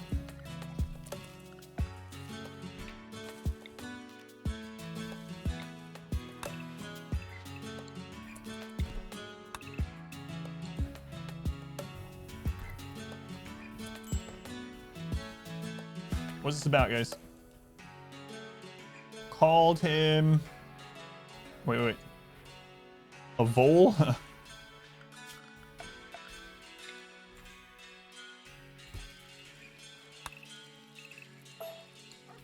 A vole.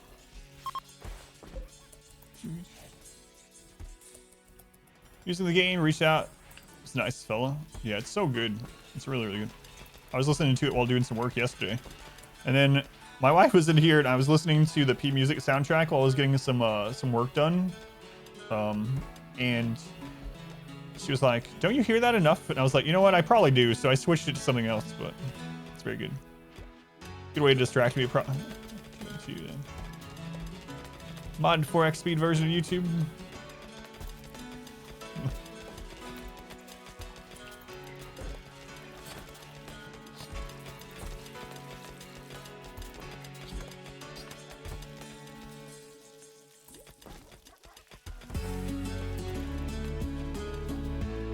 You guys didn't like do any real damage, did you? Yeah. No real damage.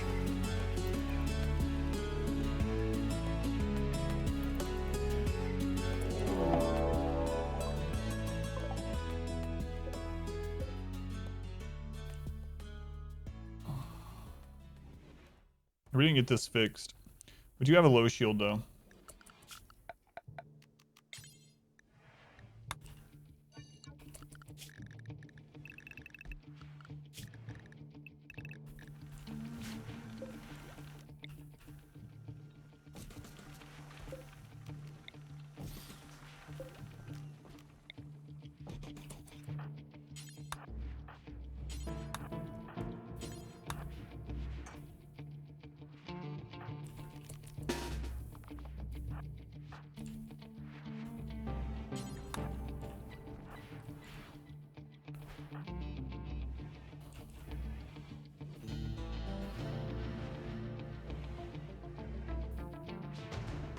Where did I put the EMP?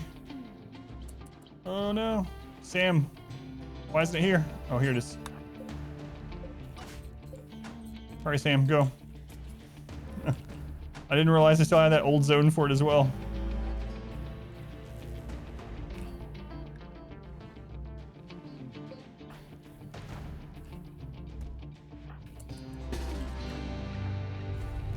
I might just use the low shield again. It depends. Yeah, low shield it is.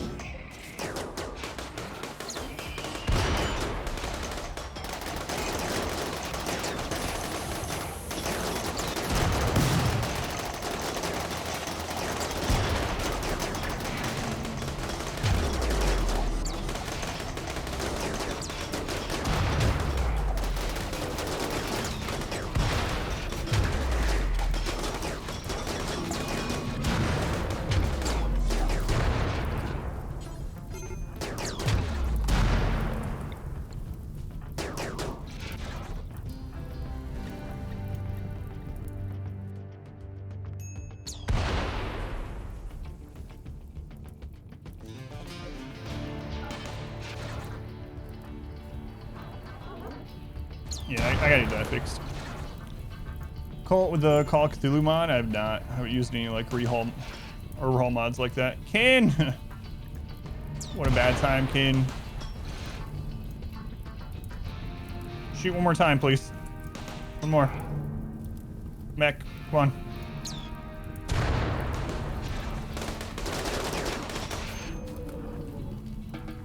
Freaking Ken. Forgot to turn those on. I need to leave these on. So I don't have to panic deering. Boy, that really saved us right there, though. And had to use the low shield, which sucks, but anyway. We gotta get that place set up. We have so many things to do. We get attacked so often, it's hard to get everything done. But I gotta get the bug area finished because I'm a little worried about that. I think we can handle them based on the other infestation that we got, but don't know 100%.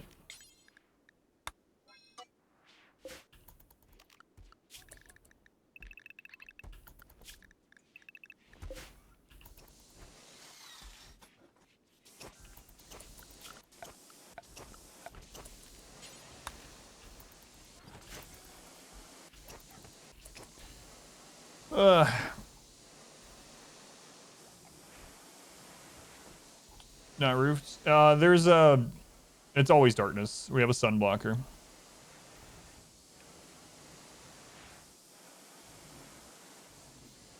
Yeah, very little. Thank you, Scylla. Appreciate it. Entire map is dark unless we put a light there, so... Random Plus allows you to set what you want to reroll pawns to have, and then it rerolls until it hits that. So it doesn't force them to have it, but it'll, instead of you hitting the randomize button over and over, or maybe accidentally hitting it an extra time and rolling past something you wanted to keep, it literally just rolls. So you can put like, roll until you hit a tough pawn, and then you hit it, and it'll just roll until you hit a tough. So it's pretty awesome that way. So it's not like prepare carefully where, you know, you're forcing, like, you can force like a godly pawn or something like that. It's stuff that you would actually be able to roll to, and it just does the rolling for you until it hits it.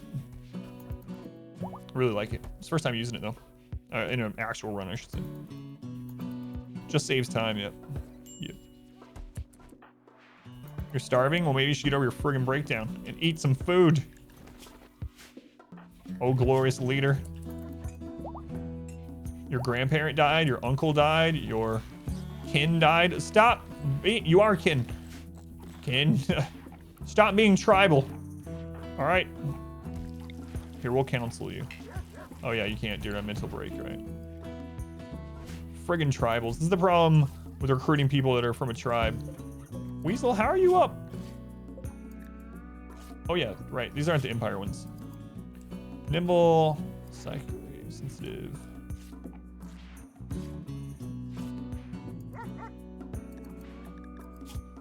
Let's get him out of here. Body purist. With no legs?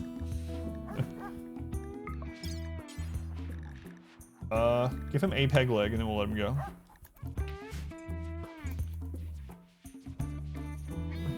Tribal. Probably killing more family. Yep. Yeah, with this small map, they actually get to us really quickly. I'm almost tempted to just put like a line of walls down here just for breachers to destroy to give us some extra time. Like not even like an actual, just like a line. Just like this.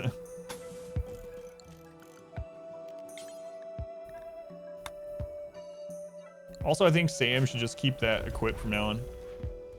Minister Beer, yeah. It's no leg solution. Rename him Pogo. Add roll stats. And quick silly stats like 1800, 18100 on all stats. Let it roll a billion times to get them. And it can eventually hit them. Yeah, that's crazy.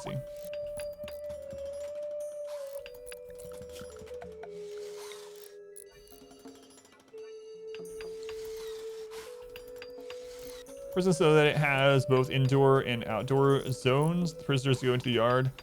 Not without a mod, not really. It would be kind of neat if you could use animal flaps to do that, but yeah. Self-loathing body purist. Yep. Yeah, there are mods for that kind of stuff, but in the base game, yeah, there's not really a way to have kind of like a yard like that, prison yard. No, you set a door to remain open, they will do a prison break. Well, I guess maybe you could probably do, I don't know how it would work exactly. You can definitely have a door open and they'll be able to venture into the other room. But if the other room doesn't have any doors of its own, so you might be able to do that. I haven't tested it. But let's say you have like, I don't know. Let's draw it down here. You have your prison. And then you have an outdoor area. And they are connected with a held open door. But this one doesn't have any doors. And you have a shut door here for the actual prison. That might work. The only downside to it might be that prison break chance as of 1.3 increases the more doors there are connected to a prison. So this, even though they might be able to wander out here and be outside and not get like cabin fever type stuff, this is going to increase the chance of breakout. So I've never tried it. Yeah, increases the breakout chance quite a bit. Yeah, I don't know if an animal flap would work with prisoners. That's what I was saying too. I doubt it, but I haven't tried it. Prisoners bypass animal flaps. Yeah, I don't know. Would an animal flap count as a door in that? Yeah, if anyone tries it with animal flaps, let me know if it works. It's an interesting idea.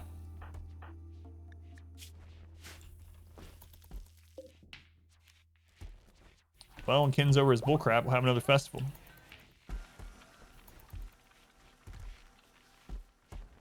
A lot of mods, yeah. There's mods for it, yeah, for sure. These are just scary. I mean, where is this one? This is the Igor run. I think Exclamation Run is up to date. So we're doing a 5% no pause against modded Storyteller Igor.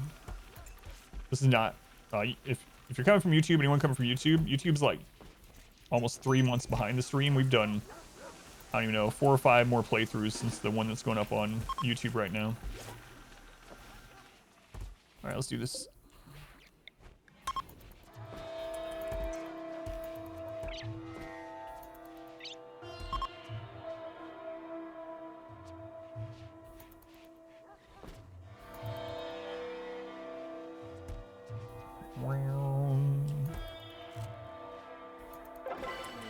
Ooh, another one. Omar, are you good or Pyromaniac? Your immune's good. Pessimist Pyromaniac is a no-go, though. But we can do the caravan trick. Have him bring in these scythers. Sacrifice Omar. Alright. So you know how like one person can only pick up one scyther at a time? Let me show you a little trick. Alright, we're going to go to the world map. We're going to click on our colony. We're going to form caravan. We're going to click on, oh, hang on, travel supplies, turn that off. We're going to select everyone and all the animals. And then we're going to go in here. Oh, I have to put them in a zone, right? I think I have to zone them first. That's what we found out last time. All right, let me do that first.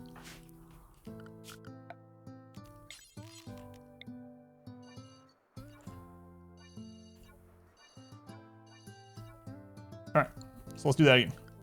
Worlds, caravan, turn off travel supplies, click everyone, all the animals, 6 scythers, click send, come back in here, click everyone aside from sacrifice, and remove from caravan.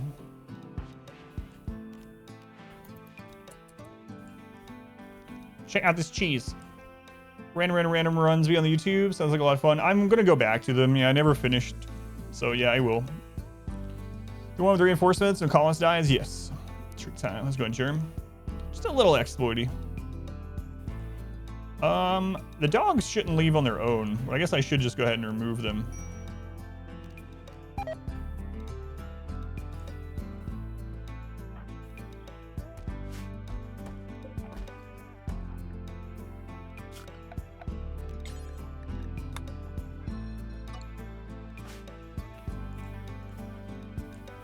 All right, let's watch Omar here. What trick is this? Check it out.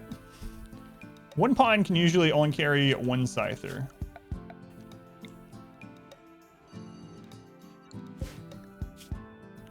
Watch Omar here, though.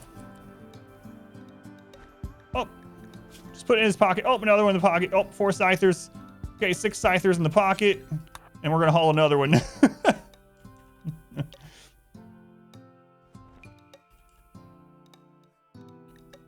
So, you know, he's carrying like 650 kilos of weights. Oops, sorry. There we go.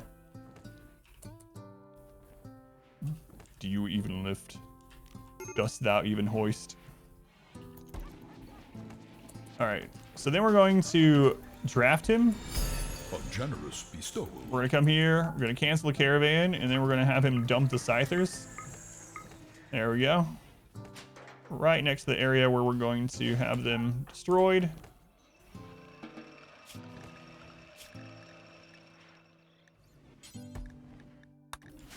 And is there any more mechs that we want to have him haul? Yeah, we can do it again.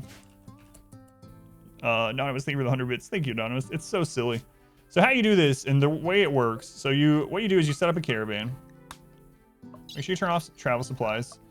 And the more, whatever weight capacity you have it here and here.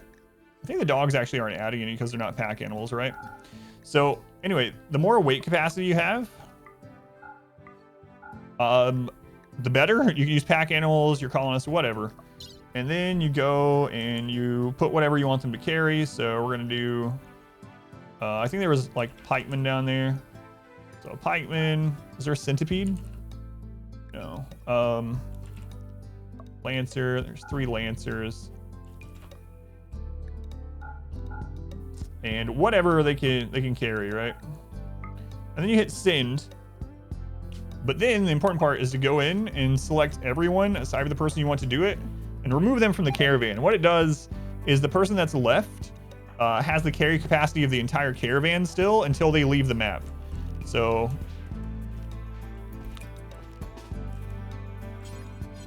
you'll have that carry capacity until he leaves the map. As soon as he leaves the map, he won't be able to move, but this is going to get patched probably. Yeah.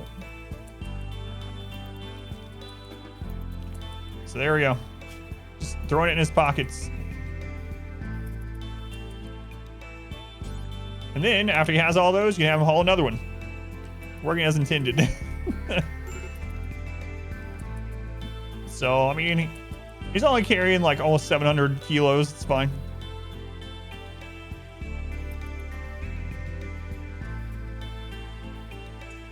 And then we bring him up here. Cancel the caravan.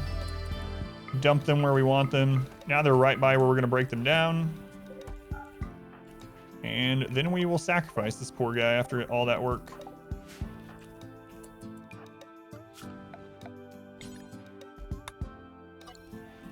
Because we don't want him.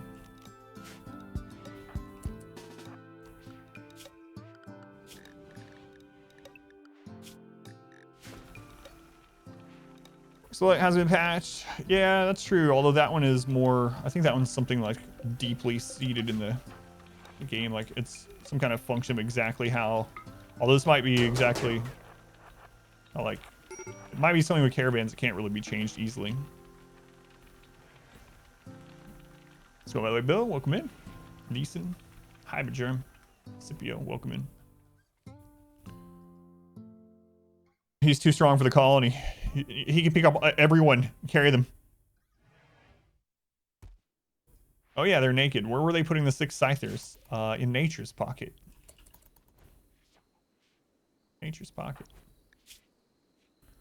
All right, because the Storyteller we're using, due to, we will get a raid as soon as they die. It's going to force a raid on us.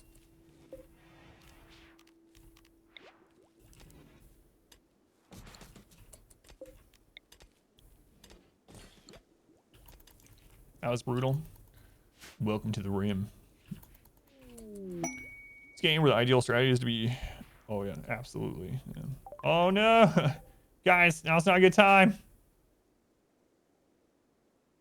Great way to move a lot of corpses. Yeah, to move anything. If you want to bring, like, if you want to bring a bunch, you're out of steel and you want to bring a bunch of steel slag to your base, you can just pile it onto someone, bring it to your base, chunks, all that. Just leave him to bleed out. Oh, he's fine. Don't worry. We'll give him a proper burial. You'll see. Oh, God. All right, who wins? 12 Empire Traders or 42 Tribals? With double damage? I don't know.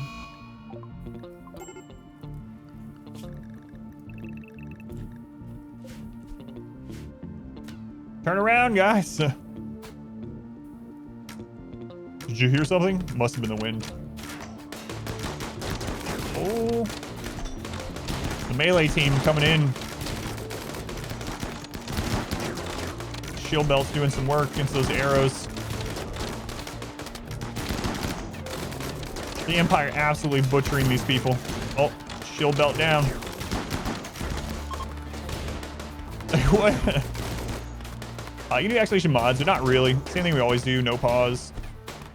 No pause. Camera plus and Igor, basically.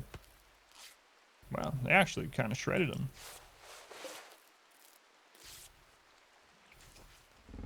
Way to go. Way to go.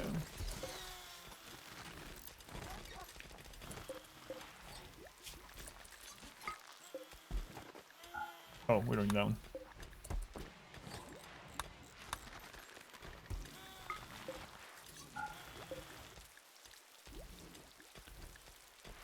That's fine. Sue, we'll just copy this one over. There we go. It's like it never happened. Oh yeah, random plus is the only one that I don't usually use, yeah. But you're right, compact steel out no freaking nowhere, yeah. Nowhere.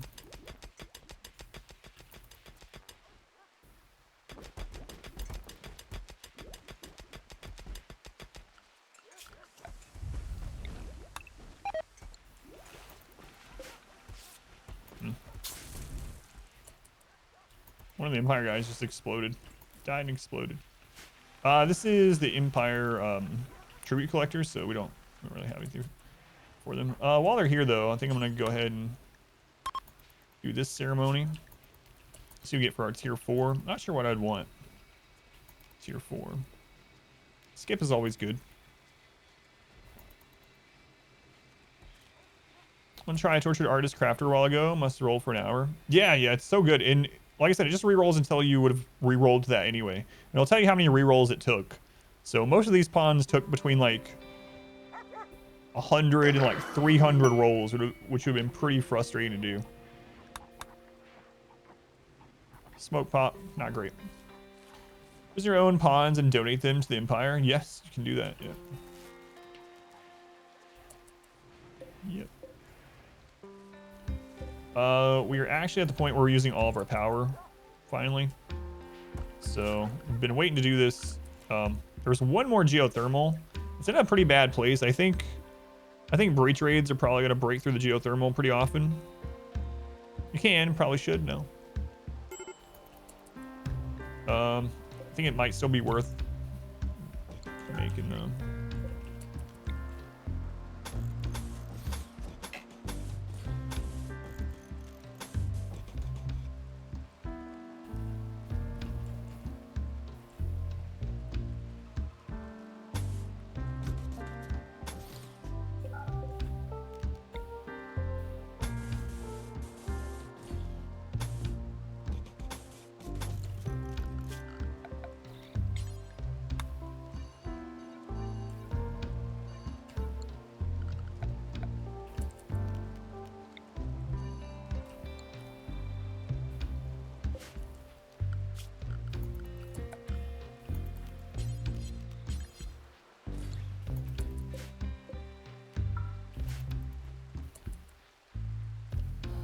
they died or staggers them just always better, you mean?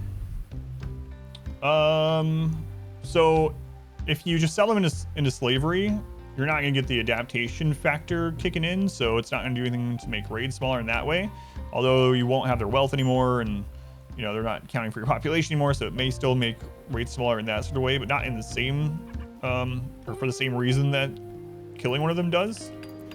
As far as the debuff, I'm not sure if the rest of the colony gets a debuff for that. I'm not. There used to be one for selling people into slavery, and I'm not sure if that goes away if your people don't care about slavery or what. I'm not sure the interactions between them, but there is a debuff in the game about selling into slavery, but I'm not sure if the precept consider that too. Icy Kyle versus your new 1070. Welcome in. How's it going, Icy Kyle? What's the first thing you loaded up with that, huh?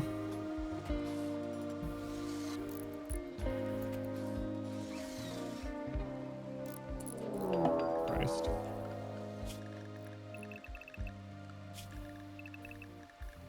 Well, the Empire's not going to win this time.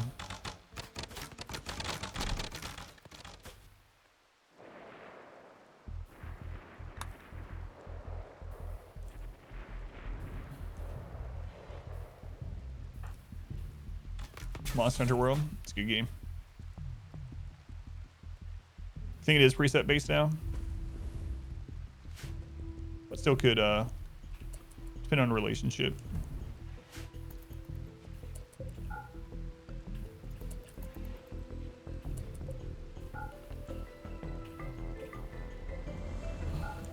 You know what? It's been a long time since we showcased the oven. We have some people here that maybe haven't seen an oven work before, so oh no, I forgot this was out there. Well, I'm sure that turret's gonna fall, but then we'll show the oven. 3 display port, 1 HDMI. I gotta wait for an adapting cable for the other 2 monitors. Gorilla, you don't want to do this, man. I'm telling you.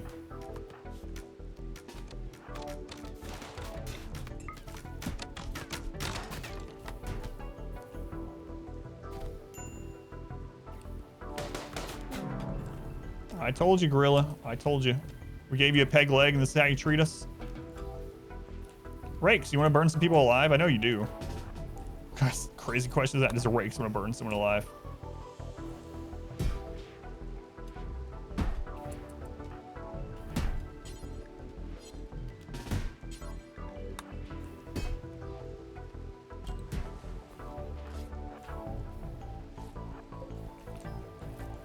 Did we shoot his head off?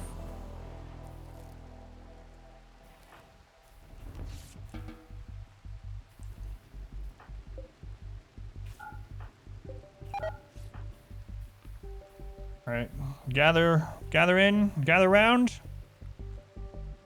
Let you burn them all. All right. Holy crap, it's 2 p.m. Time flies when you're just constantly killing people, you know? It just... Yeah. All right, we never got to get rid of that guy. Beheaded by an SMG. All right, Raix. Enough of them are in. It's fine.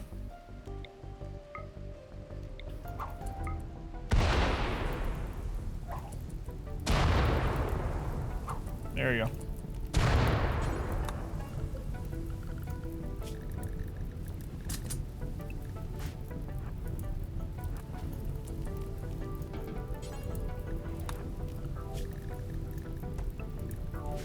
Okay.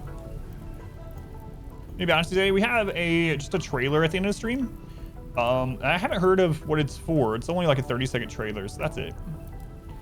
Those ones don't really pay me very much. I'm not allowed to say how much, but I'll say it's like it's in the teens. But you know, it's still good. It still adds up, especially at the end of the year. It's popcorn time. So we're using the corpses of tribals to burn other tribals alive. Pretty efficient.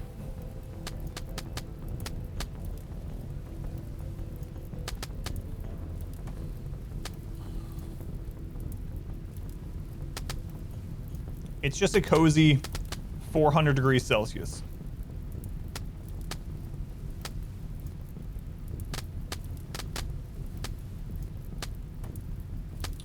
How do you heal a shattered jaw? There's a couple of different ways to do so. 1 second.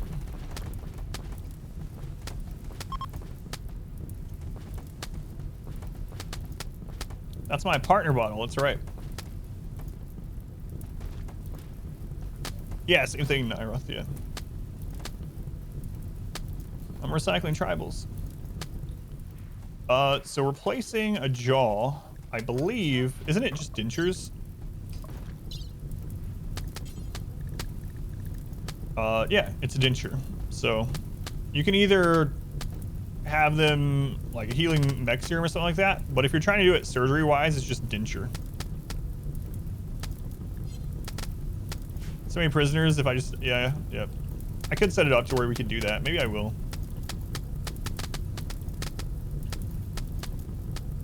Nice. Self-cleaning as well, by the way. Self-cleaning. And look at the corpses are popping out around the side. Healer serum for just jaw sounds like a waste. Yeah, I think so too. But it is possible. Nice.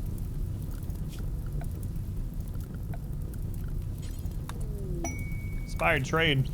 Like, oh, this is when we get to trade all that human meat and leather. You're right, Blaster, yeah. You're right.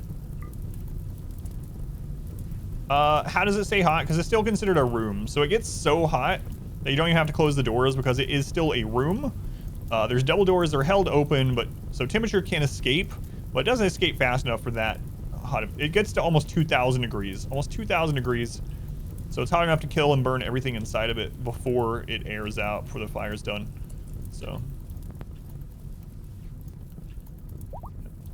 Don't even need to shut the doors when you have that large of a burn area. Blaster slandered Adam Vin's usefulness. Well, how useful are you, Adam Vin? You're pretty useful. Blaster, he's more useful than you, Blaster. Get over it. How could you set it up to take prisoners? So what you would do is, as soon as they get to the point where they're going to start downing from the heat, which is about 400 degrees, then you rip open a wall and the ceiling around the wall. So what that'll do is that the temperature will be able to escape, but all the ones that are down from overheating will still be low enough consciousness where they won't have died or caught on fire, and you can just go in and grab them all. It's actually crazy. Yeah, rip down a wall, maybe a couple pieces of roofing right where you rip down the wall. It goes fast.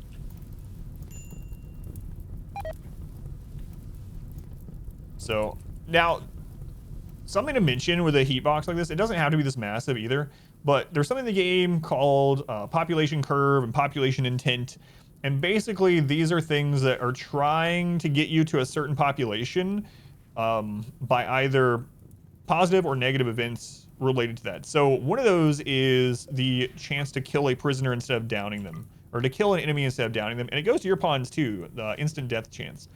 So the instant death chance against enemies increases the more pawns that you have, to where eventually it's almost impossible to down someone without killing them. However, heat is different. So even at max, even at like 100 population, you could use a heat box, down everyone, they wouldn't instantly die, pop it open, and get all the prisoners you want. So it kind of bypasses that. Pretty nice. All right, let's bury this person. Balls, can you bury them?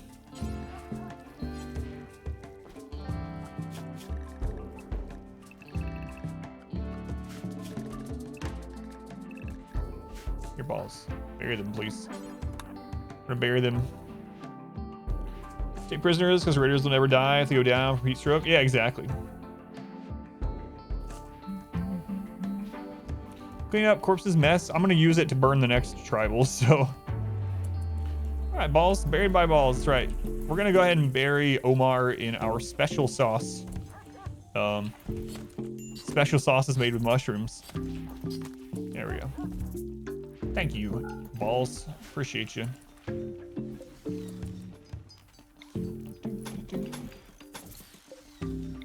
What has RimWorld done to me? I don't even know.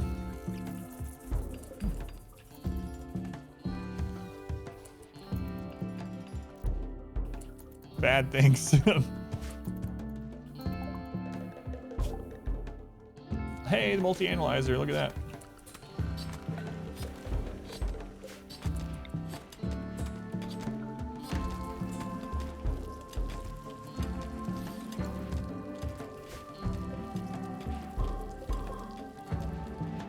Oh boy.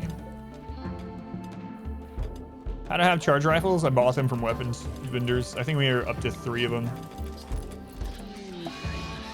High psychic drone. We are going to bring people inside during this.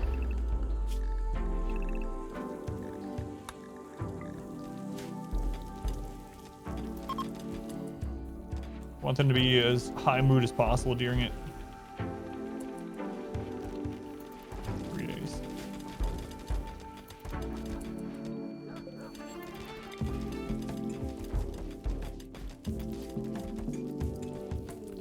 Exotic goods trader.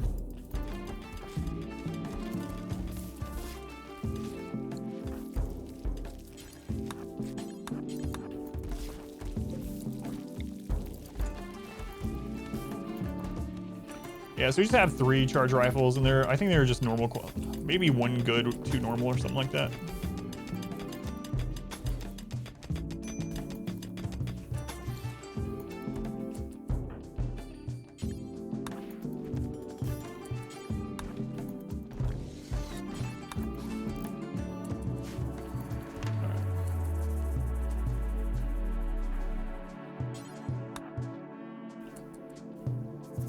Not using the corpses for fire fuel. It depends. So what I do is when they're fresh, we will chop some of them up for leather and meats, for allies and trade, and then we're using rotting corpses in here. So as these ones become desiccated, then we'll throw them in there to fuel the next burn box. We gotta get those moved so that that can shut.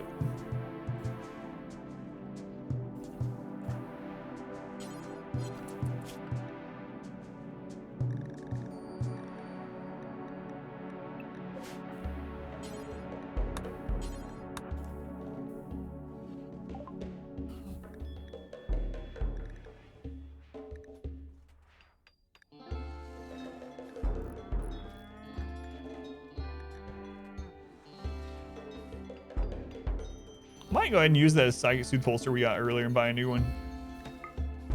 Just to get through this event. That way I don't have to stop as much work. That's a good idea.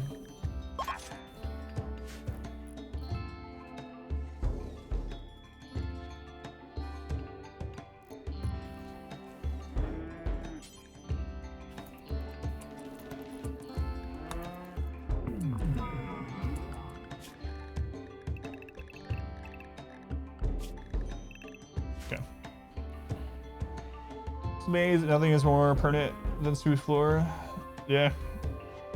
I think they actually changed that though. I think it hides the wealth, but it doesn't get rid of it.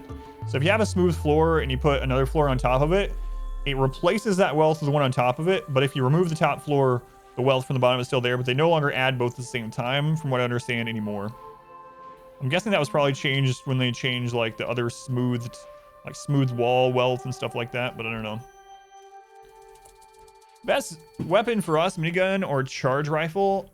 In this playthrough, it kind of depends. We were using miniguns, but because of the double damage, I'm liking more accurate guns. The miniguns are really bad about just ripping through plasteel wall because of the double damage, because of all the force miss. No ABC, we have almost 400. I think I'm gonna wait a little bit. Yeah, I've used snipers with, I had a trigger happy shooting specialist with marksman command, and sniper was instant shot. No warm up, just instant. It's really fun. Sniper rifle, we're guaranteed 1-shot kills through the heat box. Though it makes it redundant, yeah. Yeah, I do want to, I'll probably use some in this one at some point too, just for fun. But it is really fun using sniper rifles with, like, shooting specialist and trigger happy makes it even crazier. The long pork. That's right.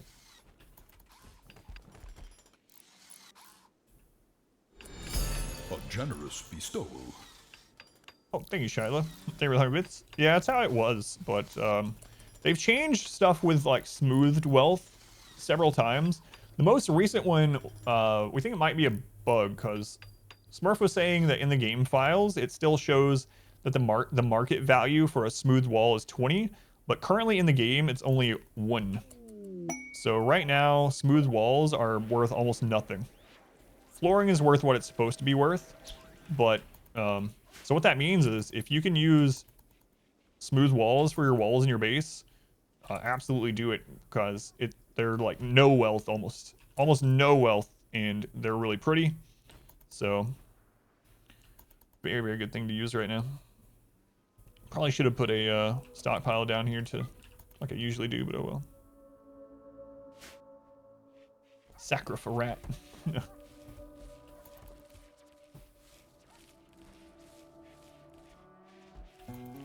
That's right.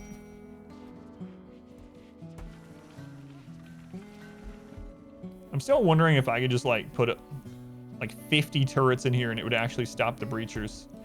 I feel like I want to try that. With a wall of doors. I think I'm going to. Like, when else am I going to get the opportunity to make something crazy like that?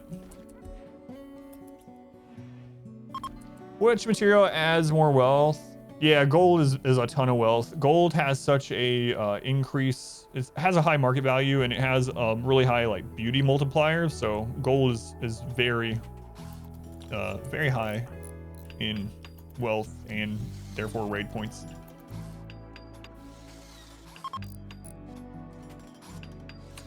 So the thing about miniguns in this also is because of double damage, they're also not as good unless you have them on a shoot or a trigger happy pawn, because with double damage, it's almost like whoever gets to shoot first is going to win the engagement.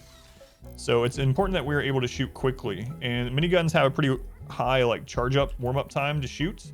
So by the time the minigun is charged up to shoot, our other people have basically killed the ones that we can see anyway.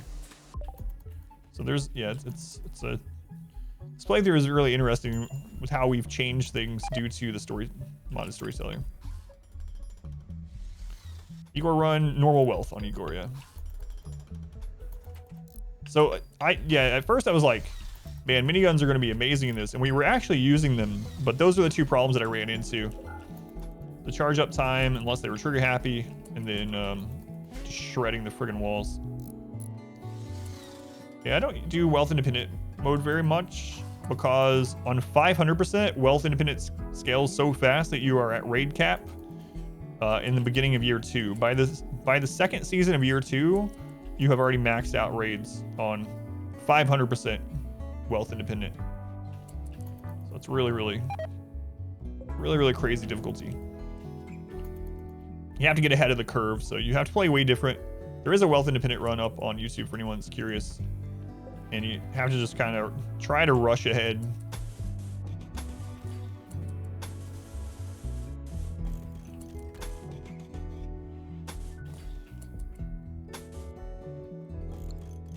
It was a lot of fun though doing that one, honestly. Max deal double damage too. Yep. All weapon damage is doubled. Melee. We've had people die of social fights in some of these attempts because of the double damage. Animals deal double damage. Yeah. There's some more gold up there when we win or if we need it.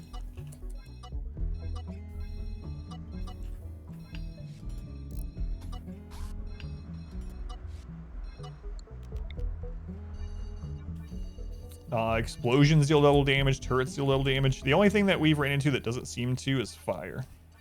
Fire doesn't seem to deal double damage.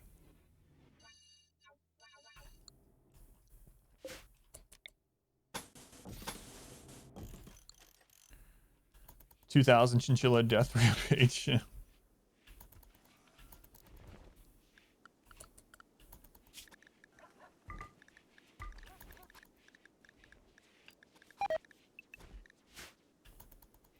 Bleeding seems, yeah, it doesn't seem like they bleed out faster or anything like that, so. All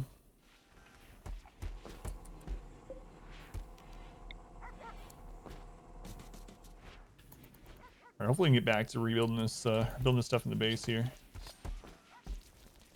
I think this is ready for bugs. Hopefully. Not that I can control when they spawn, but...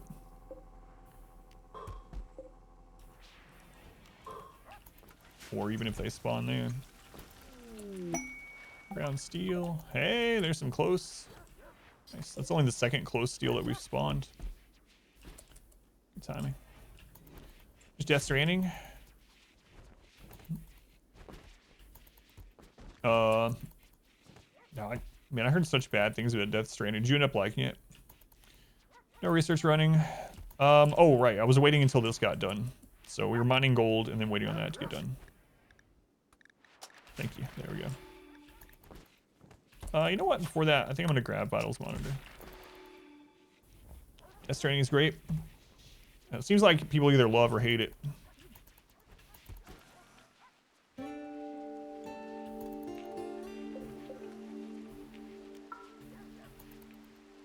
It's amazing. It's a bit weird, but you enjoyed the movie-esque game.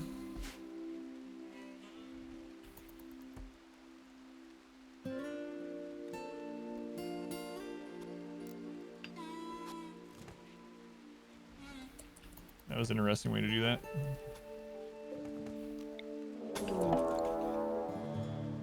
Every time I've mentioned bugs, we have a Dug Too Deep infestation today. That's kind of weird. It's random, obviously, but it's uncanny. That's the second time that I've been like, all right, we need to get ready for bugs. And then they're like, oh, us? Just letting you know, we're still here.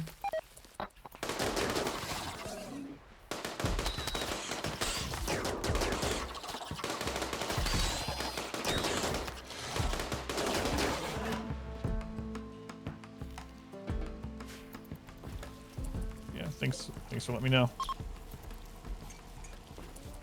Those ones don't scale. Well, don't scale very big, I should say.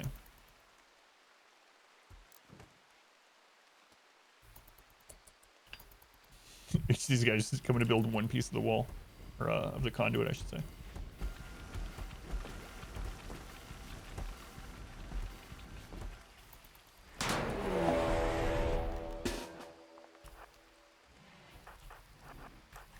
Oh, Cookie Monster, you might be dead. Oh, termites, get in, or I mean, centipedes, get in.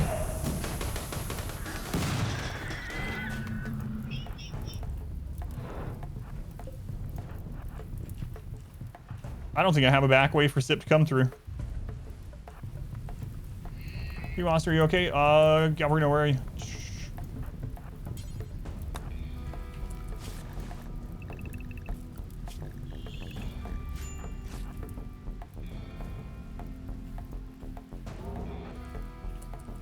Did you lose a body part? They lost their arm. So it looks like all the damage is concentrated in the arm.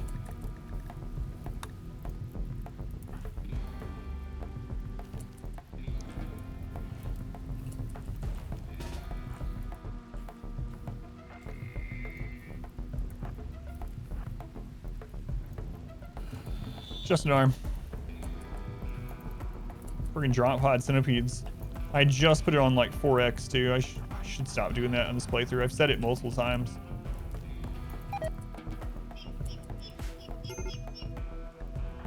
Major break risk. Oh my god, King.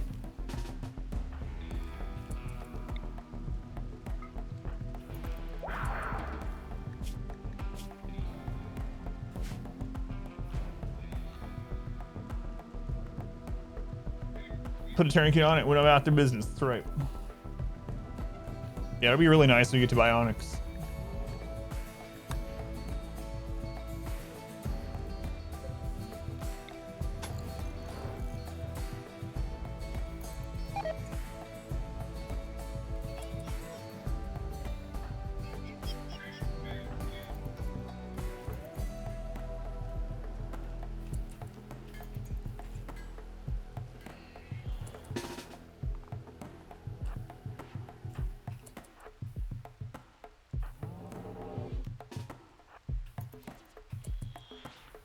A peg arm. No, we have a prosthetic for now. Mechs do not burn. Nope.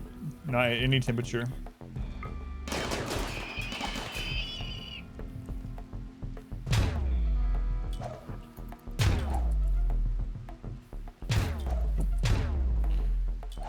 No pause mod does not auto slow when an event happens. No, I've actually lost runs because of it too. It will keep going at whatever speed you currently have it on. I've had a lot of people die when I'm on like 4x. I need to just be more patient, but.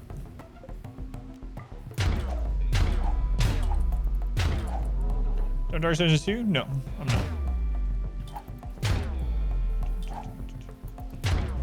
On break, but not done.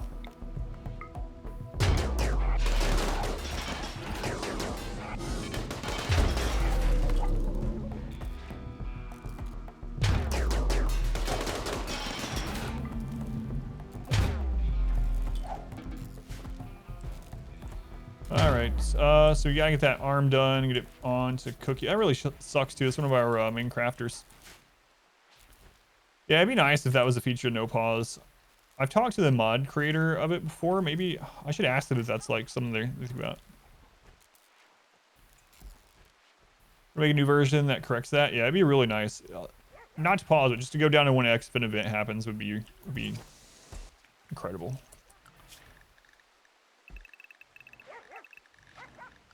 Are you making one? Manipulation doesn't have an effect on quality, but it has an effect on speed of crafting. What the crap? This Megasloth just dug through that wall? That happened before with...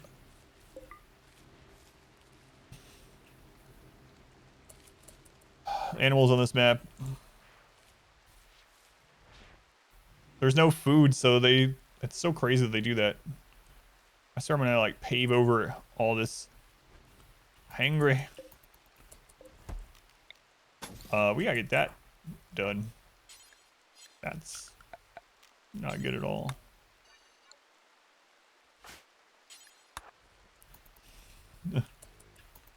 Guess who's getting eaten? Oh, it's because this got held open. Wow. That's all it was, because that got held open. We'll kill you at some point soon. I'll get this done first.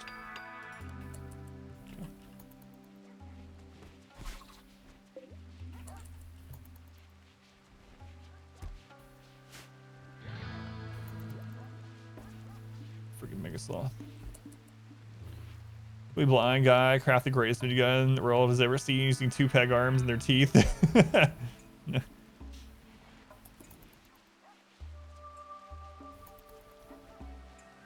What's going on, Jared? Welcome in.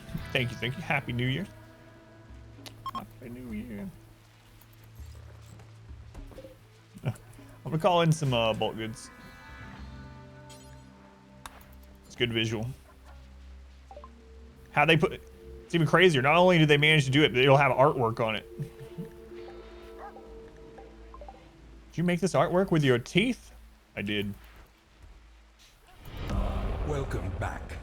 Your steadfast loyalty is greatly appreciated.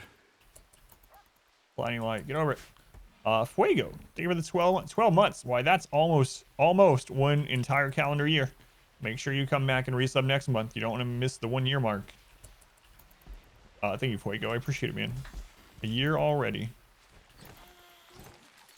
Toe art. Get with their toes. They can make a lot of money on online. Doing stuff like that. Not that I would know. All right. Soon we can do some more rituals. Should be nice. Hopefully we can get some more colonists out of that.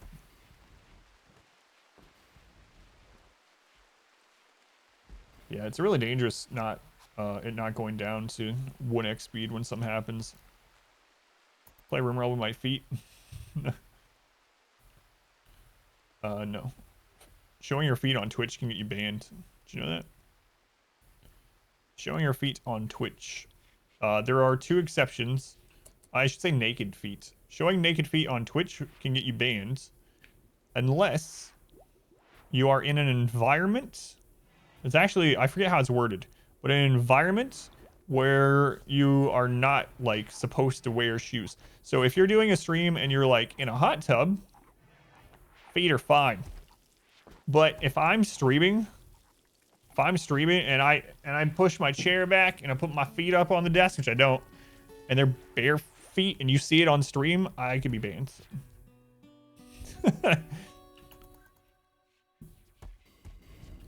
So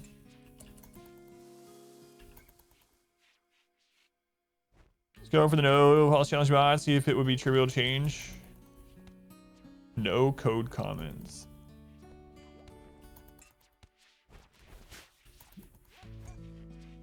Shoes aren't allowed in your house. I got socks on, we're alright. So I'll have to do a RimWorld hot tub stream. Half naked women is so I'm not gonna get into it. I don't care. Honestly, like obviously people are watching them, so you know, whatever. I'm not gonna fault the people for doing it. However, the rule about that is, again, you're not allowed to wear like bathing suit type stuff, bikinis, things like that. You're not allowed to wear those unless you're in an environment where that's what you are supposed to wear, such as on the beach, in a pool, etc.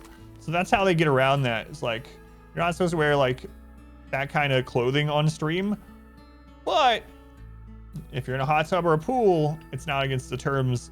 That's the exception. So that's where the hot tub crap started. Honeycrisp apple fritters. That sounds amazing. Barefoot playing frisbee and stream it. It's a rule violation. Will they ban you for it? I don't know, but it's in the terms of service that you're not supposed to show your feet. Yeah. So I don't know. I'm not. I mean, I have no reason to show my feet anyway, but I'm not gonna risk it. Arm, left shoulder.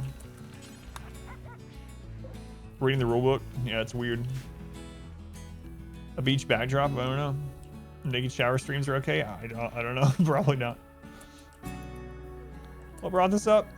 Who didn't bring this up? Let's see. Where did it start? Oh, crap. Oh, it's dead. Don't worry about it.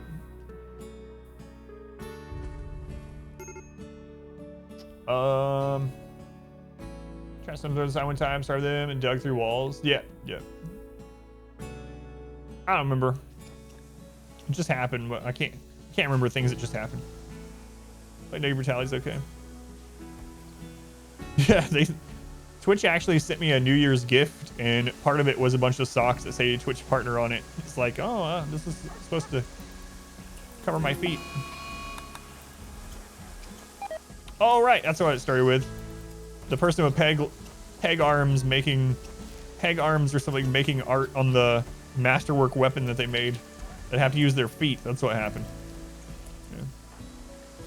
That's what started it.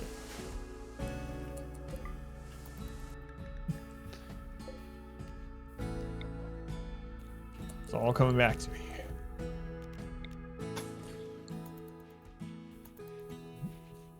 Yeah, I received socks from them, yeah. Socks out of human foot leather. Cannibalism is probably... What? This is not good. I guess that's just where the boom rat lives now. Try taming it, I suppose. Just free advertising my feet. That's been in there forever, bio-coded.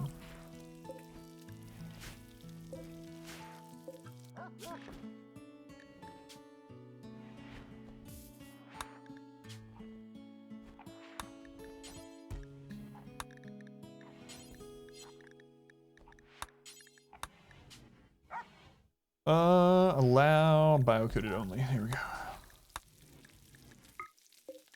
Forgot about that. Well, yeah, if we tame him, I will do that, yep. Probably. Boom rats can't be milked for fuel, no. Boomalopes can, but not boom rats, unfortunately. Failed.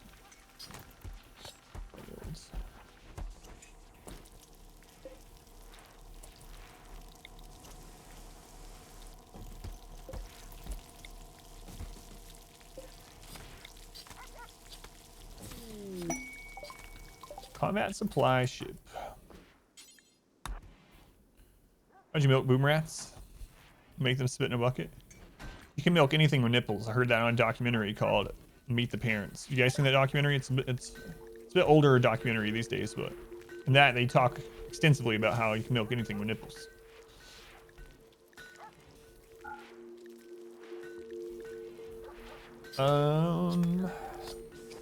Let's see. We'll go ahead and sell this. Yeah, it actually needed. Mech clusters are so rare in this. You haven't really need the smoke launcher. So. We'll grab some more helmets. Seems good. Where are they gonna land? All right, who's next on the helmet list? Alf and Cookie Monster. No red rockets. I've told this story before, but a lot of you probably weren't here for it. So a long time ago, when I was a kid, I had been watching South Park, and my mom had heard that it was I don't know why she cared, because she let me watch like Beavis and Butthead and things like that. But anyway, she had heard that it was really, really vulgar or something like that, or maybe she hadn't heard much about it. But the point is, she wanted to see what it was like. She wanted to see what I was watching to see if it was appropriate, or what she thought about it. And it just so happened that the episode she sat down to watch with me, and I didn't know because it was newly airing, was the friggin' Red Rocket episode. Why that one? Out of all the episodes that could have aired, my mom decided to watch South Park to see if it was all right for me to watch, or if it would, corrupt my young brain. It was the Red Rocket episode. She was not happy with the episode, we'll just say. Such a bad one. If you don't know that episode, feel free to look it up. I'm not gonna go over it. Now look at me.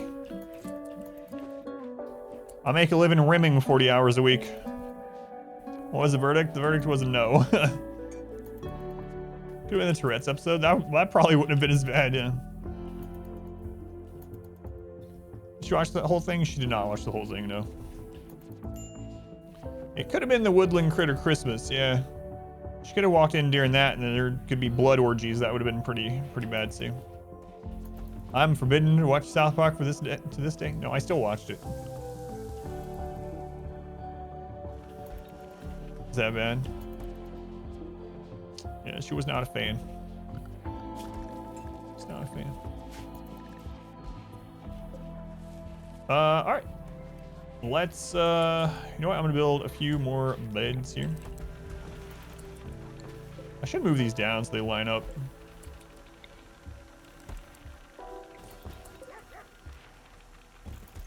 Gotta put Galvarino and Itchin' Balls back together, though. Is there a South Park episode that she would have approved of?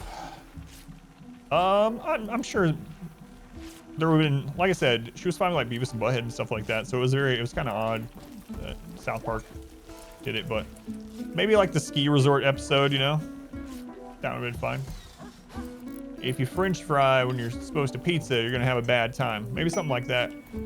All right. Watch them. Mr. Hanky the Christmas Spook. Samson's did it. Play Pokemon because she thought it was witchcraft. Wow.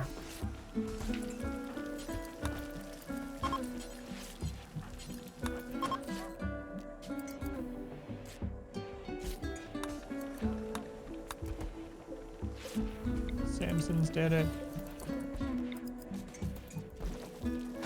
Years later, she admitted it was the stupid rule. Witchcraft, yeah.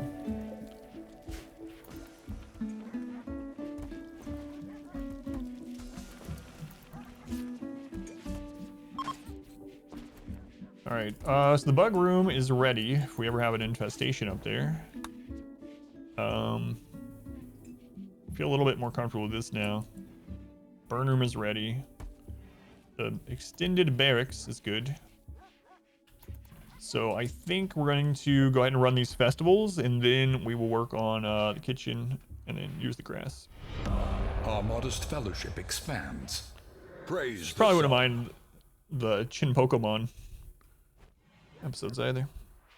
Cinnamon bagels. Sounds delicious. Cinnamon bagels, thank you for the Twitch Prime. Thank you, Cinnamon bagels. Much appreciated. Oh, we need another Neil sheet finally.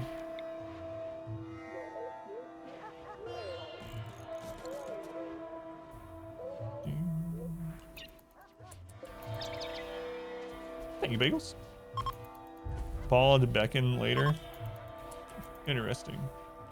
We're allowed to play Magic the Gathering. Gateway to evil. Gateway to evil.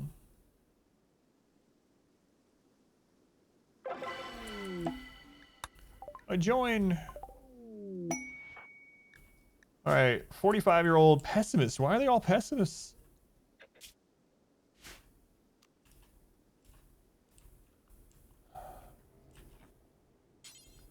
I'm not gonna do the trick. There's not that many out here, so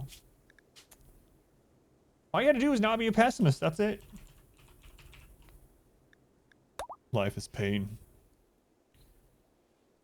Have your old magic deck somewhere?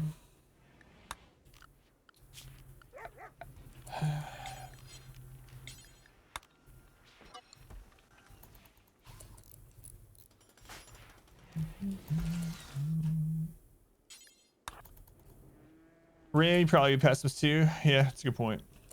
On YouTube? That's awesome. Thank you, Killa, for letting me know. Thanks for watching over there.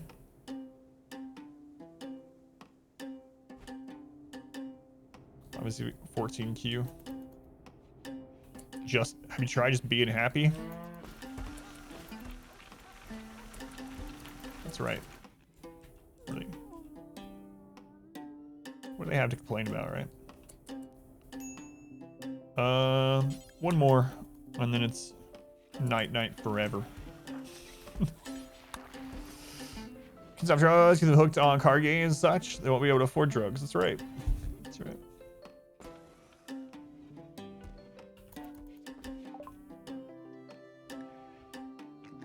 Or video games in general, yeah.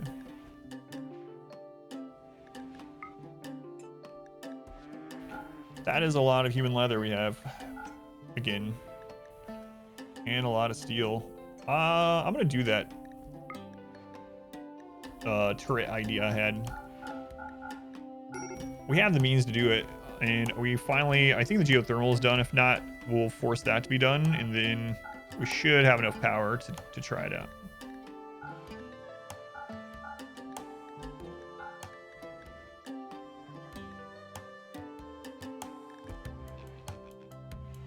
You guys want some human leather? I know you do.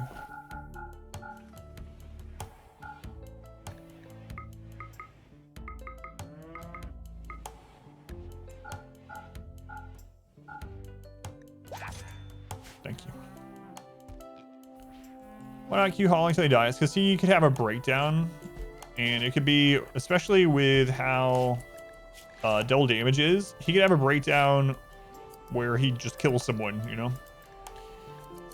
So he'll have a breakdown way before he dies. So we'll kill him instead.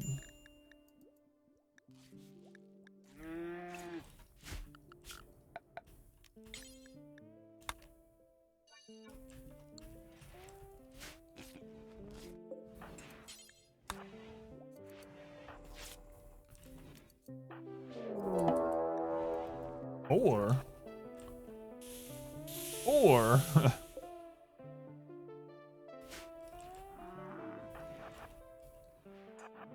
he will defend us from this raid on his own.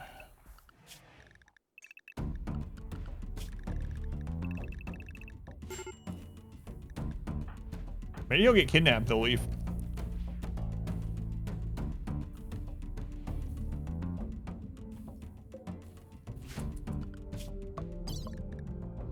Sappers. Uh-oh. I didn't see that.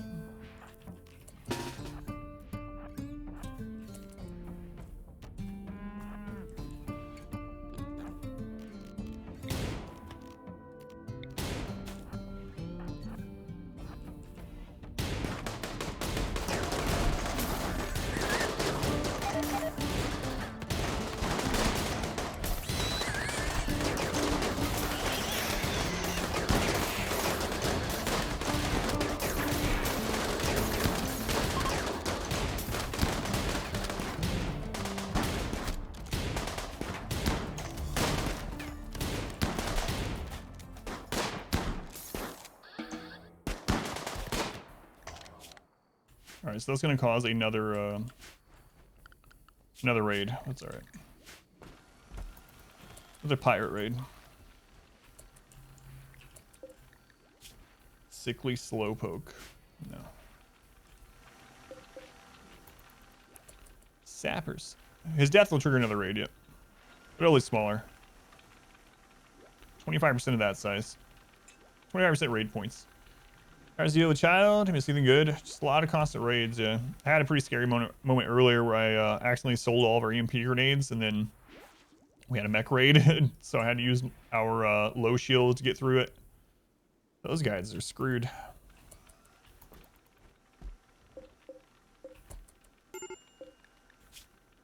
Tough, careful shooter.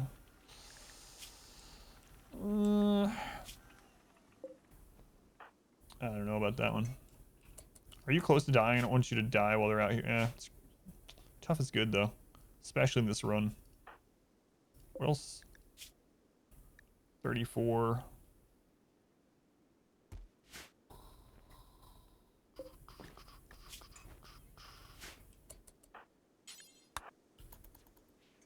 EMPs? Yeah, and it was like, there was like 14 centipedes or something.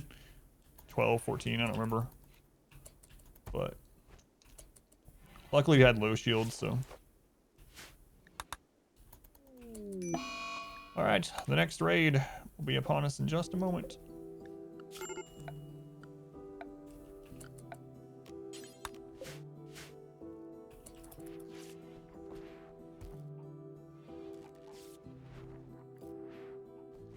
Hello?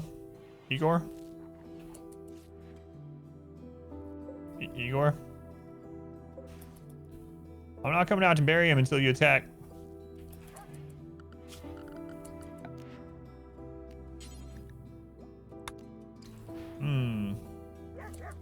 Weird.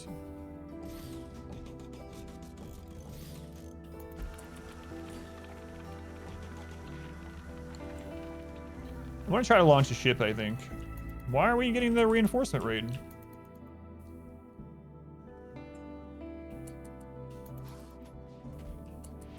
It doesn't feel like it.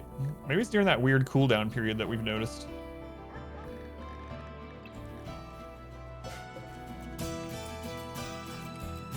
Or maybe they're waiting to drop on Emerald Dragon's head when he comes out here.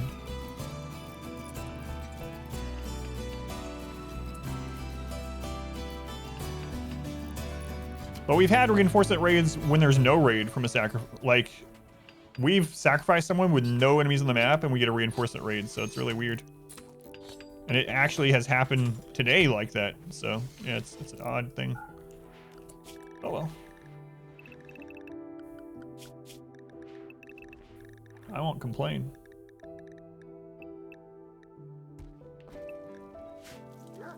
Igor asleep.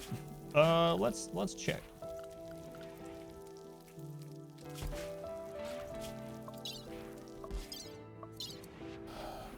No, I don't think it's in that period. He definitely has a pattern though, where he like attacks for a year and then he takes like a couple weeks off. So maybe we are in that like week or two, is it? I don't know. All I know is he's not attacking right now, so.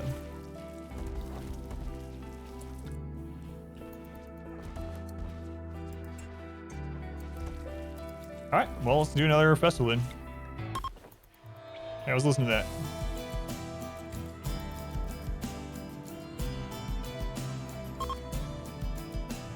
The High Fiesta. Goes home to see his family in Romania.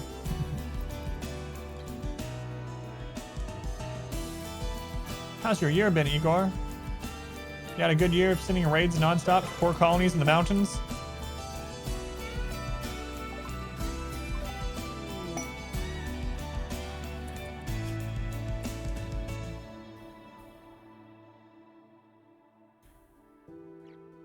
Depressive 62-year-old. Pessimist, depressive. That's all we get. That's all we've gotten for a while now. Here, bring that in with you.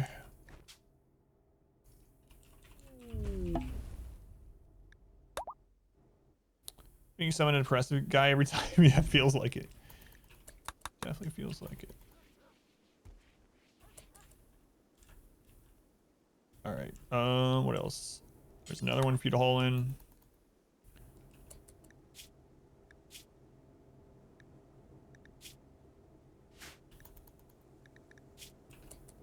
Maybe I will just work them until they have a breakdown, and then hope that it's like a berserk, and we'll kill them, and then we'll arrest them, and then we'll be able to execute them. Events are great, so they're coming to increase their mood. It all makes sense. All makes sense. I could go sacrifice them off the map. Haven't done that in a while. Were you good at mining by chance? No. No.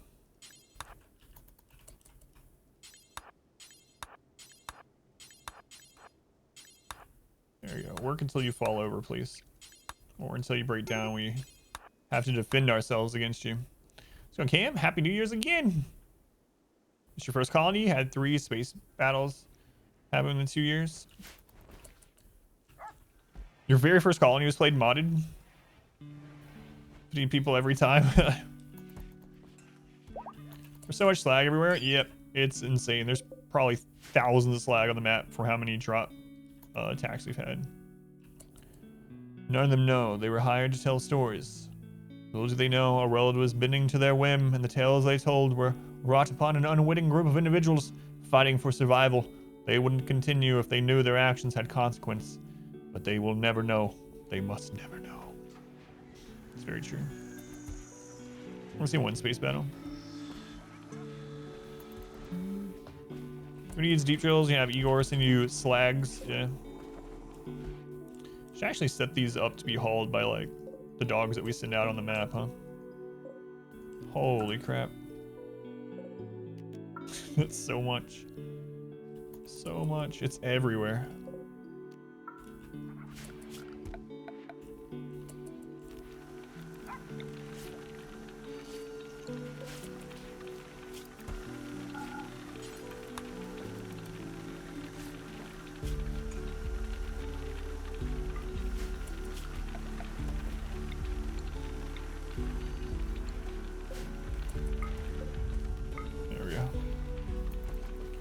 Is it 15? I can't remember.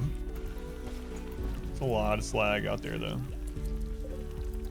Let's hold off on those drills for a little bit. I think we're kind of good. Kind of good. All right. So our new kitchen.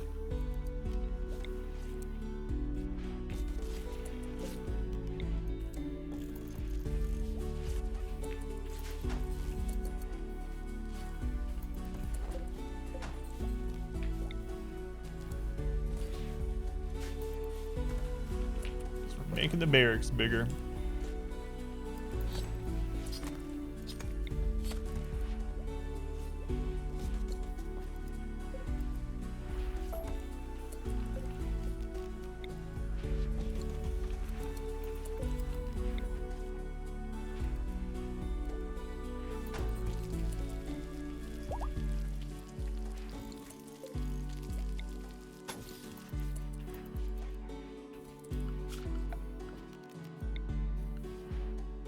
Okay.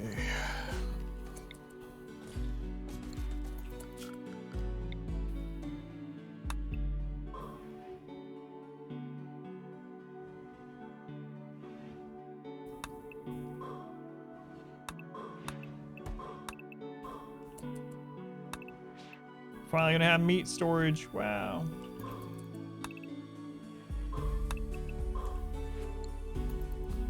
$30.80 to warm up your room. No. Boy, it will too. What's gonna be your heating program of choice? Freezer in my world, don't believe it. Sometimes I just don't make a freezer out of spite. I mean, we don't technically need one, but I thought maybe if we were going to go the cannibal route, it'd be nice to just have one. Stop making one so early. Yeah, some games I just don't make one the whole game. Mine and crypto to heat through them. You're using Witcher 3 for yours. Yeah, that's what I was thinking, the crypto one.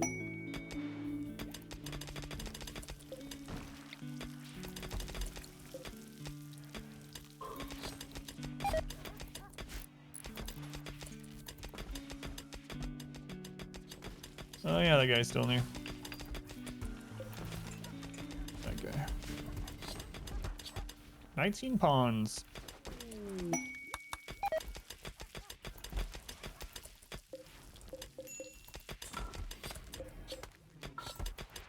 That would wish we had a freezer when he died. Well, actually, he was dead. He doesn't care. Yeah, I think we're pretty much at raid cap. So this is about the point where I'm like, all right, well, it doesn't matter. Let's just explode in wealth and do what other crap we want.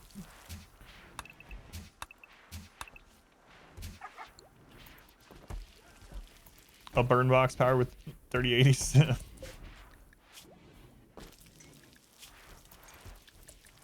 We'll go ahead and work on converting you either way, just in case we want to take you.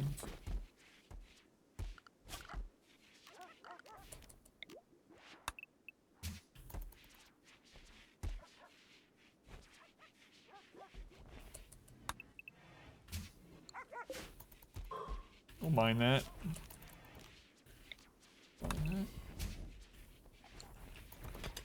Shade beds.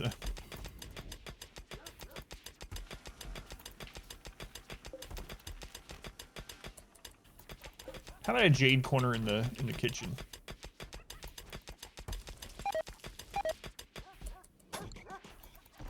There we go.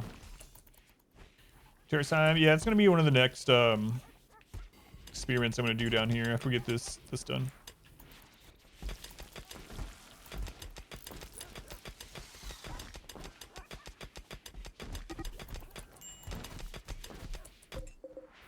I think 2 coolers will probably be enough. What's the about, guys? Social fight. Oh man, social fight's so dangerous. Zidian called Rom Nom a hyena. Don't make fun of how people laugh. They'll get self-conscious about it. Come on. What's wrong with you?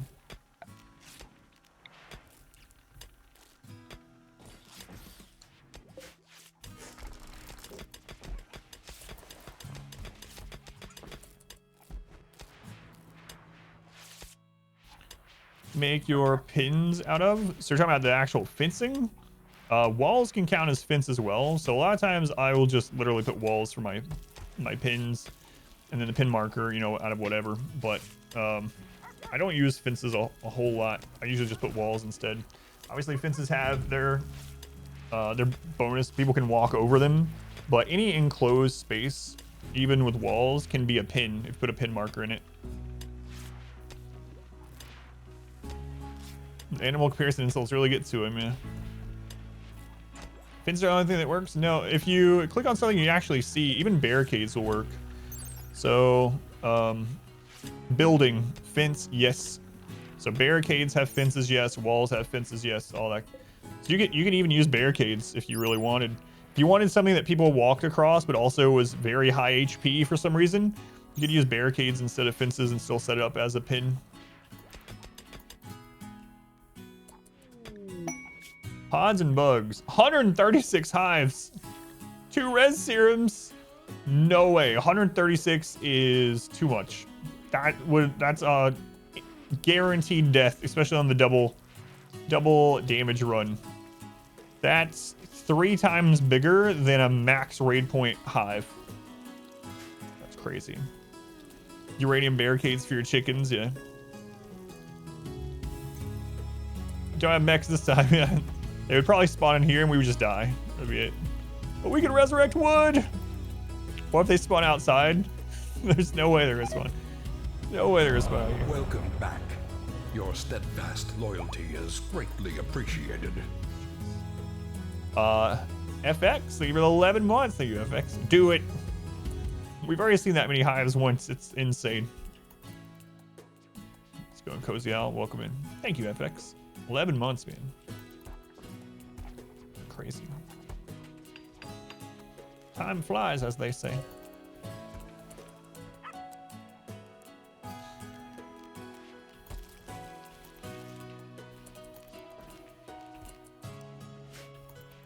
You've not seen it?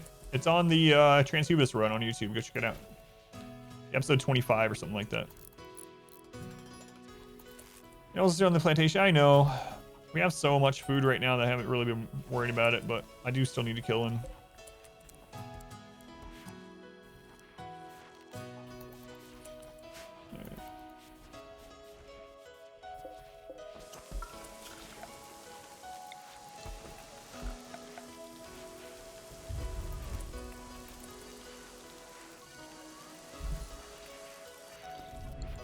What are you doing, Ares?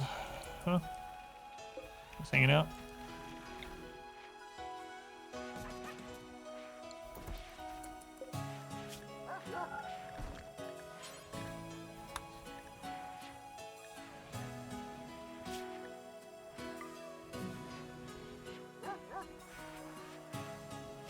That's all I'm gonna put there. That's it.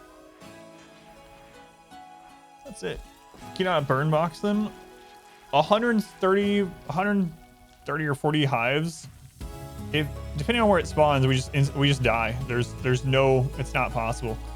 If they all spawn in here, which is unlikely, that amount of hives is so much, and they spread out a bit.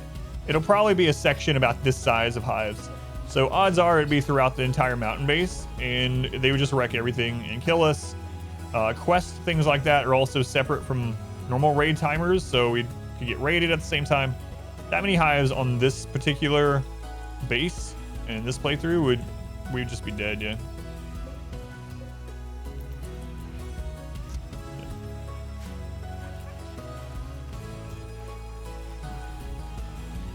Go into the one. StarCraft inside RimWorld? Yeah, it was really crazy. What if we live in the burn box where they spawn? Think of the story. I've already had that story play out. Another mech cluster. Another climate adjuster in the same spot as the previous one. That's interesting. All right, this guy's still alive. We saved him. You didn't make any friends, did you? No, Balls. At least Balls is in a relationship.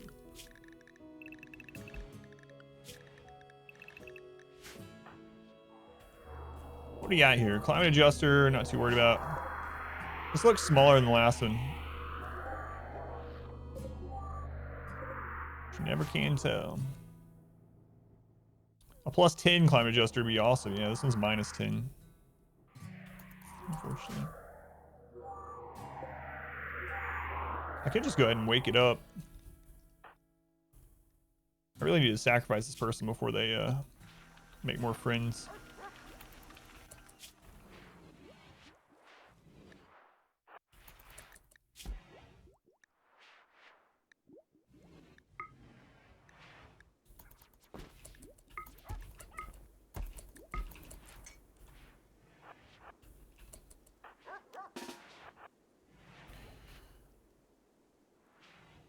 Up here out in the open on soil, I don't know.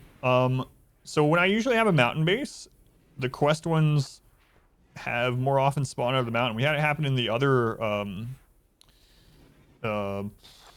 which one was that? There's another fluid run. We had it happen in the fluid run that way.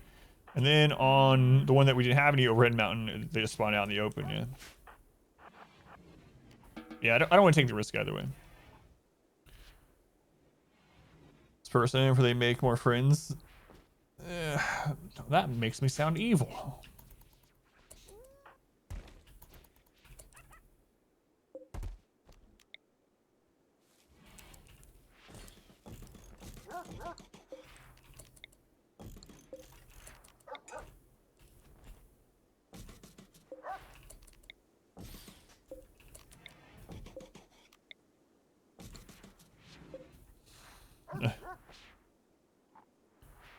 Mice and mitten. Yeah.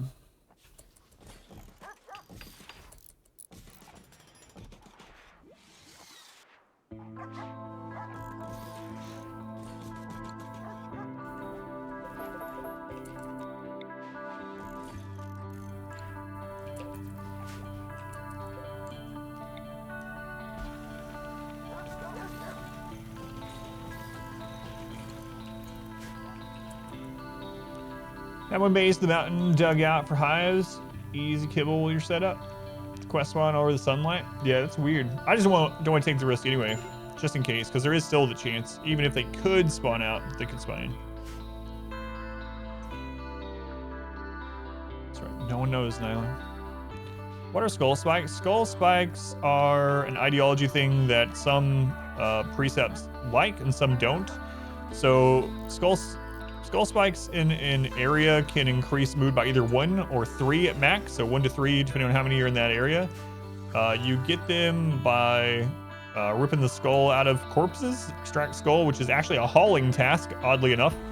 So you set them to extract skull, and they'll come out and just rip the skull out. They'll haul the skull out of the head, apparently.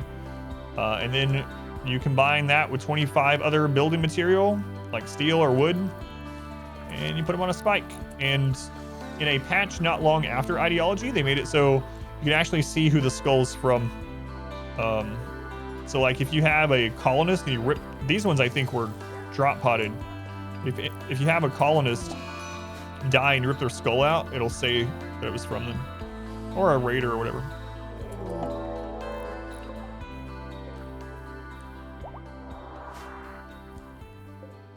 I'm just gonna kill these ones ourselves. I'm gonna save the mech cluster for a big raid, like a normal raid.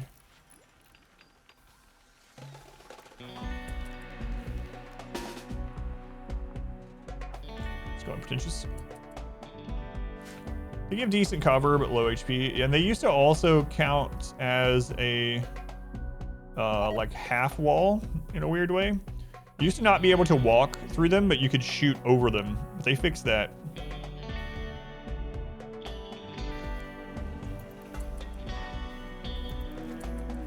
So they can basically make you immortal against melee enemies.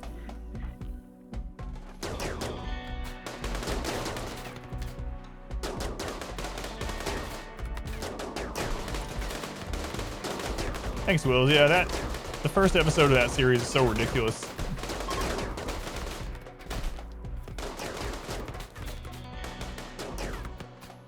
I think that guy might just kill his friend. Flee into the mech cluster. Yeah, they could have.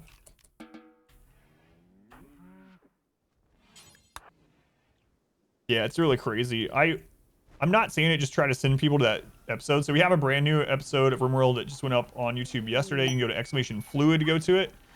And it's probably the just absolute stupidest, in a good way, craziest first episode of any run I've ever done. What's up on YouTube? It absolutely is Randy in all his psychotic glory. Negative Brutality in the jungle, and Tough Kind Gormon. Gormon doesn't matter as much at this stage. Tough is good. Psychite Addiction, they just started too. Missing a leg we can replace. We'll think about this one. We'll think about it. Anyway, it's a really insane first episode of the run. There's so many crazy things. I'll never forget that first episode. You just watched it. No, that was a couple months ago. Yeah, this is not the same one. Do you get back if you sell the shield belt? I'm not sure what all you get back or how much steel you get or anything like that. How does fluid ideology really work? Try starting one. Feel like Cat expand it at all. You get more memes for your fluid. So there, basically anything that you do that's related to your ideology and precepts will give you points. So for instance, your rituals will give you points. If you have pain as virtue, then scarifying people will give you points. What's another good example? If you have sacrifice as one of your things, like sacrifice them. If you have execution is required or execution is honored, then executions will give you points. So anything revolving around your ideology, anything to do with your ideology or your precepts will give you points, and then you can spend them to change something. You can either, when you go into the menu, you click on a current meme if you want to go in there and add or take away a meme, and then no matter what you do, you can change your precepts during it as well. So you can do both at once. Have you ever tried playing with like a hunter colonist? I've had runs that were getting close to 100, but do you mean like 100 right out in the beginning? All right, here we go.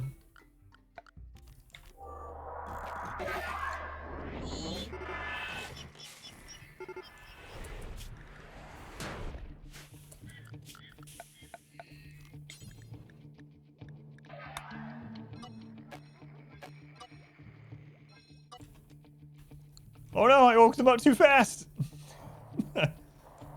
Hurry up.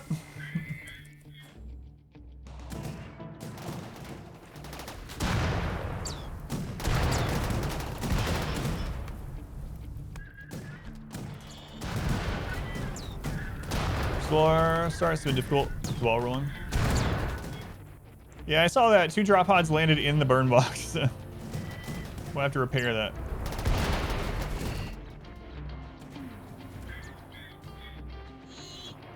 Well, one outside of it, one in, I should say.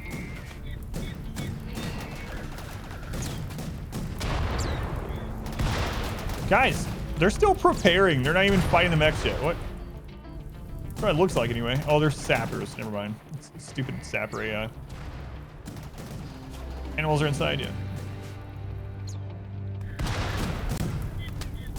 You guys got this. It looks like they're on fire, but they're not.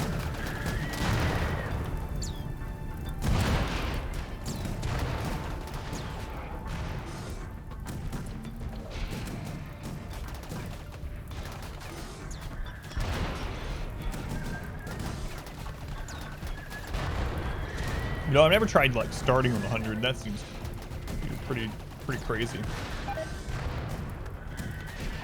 A lot would die right off the bat, for sure.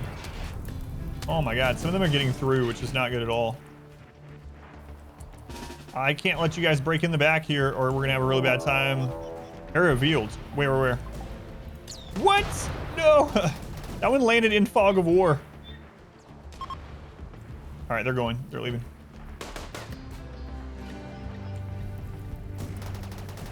What is that bullcrap?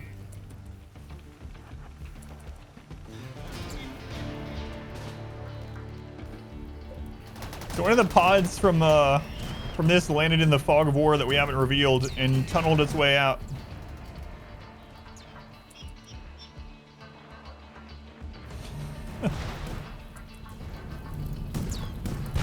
Well, we don't have to worry about sappers, so that's nice.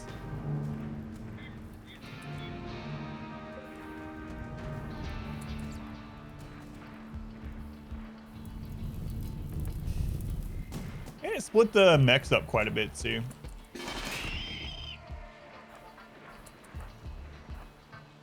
So that's nice.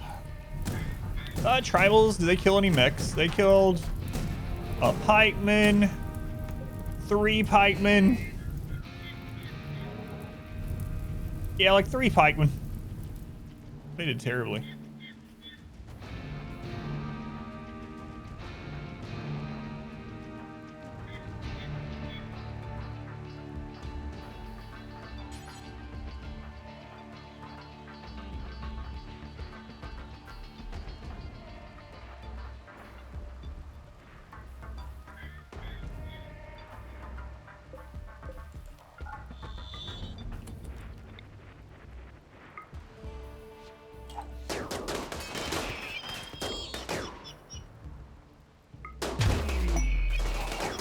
Why does this always happen? We don't want it.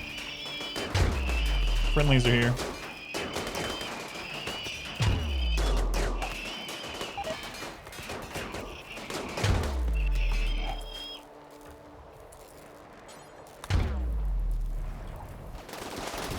Oh my god, what is going on? How many did they send? 86.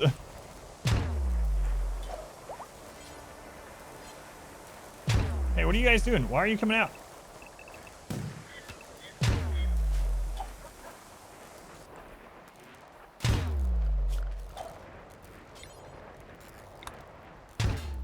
Is there an inside zone I'm not aware of?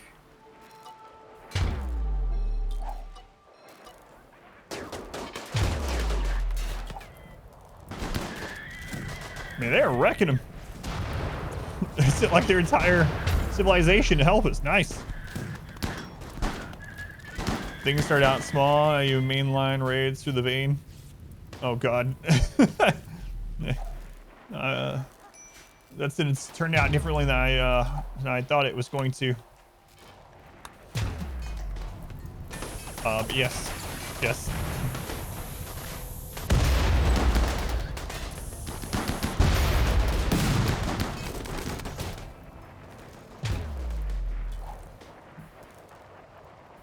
Guys, I don't even think we're needed.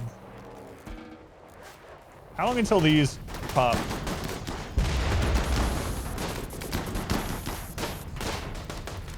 Oh no, humps made that one stop exploding. They're not even gonna finish this one because that's not how it works. Then. Wow, friendly's actually doing some good work for once. Look at that. Way to go. Helper's actually helping. It's a rarity on the rim. It really is.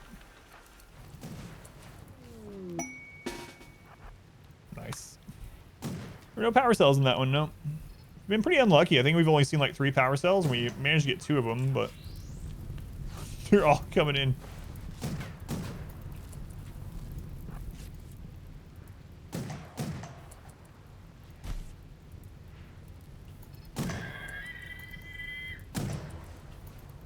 Got this, cat. Double damage, remember. Power is within you. Yeah, I can't spend all day watching this. You gonna take it out? You gonna die? That would be embarrassing. Oh, good job. Way to go.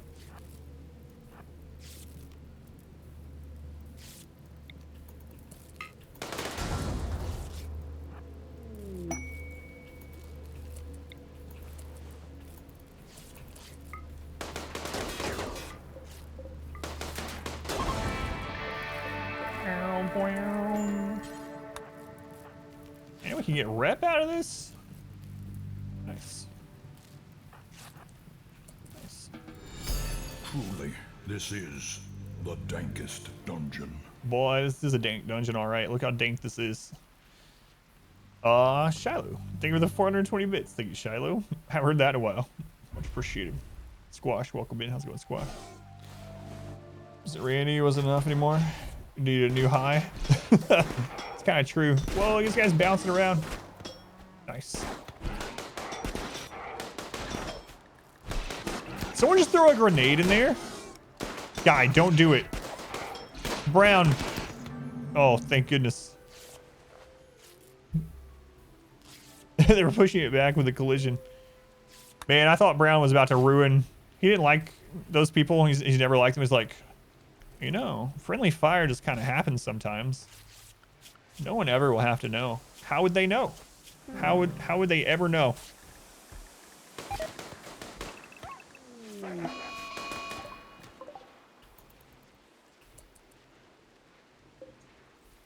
Kind of want to see the grenade. I was just waiting, Gotta rebuild that. Someone is being hunted by this warg.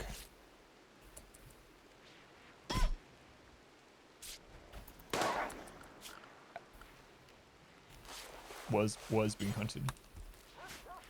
Oh my god, I could burn them all. Yeah, no, I'm not gonna do that. We've had to re-ally them so many friggin' times already. But I could do it.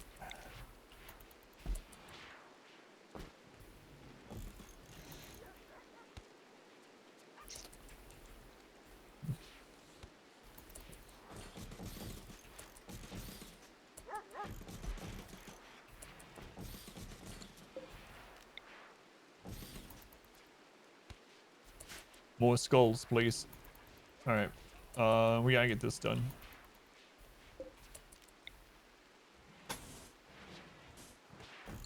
There we go. They're actually useful this time. Yeah, they took out a lot of stuff. The cluster, they took out a bunch of centipedes. So jealous doesn't actually matter at all in a barracks. We can take this person. Sewer immune, chemical fascination can be a problem. Sewer immune's nice though. Screw it. If they live, they live. If they don't, oh well. We definitely want more people. I think we're at raid cap, so we might as well get more people. Whoops, sorry guy. You're out there repaired. Tending to yourself earlier, I thought you were fine. Prepare carefully, hunter colonists without food or with food for 1 day most. Yeah, that seems pretty crazy. Yeah, does seem like it'd be very difficult. No, I haven't done something like that, but I'm not opposed to trying it sometime. If someone drops a bio-coded weapon and doesn't die, can you use it? They can use it again. So let's say you have a visitor drop a bio-coded weapon. You arrest that visitor, they become your colonist. They can then equip the weapon. The weapon is soulbound. If you ever played a game with soulbound kind of items, so they're soulbound to that person. That person can use them regardless of their faction or whatnot, but no one else will ever be able to use them. So you can just smelt them. Or, I mean, there's mods, of course, if you don't want to adhere to that.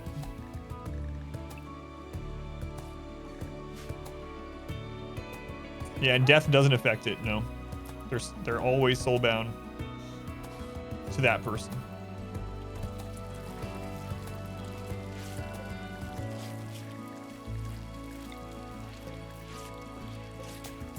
All right, which of these are we most interested in?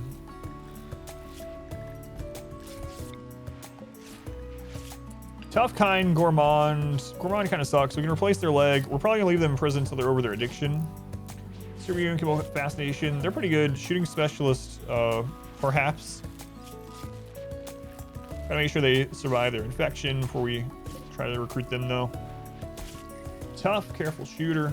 Don't really like careful shooter, but. And then Rhino back there is a jealous cannibal. But tough is still good, so. Alright. So let's go ahead and convert. Oh, they're already done. Word of trust. Word of trust.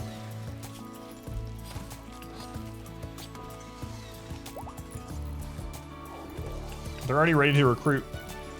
That was fast. Okay. The colony must grow. Rules for bio-coded stuff can show up. Are they mainly from Empire factions?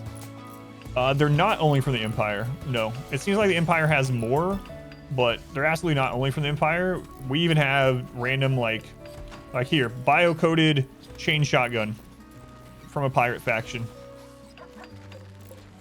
Bio-coded sniper rifle, Outlander. So it seems more common with the Empire, especially with like spacer age weaponry, but I've never seen anything bio-coded with a with tribal though. You don't run into like bio-coded, you know, recurve bows, but you've seen them? I've never seen a bio-coded. Maybe I've never really looked though. Yeah, I've never seen that. You've seen bio-coded clubs? I've never seen that. Was it because of mods or either way? Pretty interesting. That's pretty amazing, yeah. It wasn't with mods either. Crazy. All right.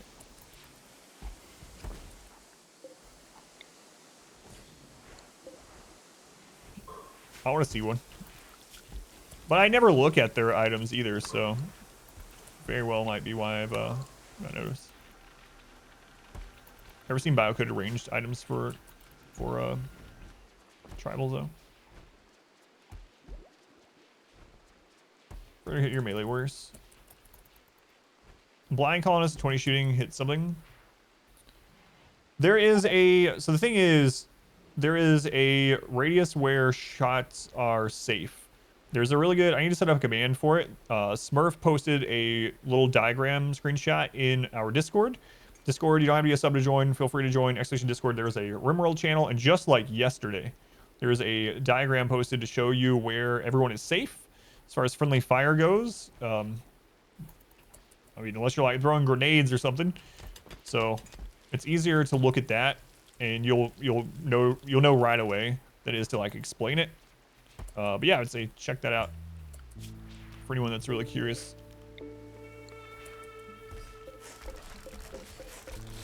And it doesn't matter if they're, you know, blind or whatever, what their shooting skill is. You know that. Transhutus Robot Army. I kind of did that on the Transhutus playthrough a little bit.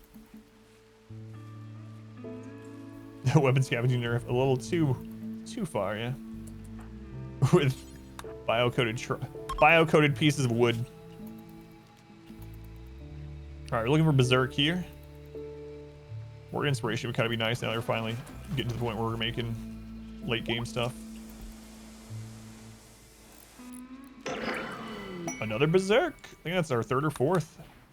Very good. Very good.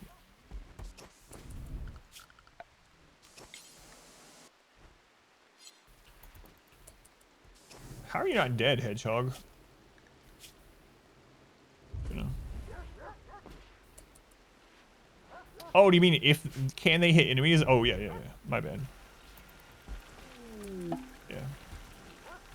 Even with bad aim, they'll occasionally hit.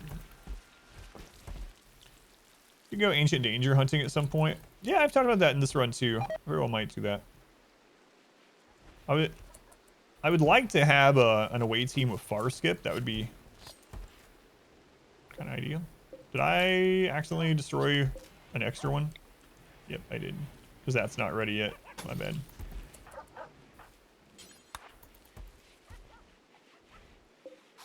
That would be ideal, is to have an away team with Farskip before we go do it. But we haven't gotten Farskip yet. Maybe I'll start looking to buy it. Ancient Complex? No, I'm talking about Ancient Dangers. So what you can do is, most maps have at least one Ancient Danger, and depending on map size, they can have up to like 4 Ancient Dangers. So what you can do is, in your options, you can put maximum number of colonies above 1, so up to 5 without mods. And then what you do is you take a team and you go and you settle a map. You just go over, you settle a map, you go in, you open the Ancient Danger, you kill whatever the resistance is in there, you loot whatever you want out of there, and then you go to the next tile. And when you have enough loot, or you need a break, you caravan home or you Farskip home, and you just keep doing it. Lots of death, yeah. Not on our end, luckily. Drop pod plus Farskip, yeah, it's so good. So hopefully we'll have that combo set up at some point, but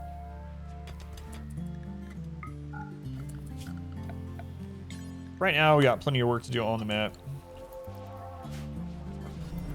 Someone is feeling. Still have Berserk Pulse. Shiloh feeling festive.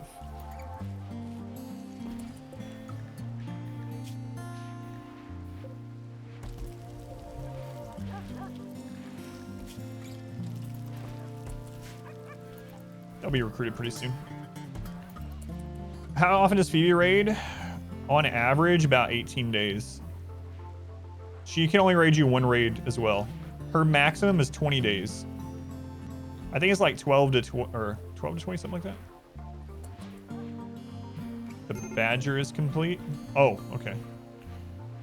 Yeah, Phoebe can get really boring. She can only send 1 major event instead of 2 like Cassandra, and then she goes on cooldown. And she goes on cooldown for 8 days, and then her attack period can be up to 20. So it's really, she can get really slow. So that requires stuff that would trigger or activate things. Yeah, that would be really cool. Yeah. I wonder if there's a mod for that. There almost is always a mod, but I don't know of a specific one for that.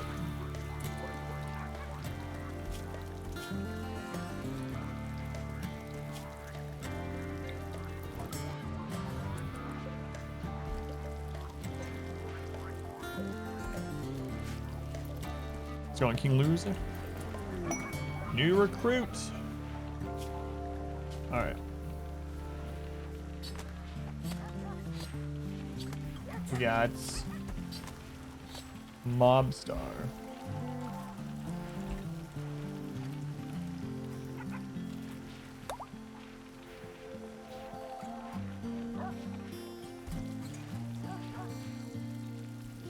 Boogeyman mob. Where'd this person die at?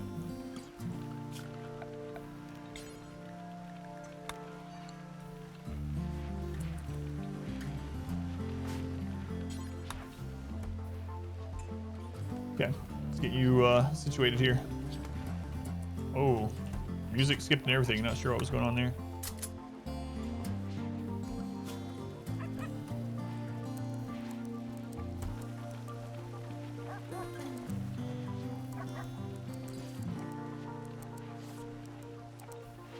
Let's see.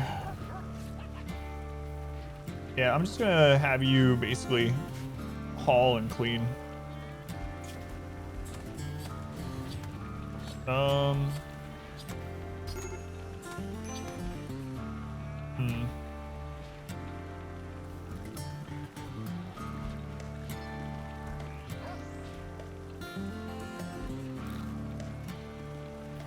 Yeah, it's okay. That'll work, I suppose. Were you natural meditation? You were not. Okay, we're gonna put you on the same schedule as Raix, only you're gonna have recreation instead of... Oops. Is that meditation?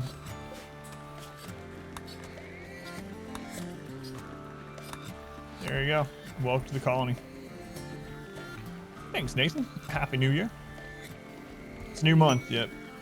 Yep. Q reset yesterday.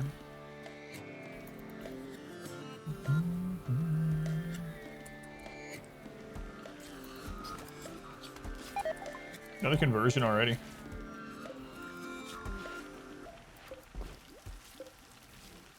Oh, we already knew about that one. Right? Yep. Yep. Okay. Masterwork pants. Manage mood in our colonists, but I can sleep like 8 hours, have 3 hours of recreation, still have bad mood. Give them whole day recreation so they can do whatever they want. Biphasic schedule and a barracks. If you want more details about the biphasic schedule, !BI will give you a clip for it. It's actually just, it's probably the best thing I've ever discovered on my own in RimWorlds. This schedule paired with a good barracks and putting dining and recreation in the barracks, it's really crazy.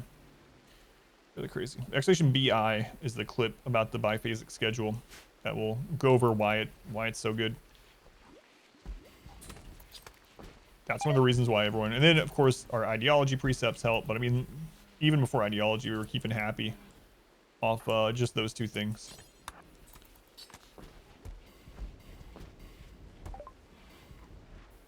I gotta keep an eye out for bears for sale. Should probably keep an eye on the map too for bears. I haven't been doing that. Where is Serenity?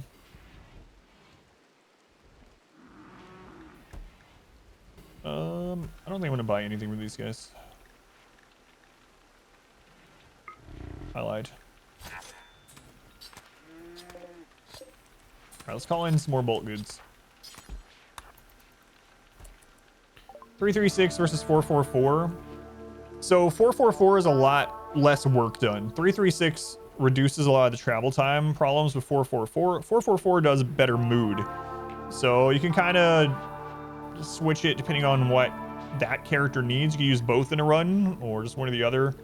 For me, I've been doing mainly the 336 unless they're like a very unhappy pawn in general, or I have a very small tight base. It doesn't really matter, but that's the trade-off. 336 is, or 444 is a lot more traveling, so less work gets done than 336. Yeah, the bigger your base, the worse that 444 gets. Yep. So I only use it nowadays with like really problematic pawns.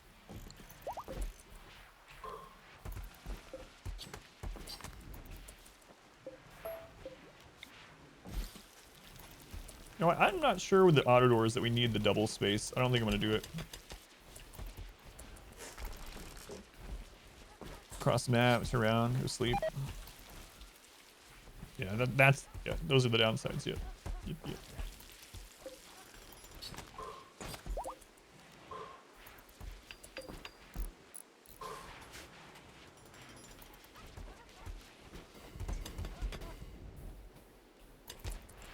And after 1.5 thousand hours, you can hold right click on your pawn on the top screen, change the order.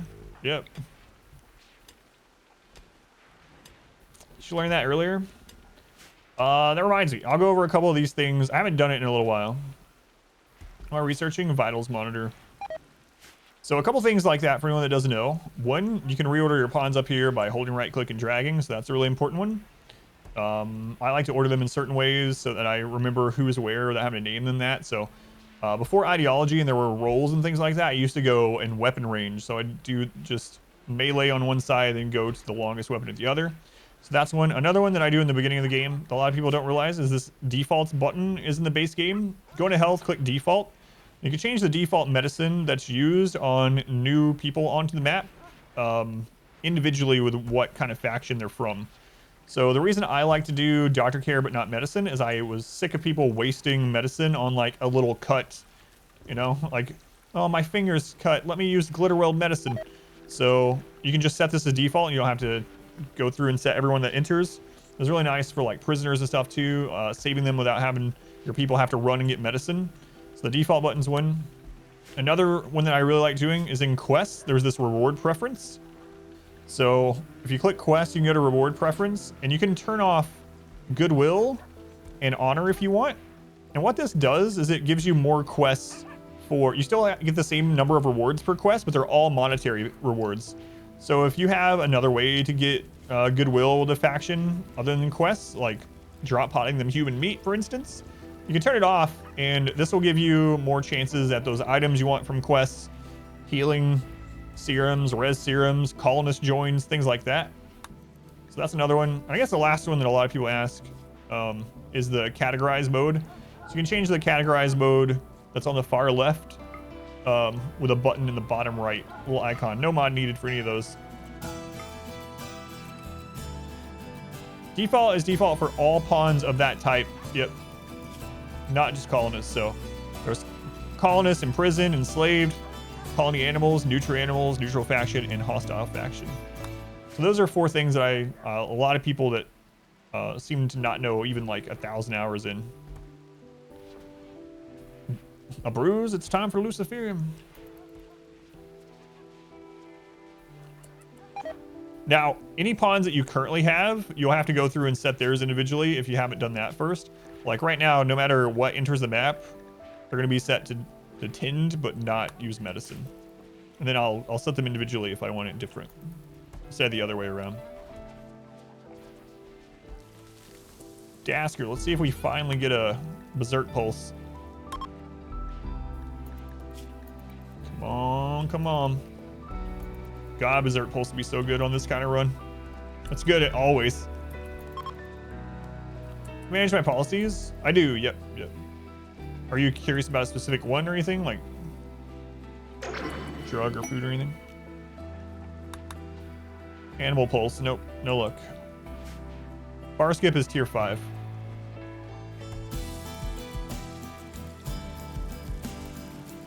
Bar Skip is 5, yeah.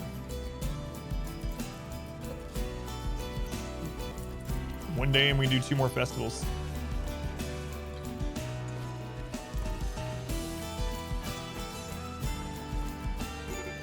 Yeah, there's a P Music playlist. It's on Spotify now too, if I remember right. P Music's on Spotify and there's a YouTube playlist for it. It's very good.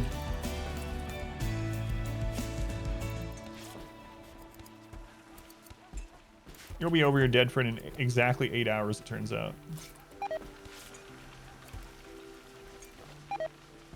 Yeah, they've already released some new tracks since 1.3. So good. All right, so we got this done. It's time to test that new kill idea I had down there. Oh, tribal raid. Yep. Unusually clever.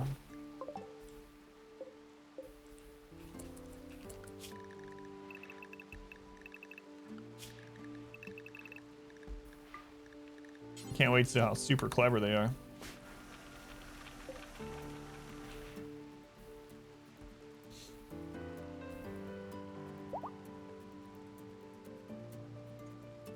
Try to find it. Someone in the chat the other day was saying that it was on Spotify, but I wonder if it wouldn't be under a different name on there, right? That sucks. I haven't looked yet, but kitchen doesn't need to be an inside area. This is an inside area. Yeah, it's Boomerang 1. I use trainers and psi trainers sometimes. Yeah, it just depends. Right now, most of our silver I've been putting into like steel components and sand the base. The trainers are really good to get someone up to snuff, especially if they're like they have a passion or something, but they're low skill and you need them up that high. The side trainers, I usually look for some specific ones. I've kind of kept a lookout this time. I'm keeping an eye out for Farskip and Berserk Pulse, but they're pretty rare. Oh, you mean actual inside in this? Oh, my bad. Thank you. Sorry about that. I thought you were asking if you had to have your kitchen indoors. I was like, no, but ours is. Thanks.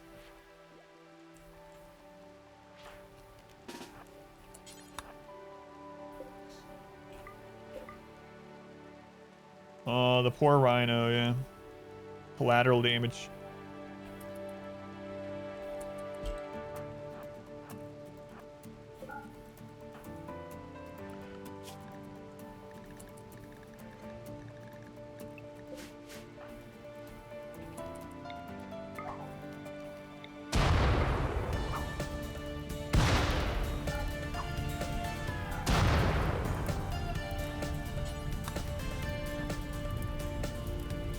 Very clever of them.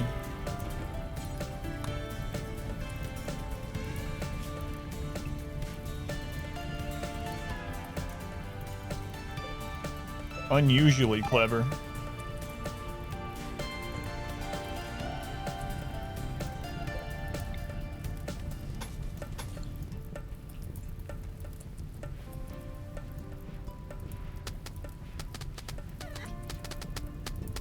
Oh, that was the rhino. I'm sorry, rhino.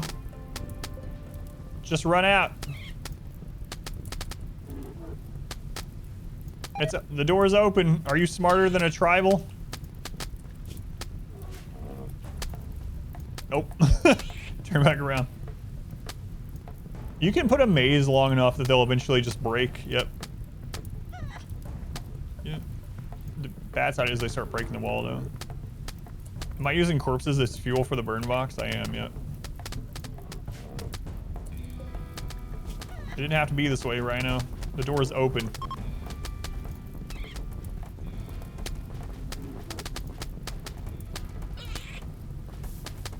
And more fuel for the fire spawns.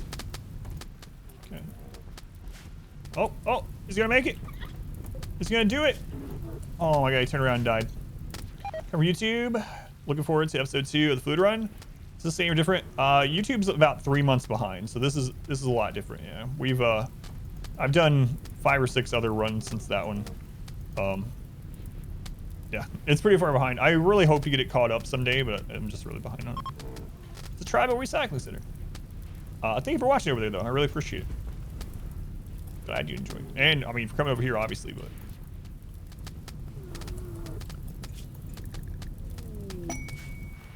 Version. Which one was that? This one.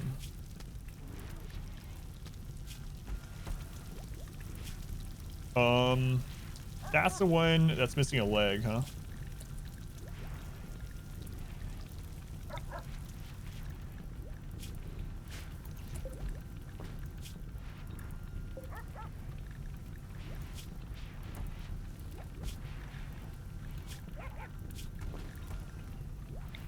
Okay, ape. Let's see, word of trust is not up yet.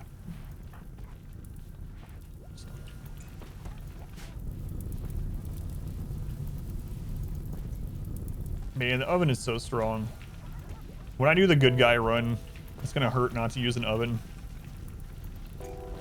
See your stream pop off real time. Hardware streamer. Thank you, Vale. Yeah, it's been crazy. 2021 was a really good year for the stream. Hopefully we can keep growing it in 2022. I mean, I'm happy where it is, but of course, I always want to work harder.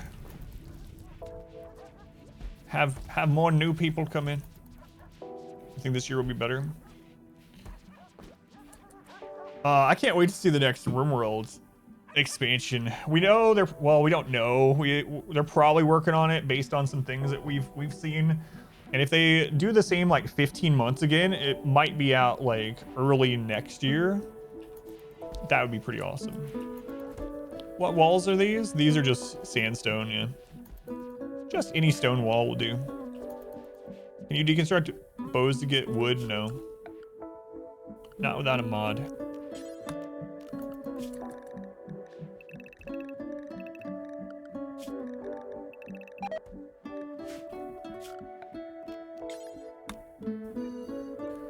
Right. Only thing more rare than good guy in RimWorld is to self-tame Thrumbo, yeah. All right, I'm gonna try this this idea I have out here. I don't know if it's gonna work, but I'm gonna try it. So first off, I'm gonna replace these some auto doors so we can get out that way a lot faster. Self-tame Thrumbo with architect legs. So. RimWorld Battle Royale. For anyone that's wondering what I mean by that is, after Royalty was released, suddenly there was another file, another folder, that said DLC, and there was another like empty folder in there or something. I don't remember the name of it, but anyway, on Steam it was uploaded that way a little bit after Royalty. And some people were like, you know what? That's probably a sign that they're working on something. They're working on another DLC. And other people were like, well, no, I'm a programmer for games, and sometimes this is just an organizational thing, and it doesn't necessarily mean there's ever going to be another one. It's like, all right, fair enough. And then Ideology happened, right? And then about a month after Ideology came out, suddenly there's another one of those folders, one of those mysterious folders, and one of the updates on Steam that currently isn't used for anything. It's like, aha. I mean, I don't know why they would stop anyway, but it's interesting that, or kind of funny that little things like that get you like excited if you're a RimWorld fan, you know? It's like, aha, you're still working on the game. I'll never forget though with Royalty, Ludian said that they were working on something else. They're like, we're working on something, but it's not RimWorld's. We are working on a new project, but it's not RimWorld's. And then they said that for a long time. Even mod developers like stopped making mods. A lot of them stopped updating mods. They're like, all right, I guess RimWorld's done. And then suddenly there was a post one day and the developers were like, hey, you remember how we were working on something new and we said it wasn't RimWorld? Well, guess what? It wasn't. It was RimWorld Royalty. And it'll be out tomorrow. And everyone was like, what? It was a really crazy thing. I remember it very clearly. It was like, it's coming out. There was like no,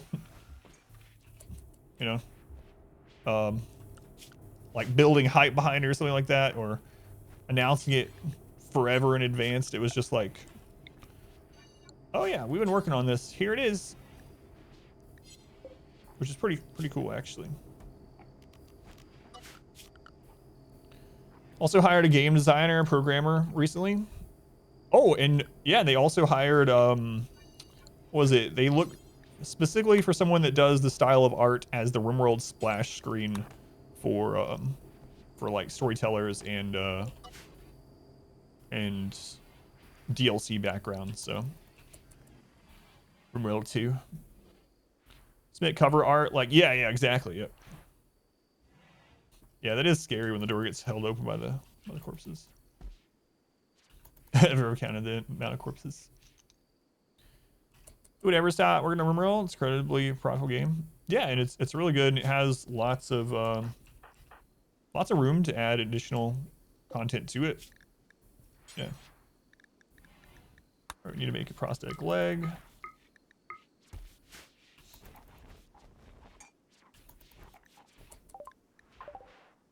forgetting to click those.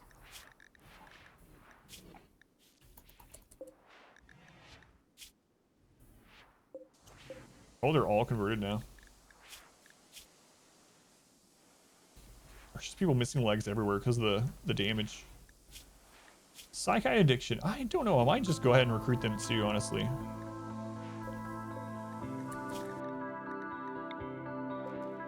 We need bodies, so screw it. So you can build indoor pools. Door Fortress still 20 years. I like how the Door Fortress for Steam, if you look, developers can write what they want for a release date. And Door Fortress, last time I checked, said something like, on the release date, it was like time is relative or something. Try and get some more performance. Do you think this one would be a good one for that at the end game, Smurf? Or would it not because of the... I mean, the Storyteller isn't really impacting it, but... Like at the end of this, if I save a copy of it, and then I load it with no mods at all, and then I zip that up and send it, do you think that would be adequate if we get to a big base? Worst to manage, second easiest to manage with T. Yeah. T is very good.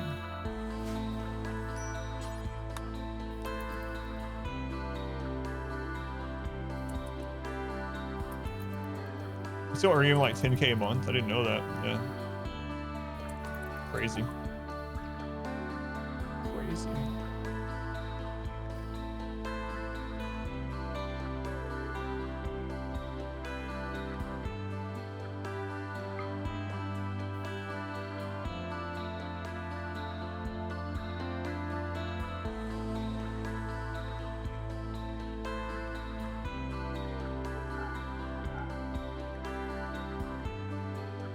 I think I want to get out of the human leather items into that Thrumbo fur that we got.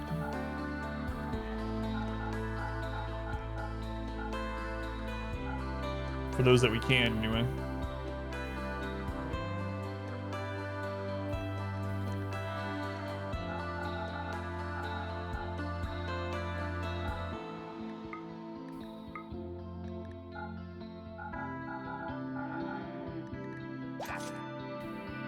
Which one are you guys? You're these ones. We don't need to give you more stuff right now then.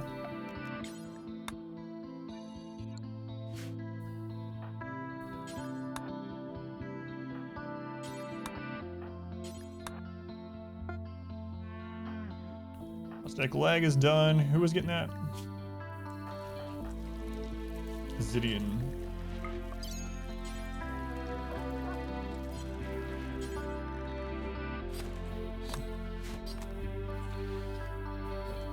Matthew's water resistance can't be unseen once you start filling them in your colonies. Yeah, I've never played with that, but I know a lot of people do.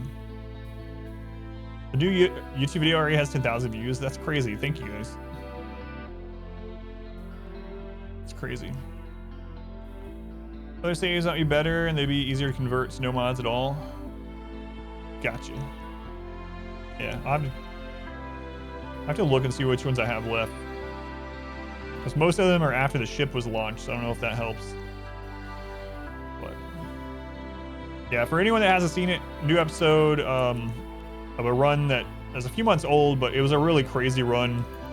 And it may be the craziest first episode of a RimWorld run that I've ever put on YouTube.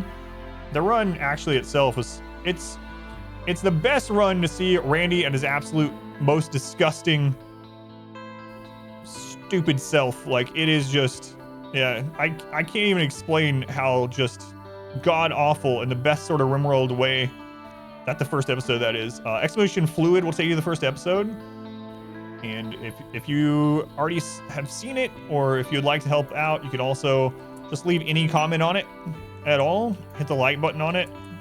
I know everyone says that, but it really does help out with the algorithm over there. And I've been trying to grow on the YouTube side of things a lot too. I've been working on that a lot every week, so it helps out a lot. All the interaction with those kind of videos helps out a lot, especially early on. Gets it some sticking power, you know? Exclamation Fluid will take you there. It's just so stupid. Like I said, in the best sort of way. RimWorld stupid. So crazy.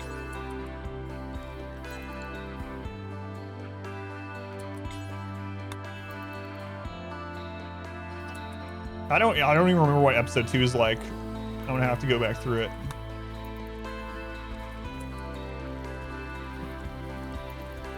Yeah, it helps out a lot, yeah. Hopefully. Some of the most brutal and unfair that you've seen or played. It really is.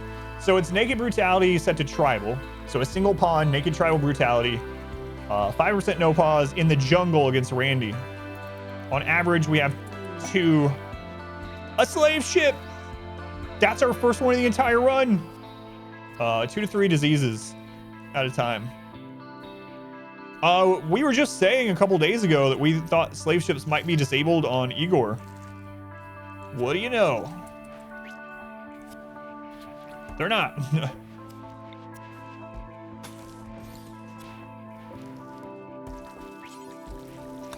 Crazy.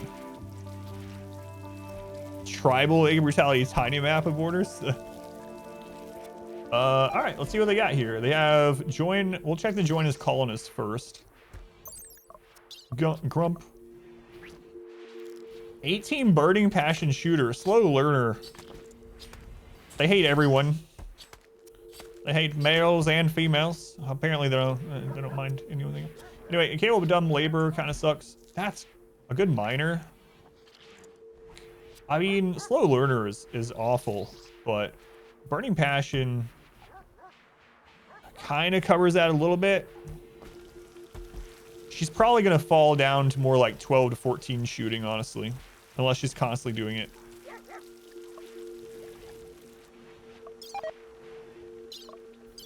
I might take them.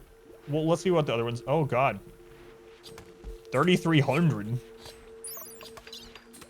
Capable of dumb labor. Ascetic kind cannibal. We could just shove them on research for like ever. So underground or iron willed is nice. Slowpoke kind of sucks, but otherwise they're all right. You can always make more chem fuel.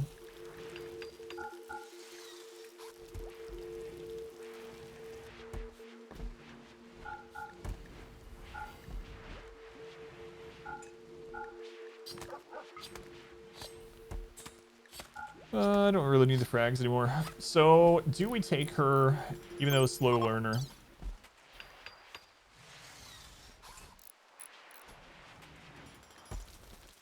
Mining, shooting, or no, crap. Go back. Or this one.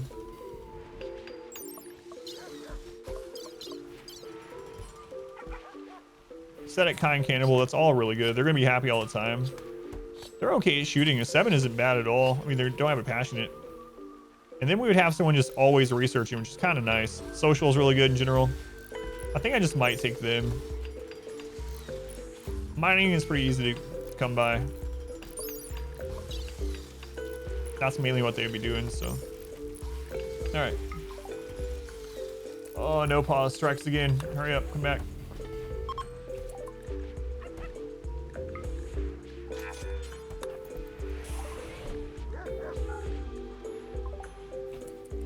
Adam Vin, for God's sake. No. Do not go in there and kill them. Would you... He wants to sleep. Who else is another good social pawn?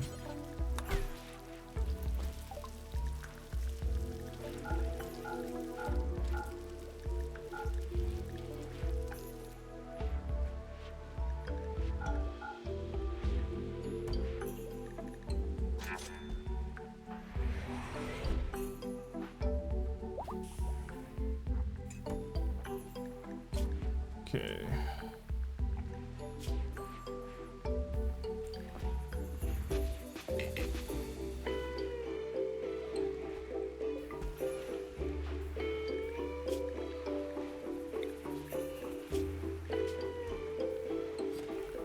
We're gonna arrest them and convert them.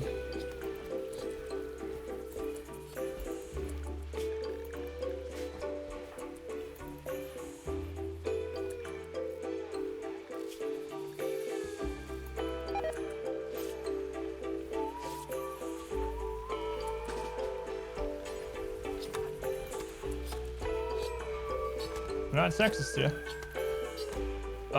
What needs a res serum, yeah? We actually got offered 2 earlier, but the quest for it was too dangerous.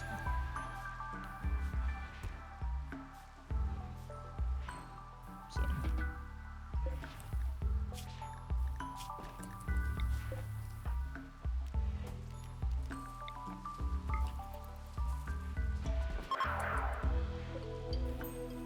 Take a little bit of time here. We could actually just go ahead with conversion ritual.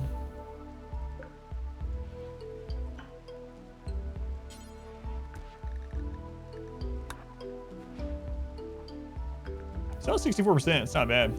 All right, let's do it. Bring them in. Convert.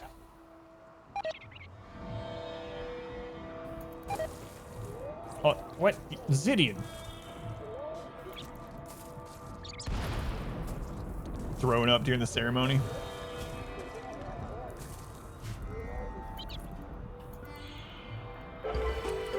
Masterful. Hey.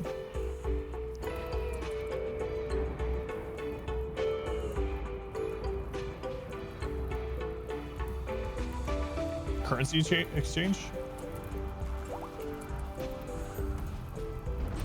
With a ship? Are we talking about something else? What we did with the ship just then? Don't worry, I forget things instantly, so I'm probably just crazy. Let's see. So we're gonna recruit them now. If you need another word of trust, would be excellent.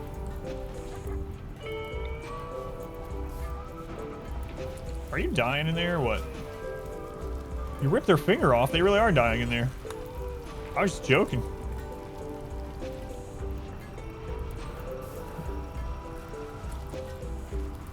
Vitals monitor. Oh yeah, yeah.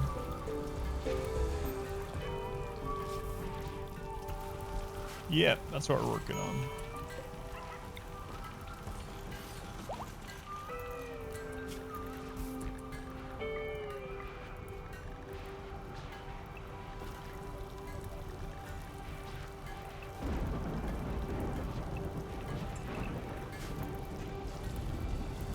Goodbye, ship. Oh yes, our pet Mega Sloth. He's living his best life in there. Masterwork simple helmet.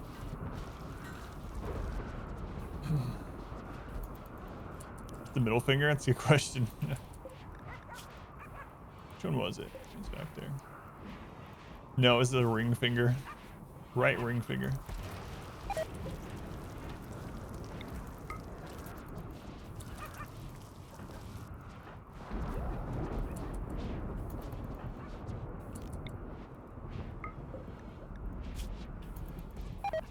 Probably a waste, but it will.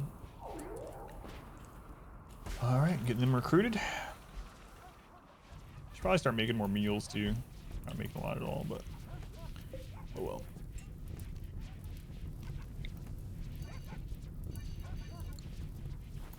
Let's go to Hairball. Welcome in. All right, this is done. So I think, like I said, we'll finally start working on that kill area down there. The turret door idea. Who's in the same room? Does that affect their escape temps? So a barracks in general does, and it makes them more unhappy, but they're not in there for very long if I want to recruit them anyway. We have conversion, and we have multiple words of trust. Words of trust reduces the resistance, and you can stack them. So if we want someone, we can pretty much get them like within a day or two. So I'd do it for lower wealth and to just save on space, yeah.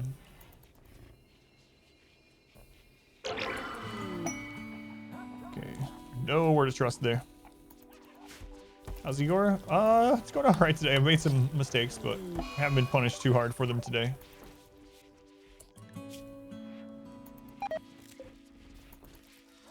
Can raid spawn during rituals? Yep.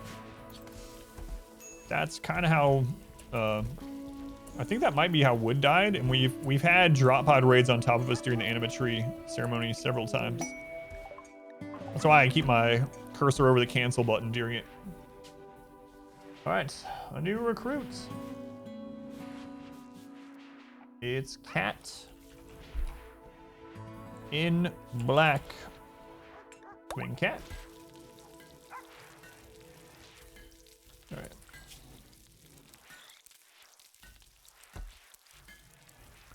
Another warden, always nice. And research, and that's it, Cat. Congratulations.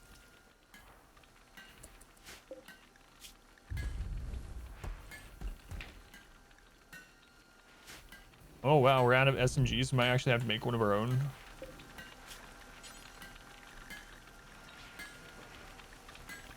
I don't think I ever finished the research on SMGs because we just kept getting them delivered to us. You know what? That's fine. We'll give you something else right now. What's your shooting? 7. Okay. Igor does not warn of raids. That's part of a mod pack that he comes in, but by himself, no, he doesn't. Is that a description? Yeah, only with the rest of the mod pack. So we were just using him. EMP launcher? No, we have the EMP grenade on Sam, so we should be good. I like using those more, so. Alright, schedule. Were you natural meditation? I don't remember. No, you weren't.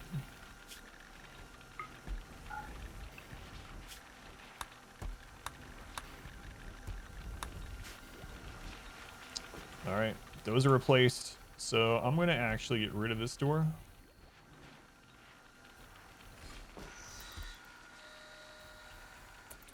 Nope, I'm not.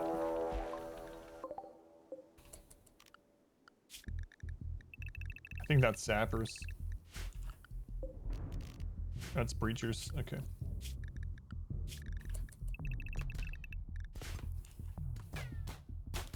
No! The compact machinery. They're mining it for us, but they're not very good at it. Is that for ideas? What pawn should we be doing? It's the best schedule in the game. I'll stand by 100%. It's the best thing I've ever figured out in RimWorlds. I've been using it for like 3 years. It's really crazy. Type exclamation BI fatal and watch that clip really quick. Biphasic schedule is super, super good. I've used that schedule and had people have like 4 dead relatives. They don't even freaking, they don't care. They don't care. There's the clip. It's really good. Yeah, standalone Igor is different. He doesn't do that yet.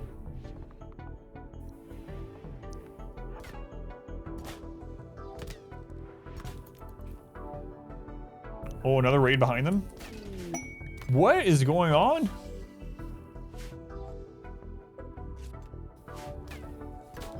That's the 2 friendlies in 1 day. That's really weird. Or really rare, I should say. We don't need it at all.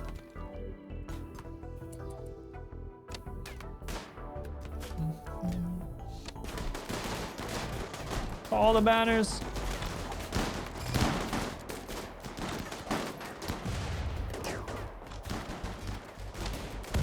Gondor calls for aid.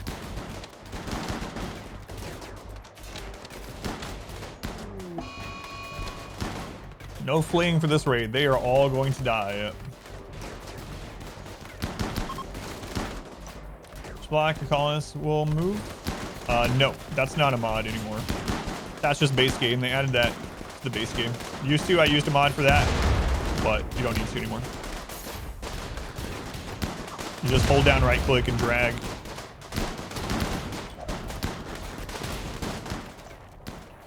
All right.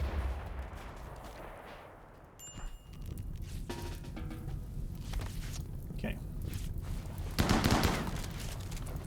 Thanks, friendlies. 2 in 1 day. Trigger happy jogger. Dead in 4 hours. Galvarino, run.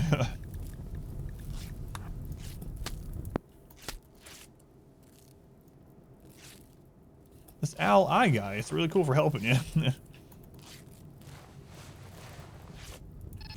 Resident Evil flashbacks, yeah. You're all gonna die down there. Don't worry about it. We'll save you. You'll become a colonist, and then someday you'll get really upset that we killed your entire family.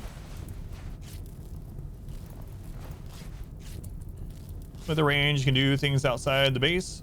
Run 5%. Don't want to be anywhere near the edge of the map. Yeah, I don't want to be ever near the edge. And you can still use the biphasic schedule for those that don't have to work far away, you know? So it isn't an all or nothing. You can use it on some ponds, not others. Yeah, and the corpses are burning too. What do you know? Oh, that must be Ally right there. Thanks, Ally. But yeah, if you haven't tried biphasic, especially if you play on like the harder difficulties where the mood hits are increased, it's kind of hard to really explain just how crazy good it can be. Like, it can solve mood issues in your colony for the most part in like a day of in-game time. It's really good. Of course, combined with something like really good barracks or bedroom, but just in general, it's crazy how good it is.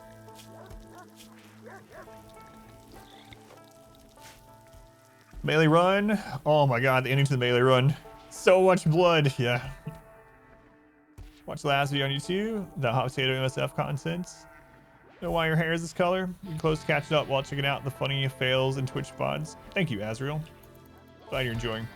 Yeah, the melee run. The melee run is the run on YouTube that gets watched the least, because I don't think people will search for a run like that. But it's a crazy run. Yeah, I will never do it again.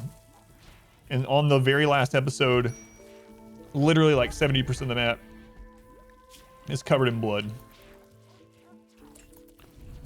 Why do I convert first? Because we have so many words of trust. Usually I don't convert first.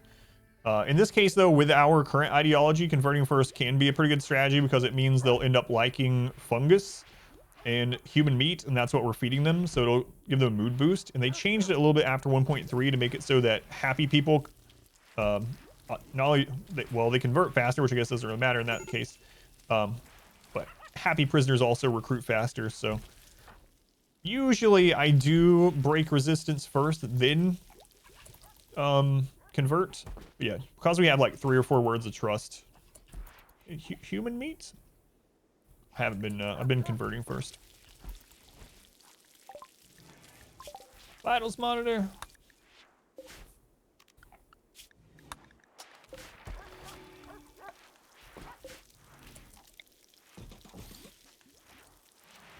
Does break resistance affect conversion? No. Not really. A good old human steak. Okay, which one of these do we want next?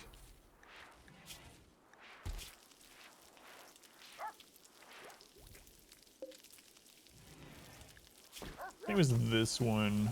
We're just gonna replace their leg.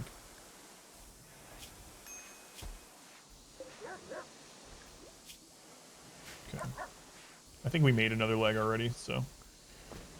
All right, our word of trust's ready.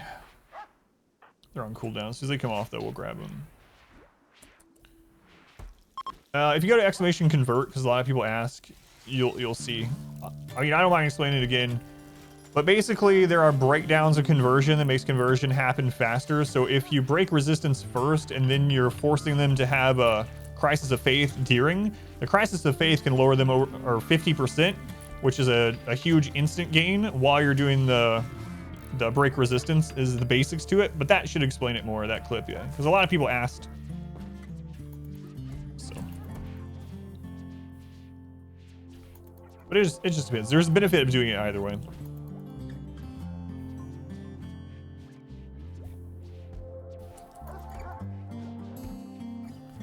Stream it a bit instead of all anything. Skimming through the night at 3 speed is nice too.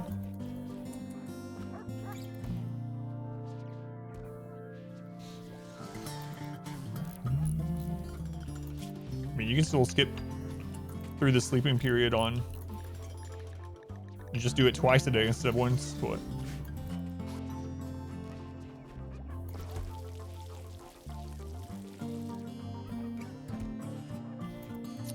Yeah, so there's benefits in risks of either way, obviously, but that's specifically why I'm doing it this way in this one.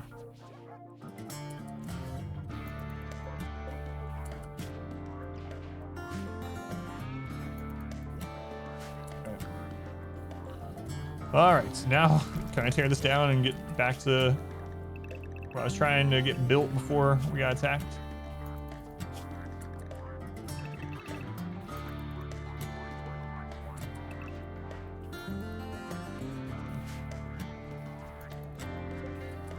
It's burning. These are still burning. Oh, Isabel. Could have saved you, but I won't. Morning, everyone.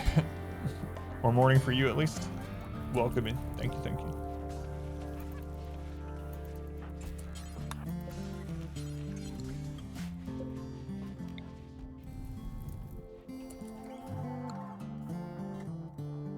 So crazy they did that. All right, let's block that.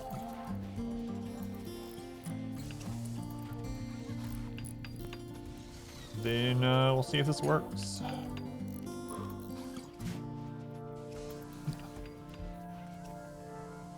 Not so sure will, but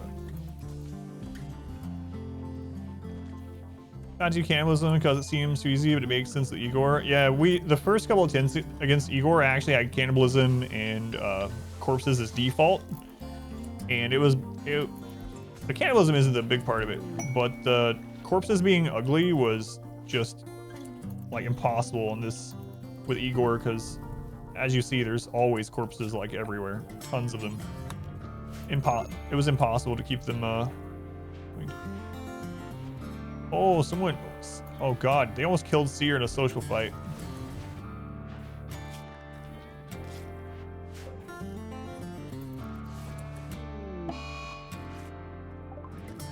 Days, you'll be fine. Do a Mick recent video on YouTube. It's a crazy episode, yeah. Thank you for watching, Mick. So blocking mech turrets, line of sight, 600 hours, had no idea. Costs are missing a lot less limbs these days. Yeah, it's really nice. It's really, really good. There's one other thing that was just talked about in our Discord about mech clusters too, that some people don't know, which I'll go over really quick. The large turrets actually have a spot, depending on where they fall, one spot where you can actually snipe them without needing smoke, without them being able to fire back. And the reason why is the turrets themselves are 2x2, and 2x2 in RimWorld can't have a center tile. So the center ends up being like here, basically. And so the turret range where they shoot from is considered here. So the top right corner there's actually one spot in the top right corner of their line of sight that the big turret can't hit, but you can hit with a sniper rifle. So if you do have a setup like that and it falls, it's worth checking out if the top right corner of the big turrets that fall are, not obstructed somewhere that you can't get or whatever. If you happen to have sniper but not like smoke yet or something like that, you can take them out that way. It doesn't work with the little mini turrets, so they can screw it up as well if they're in like a bad location. But yeah, it is nice when it happens. It's not gonna be something you can use every time, but it can save you sometimes. And the picture that someone posted in the Discord as well, if you want to check. Finding that out was nice. Were you the one that posted it, Vess? Because you'll notice if you click on one of those big 2x2 turrets, there's no real center point, so.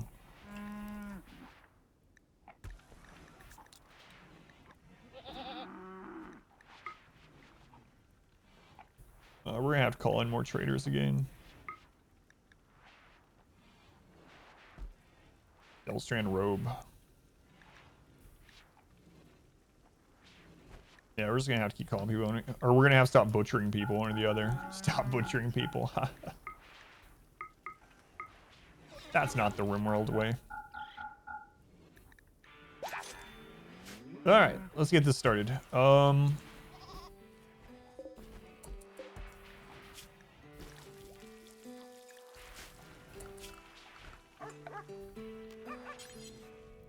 I don't know how this is gonna work, if it's gonna work.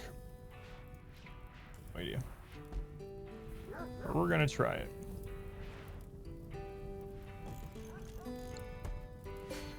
Where do I want to put it exactly? Turrets are most accurate close. Breacher's gonna come across there. We don't want the breachers to have line of sight on the turrets very quickly though. So I think I will test it back here to start with, and then we'll go from there.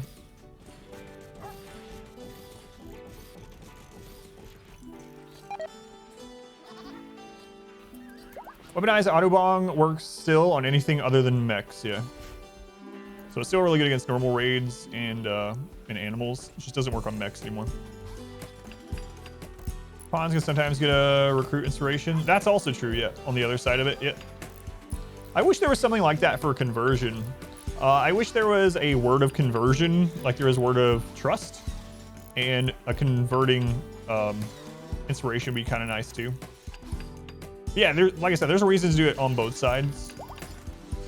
And sometimes it can depend on the run. Sometimes it can just be personal preference, but... Or the breakout chance as well. Command for the door wall. Yeah, we might have to.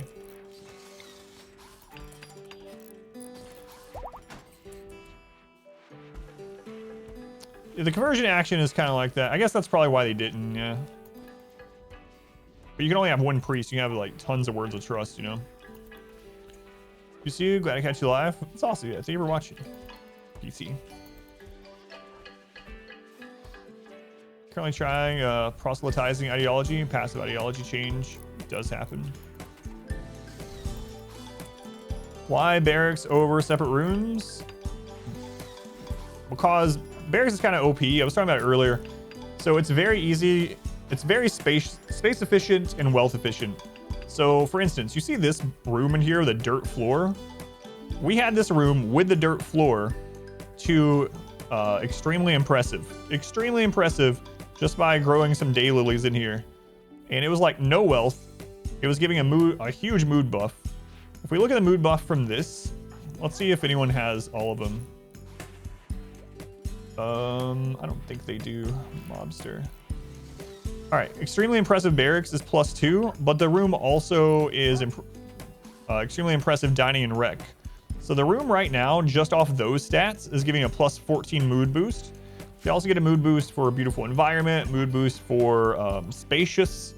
So you can get a barracks up to like, we had one at like +32 if you include all those other things in it. But it's just really wealth and space efficient. I can fit like 70 pawns in here and still have them all be super happy. There's only 2 downsides to barracks. One, they're also easier to keep temperature controlled. One downside to the barracks is disturbed sleep, which now only stacks to -3. So it only stacks to -3. It used to be worse, but -3 isn't a big deal with how strong the barracks is. The other downside is if you're not in a mountain base, drop pod raids are more common now. So a barracks is more risky to drop pod raids unless you cheese them. And the reason why is because drop pod raids, if you have individual rooms, sometimes they'll get split up and it's easier to kill like 3 or 4 enemies per room than 12 centipedes falling on top of your head while everyone's asleep in the same room, you know? But aside from those reasons, those uses, barracks is just really, really strong. All right, we're gonna need to, I think I'm just gonna bang out this gun production that we never did. So that's my reasons for using it. Like I said, one of the main strengths of the barracks is that you can use it for other rooms as well. So you can have it be dining recreation and get the buff from those type of rooms. With the same wealth and stuff that you're already using for the sleeping area. Whereas bedroom is basically just, that's it, just the bedroom.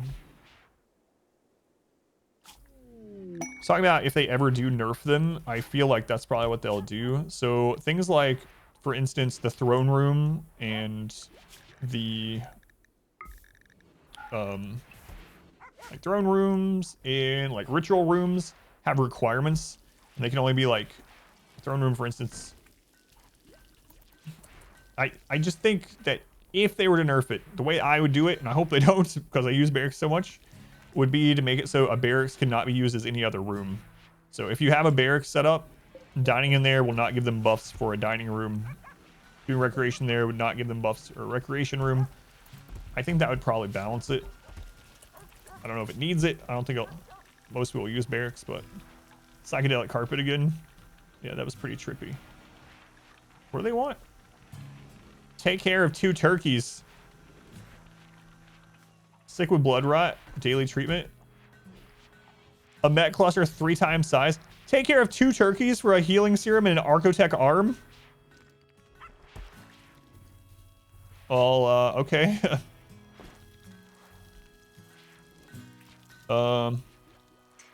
Let me make them a little area.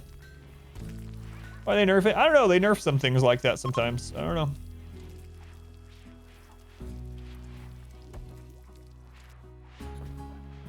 Use mechanics. Yeah. It's just up to them. You never know. They have done other things like that. Yeah.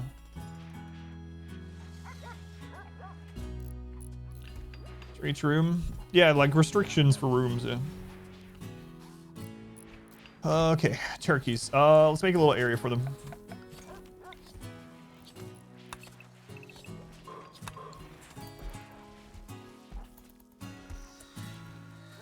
Bring them in. The chosen ones. Bring back infinite disturbed sleep would do it too, yeah.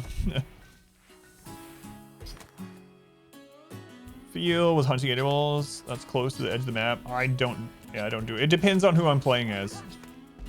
So against Randy, I am not gonna hunt to the edge of the map unless literally it's life or death.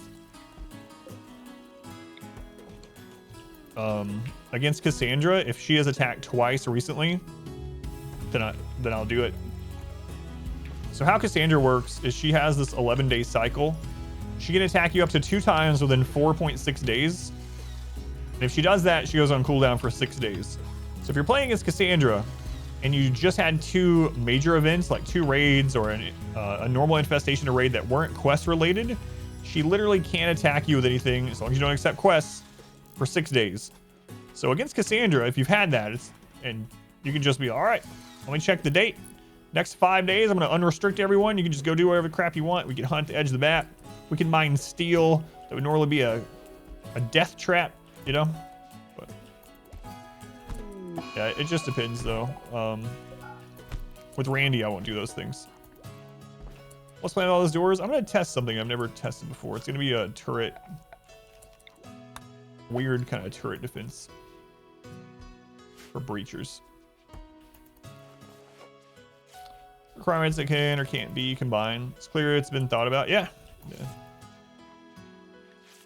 Yep. Dasker, come finish this, please.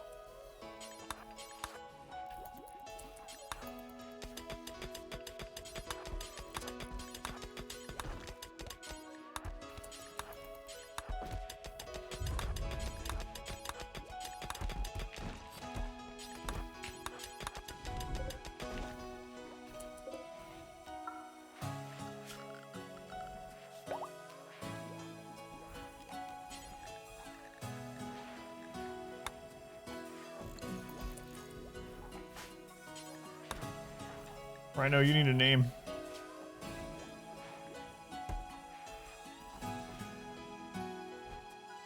Rhino, your real name is Bimo. Welcome in, Bimo. Congratulations, condolences, you know the drill.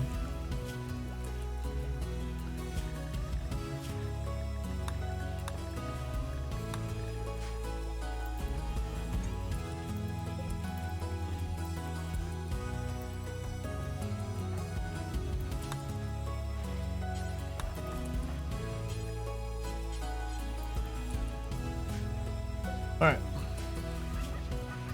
And the good news is, if we need a giant MECH cluster to defend us against pirates, we can just kill the turkeys. Yeah, I need to make a gun for Rhino. We didn't really have anything. I guess I could just throw the sniper on them until we make something for them. We're researching better gun at the moment, but...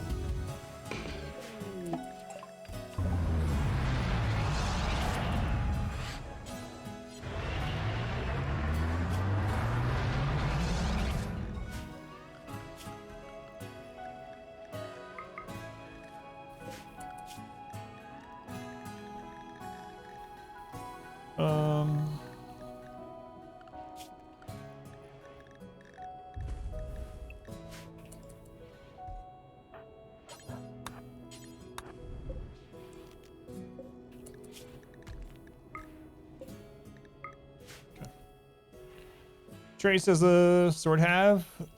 Oh, yeah. Kill focus would be nice. I didn't even check. Can you even check now that we already accepted it? You do Exhalation mods if you want. We're not really using much of anything though. Mainly just No Pause and Igor, but Exhalation mods will let you know. Blood rot turkeys. Yeah. If they survive, we get an Archotech item and healing serum. If they die, we get a 3x size mech cluster. I do so many doors. No. Christ. Shot off their arm too. Which one are you?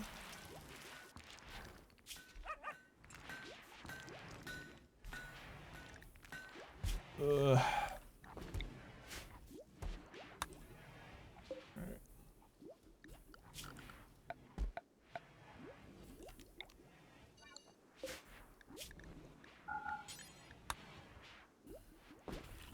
So I'm gonna try something with the doors in this particular run, which I don't know. I'll explain it as I do it, I suppose. I need someone to move that corpse. Sam, you can move it.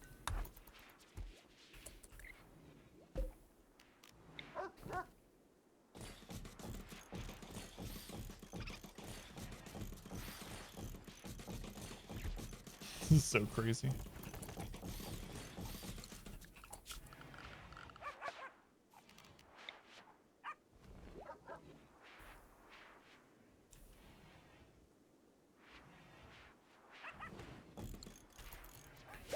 All right.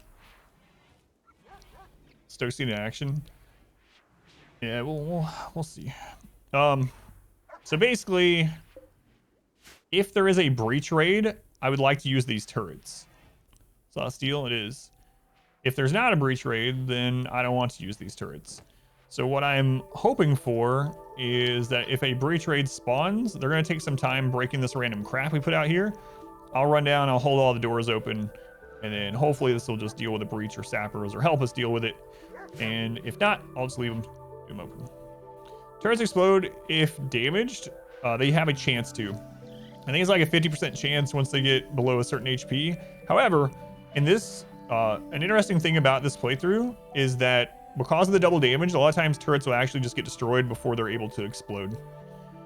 So, it'll probably end up exploding and it'll get screwed up. We're gonna test it either way.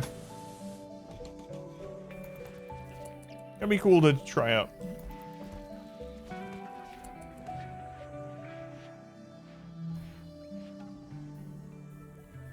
About RimWorld, what is the strange glowing tree? That's part of royalty. So this is the anima tree. Basically, if you have someone with natural meditation, so a tribal background, they're able to meditate at the anima tree. Doing so will grow anima grass, and they can consume 20 of it if they have natural meditation to get a psi casting level up to level 6. Psi cast can be anything from word of joy, which they can use to make someone happier, to berserk, where they can actually make an enemy become hostile with everyone, including their allies. There's lots of things, but that's what it is. It's from royalty. It's royalty DLC. Yeah, so that's gonna be a lot of steel. So we'll probably open this back up to mining after. But yeah, I'm really curious about this.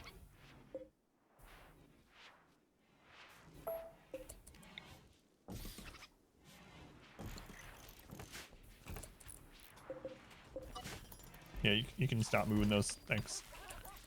Thanks. Hopefully we can keep these turkeys alive. Oh my lord.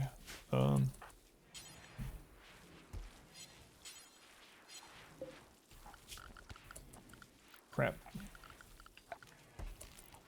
Completely forgot to give them animal beds. Like, why can't... Right. Rom. Already working on that one? Good job, Rom.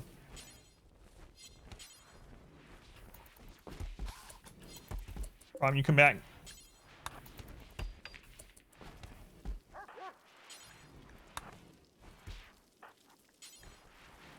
There we go. Why do you store those bows, etc. in there? We have been using them. So this map has like no wood. So we've been using stuff like that for, well, out here they'll just deteriorate, which is what we want, right?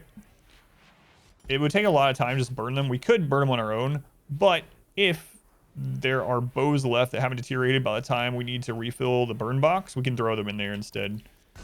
So not really doing any harm at all. And in the event that we run out of things to burn in our oven, we can use the bows. Blood rot turkey sandwich if they die.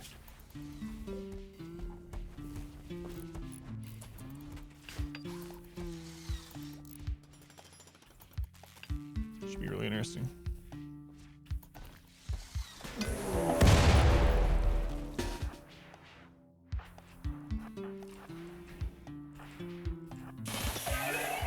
Is that all Scythers? It's all Scythers, jeez.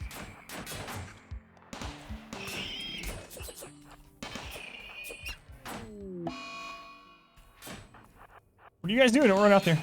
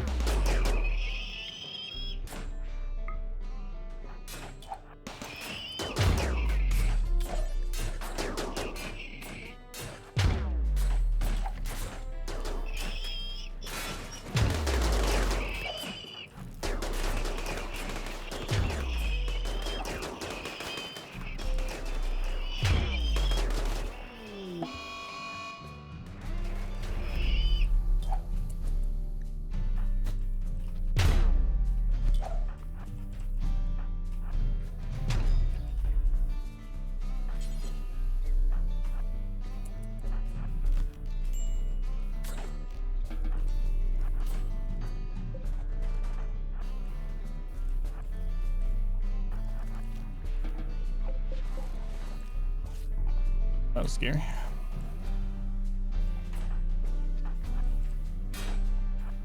Hey, that's been up there since the beginning of time. No, our first ever power source. All right.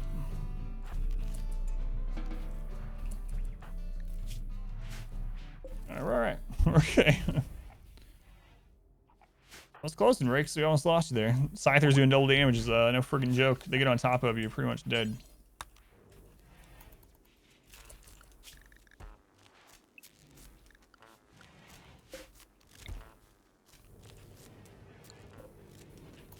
What piece of wall? Oh, it's because they came through that, I suppose.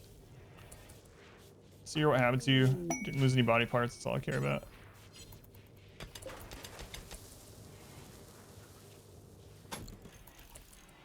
Someone's summon Granny? Oh, I missed it during all the craziness. Buster Chubnuts. Alright. In hard times like this, my granny would have said to me, see what you got, Chubnuts. It's pretty large, and it's just single wood right now. That's a terrible quote you hit, Chubnuts. I think you were saying about channel points and summoning Granny. None of us needed to hear that, but I still appreciate it. Frenzy. Thank you, Frenzy. Thank you for letting me know. I'm glad you enjoy them. Granny, please. Alright. Domenico, I'm still thinking about just using the... We're going to have an extra heal serum. Oh my god, I think I'm just going to do it finally. Just use it. I'm sick of your crap. Oh god, Lydia. No one's summoned Lydia in forever. Alright, Guardio. Exclamation quote, and Lydia will read your next quote.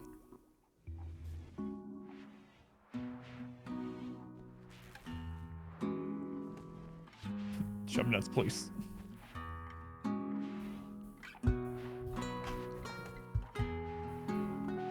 Quote number 3,318. It's probably worse than Greedfall. Nothing is worse than Greedfall, Lydia. Never know what you're gonna get with the quotes. Sometimes they're good, sometimes not. It's a risk you take. Thank you.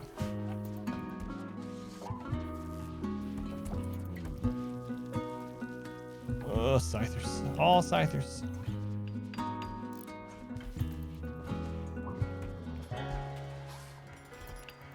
Ah, yes. The animal courtyard. Let's go. It's all these channel points being spent. McDaddy. Summon the devil. That's what I heard. Now it makes more sense.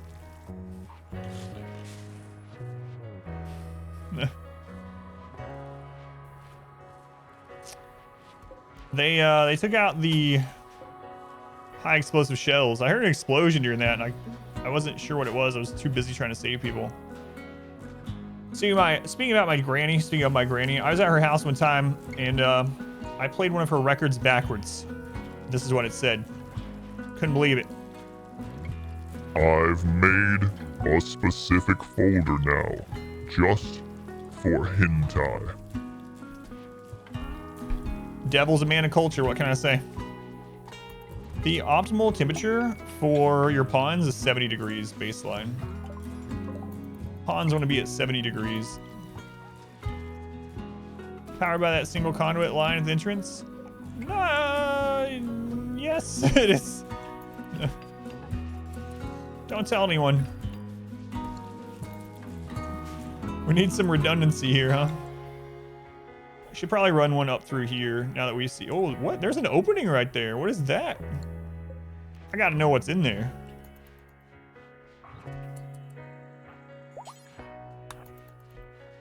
$70 degrees Fahrenheit. Yeah, my bad.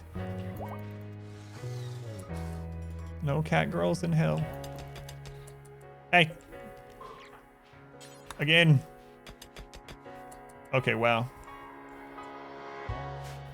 Excellent. Glad I did that. Fantastic.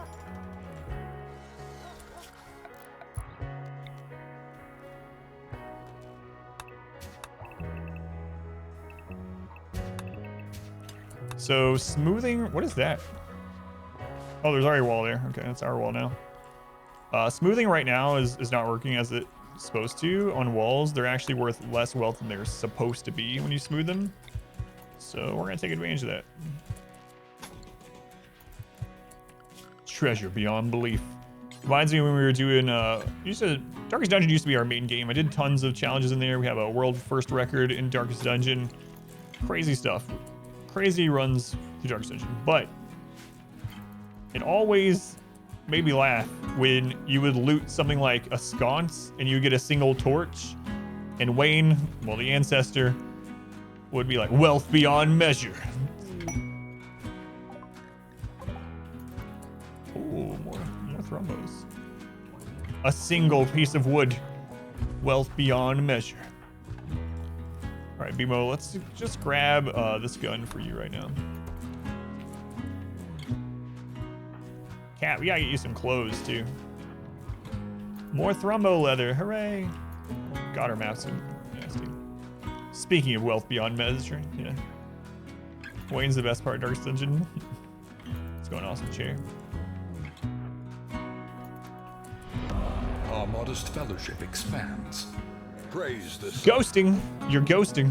Thank you for the Twitch Prime. I assume I'll never see you again, but I appreciate the Twitch Prime. With a name like that, no. Thank you, ghosting. That's actually a scary amount if they get on top of us.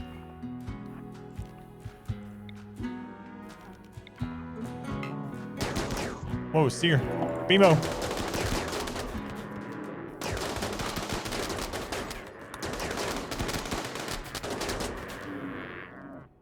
Spoiler alert, they did not get on top of us. All right.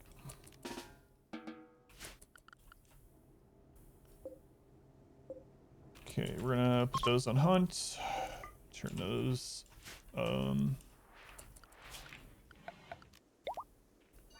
Stockpile here. Animal corpse. Fresh only. Critical.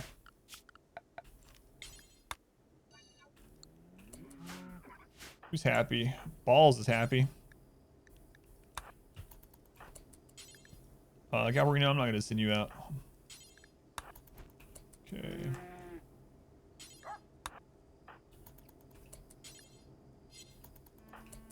What? Who did I set to hunt this one? Because, oh god! Okay, you're fine. Don't worry about it. That could have been problematic. But it's fine, don't worry about it.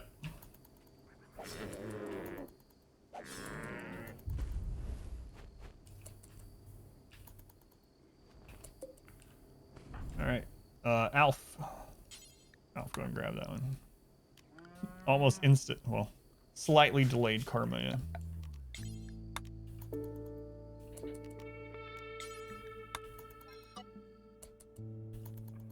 If they get on top of us. Yeah, we haven't started converting over to more jade. Might do that sometime.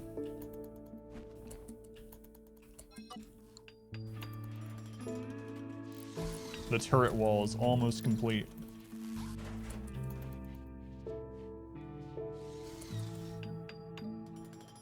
I didn't hear no bell. That Thrumbo's name? Randy Marsh.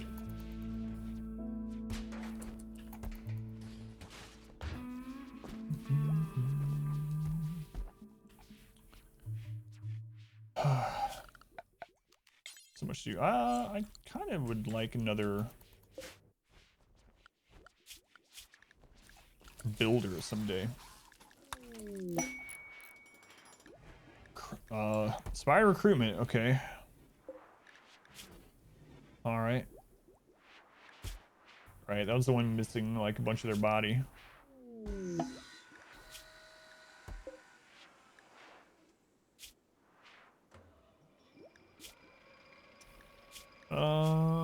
Trabby Jogger. Yeah. Get that one. Who was that with the inspired? A blaster.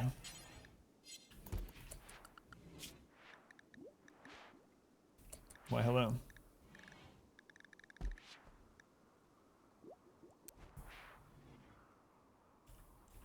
More wardens. There we go. Okay, as soon as Bat's up. What's up? Is there alien races to the game? Any suggestions? I've never used any extra races yet. Does anyone in chat have any? Please tidy up the map a little bit. We're working on it. Do I get my colonist beer? No. My drug of choice is Psychite Tea. Psychite Tea is really nice because it doesn't impact consciousness or anything like that. It's not addictive as long as you schedule it only every 2 to 3 days. Easy to make. Well, you just cook it. Mass Effect races are pretty fun. Yayo can be good in cases. I usually don't go with Yayo. If I am doing or having them do a drug, I prefer just Psychite Tea, but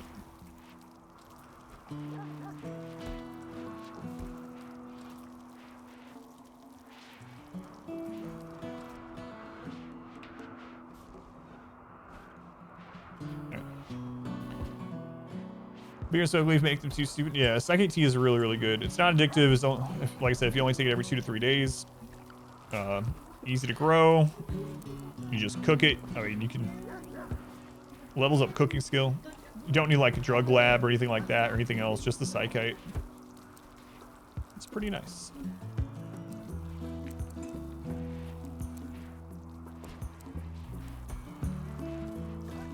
All right. I think Bat was going to be, yeah, shooting specialist eventually. And they're shooting it's high enough.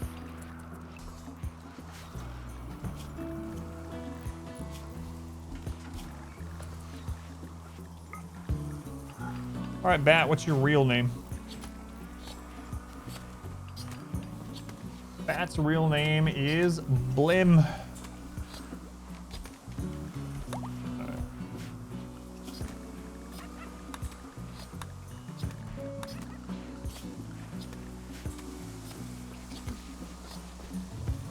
loop for anyone else, like saying things twice because it jumps back a few seconds.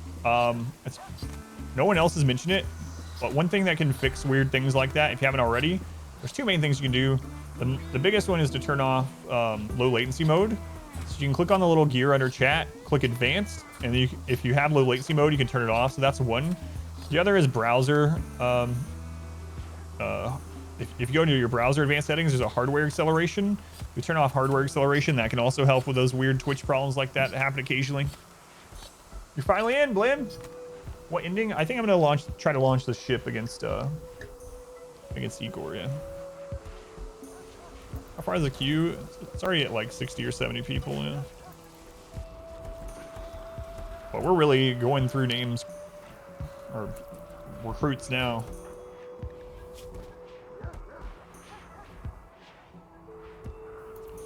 Yeah, one of those two things might help. Yeah. I had to do that too.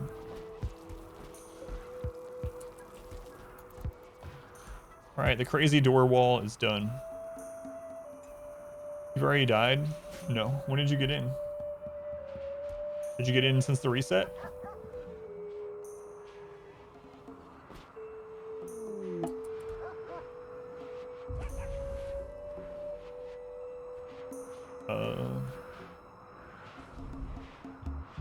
No, you're not in yet. No.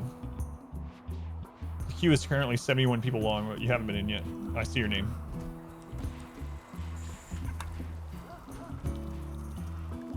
There were already names in the queue when I got up this morning, so some people got in pretty quick. All right, now we can make those SMGs to people that don't. Hazmat suits, those are burkas. It's just the best item that we had laying around at the time.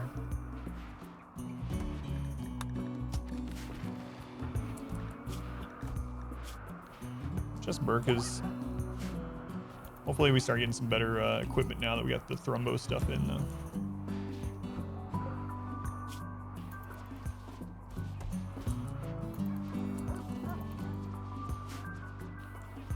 There's a good SMG.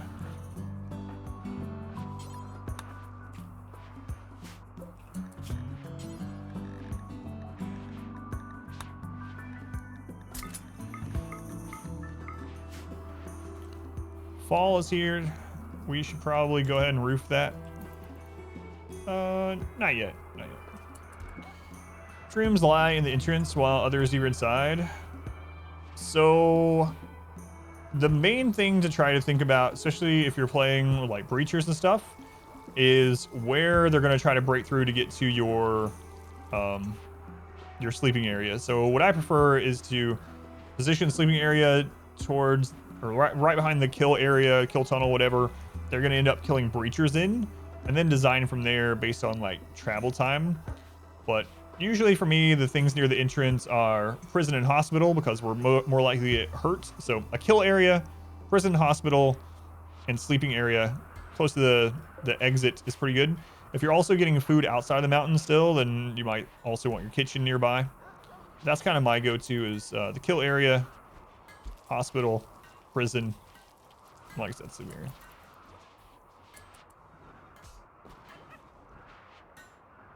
You should get your points back, Hairball. Yeah, everyone else gets theirs back. If you're in a queue and... So what happens is I go in and I click to clear queue and it says, do you want to refund these points? And I say yes. What's the best ranged weapon for late game? Charge rifle, basically, but with most things in RimWorld, it depends. There are some weapons that definitely have... that are better in certain situations than charge rifle. But best all-around, like, medium-range weapon is the charge rifle in late game. Other really good things of note in late game that you can build complete defenses around are chain shotguns. Chain shotguns are extremely good. And then, of course, things like snipers and stuff are useful, too. But those two are, like, the tippy top of super late game, depending on how you build up your defense and what you're fighting for ranged weapon. Charge rifle is king.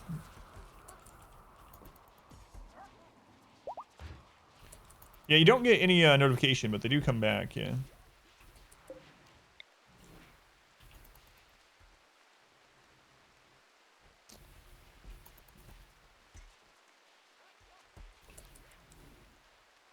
Yeah, no problem. And so we actually have a, it's not ours, so, but I have a link to a spreadsheet where someone has done the math on ranged weapons and which one's better at which skill in like a normal kill box scenario.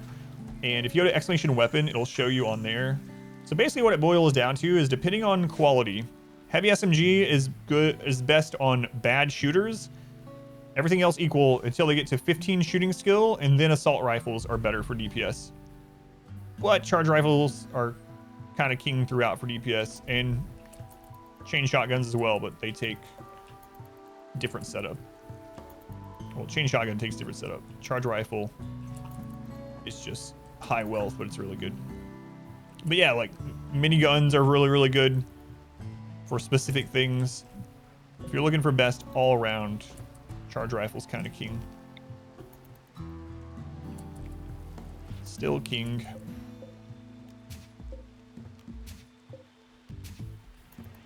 Come on, Paul. Our modest fellowship. At some point, now it's 600. Praise the sub. You have been a colonist, yeah, Hairball. I'm not sure which run, but I do remember naming you in at least 1 or 2 runs. Trigger happy. Yeah, like grenades. Like there's a lot of uses for the different weapons, depending on the weapon. Most of them have their own use, but if you're looking for like the best all-around charge rifle, yeah, it's hard to beat. Lycan Pirate, thank you for the subscription. Thank you, Lycan. Very much appreciated. Much love to Lycan. This is just a really basic kill box. Yeah, because we're under the mountain, I can't do my normal design. If you want to see like a really good kill box setup for late game on a more open map, my transhumanist playthrough is probably the best one. Like if you go to my YouTube, there's a transhumanist playthrough. Click on a late episode and look at it. But this one is pretty basic. It's just literally somewhere to stand behind and somewhere to throw EMP grenades. I usually don't use turrets like this, but we're playing with a modded storyteller that makes turrets, makes everything deal double damage. So turrets, it turns out, are really good at double damage. But all I have is cover. I have the entrance so they can't shoot me until they get in here. Have a slowing tunnel in the way, a burn area to burn normal raiders. Pretty basic one. Do you have something similar for food? I don't have one up. Is there a specific question that you had, like how much to grow or something like that? Because I do know the answer to it, but I haven't put a command up for it.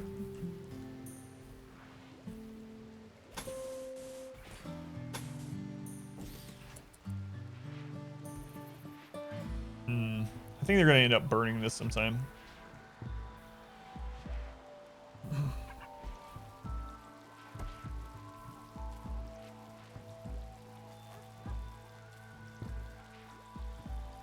Animals versus plants, basically. So animals are actually, you can complete, even without Rancher, you can completely live off animal products now. They've been made very strong in 1.3. Even before 1.3, like cows, for instance, were really good. Now they're even crazier. So, yeah, it just depends. And with Rancher ideology, it makes it even stronger. But the best, like, all-around animal just for like eating, it's still cows, basically. Like, there's some exceptions. In fact, a really weird thing is that tortoises, actually, by the numbers, are one of the best things in the game to ranch, and they're still zonable. I need to make a command for that. We do have a sheet that someone else did about animals and what they are the best at, or what animal is best at each thing. It's really surprising how good tortoises were. But yeah, cows are really, really good. For meat and milk, and leather for the ones that you auto slaughter. Chickens are very, very good for eggs. But it's basically whichever one you want to do, and if depending on what kind of map you have. If you have a map where they can graze, you have a map that has a lot of rich soil. One of the really strong things about animal-based diets is that if the animal is large enough to get their nutrition from a nutrient-based meal, they will be net positive. Most animals will be net positive, cows specifically. So what you can do is you can actually have a ranch that's like this. And you put the cows in there with a nutrient paste dispenser, and you micromanage making paste for them. And they will eat the paste, and then they will produce more food than they eat of paste. It's kind of crazy. I need to like get a clip to show it, but more animals, do more higher quality meals. Yeah, you absolutely can now. It's very, very strong. Cows are kind of the way to go, especially if you're not going rancher ideology. Cows all around are really good. Just make sure you set up an auto slaughter on them so it doesn't get out of hand, and then you'll get, you know, meat, milk, and leather. It's commercial farming, yeah. Exactly. Feed the cows paste, and then you use milk and beef to make paste, but they produce more than the paste it takes to feed them, so the overflow of that goes to your colonist, yeah. Or, you know, you can do it the normal way and let them graze, but we're playing RimWorld, can't do that. Alright. Your mother died. Well, that sucks. Here, let's counsel you. Here you go, Domenico. There you go. Now you don't even remember you had a mother. Rural mod that makes it like Stardew Valley. How many dogs are a good number in general? As long as you can keep them fed and clean up their mess, then there's no hard number for it.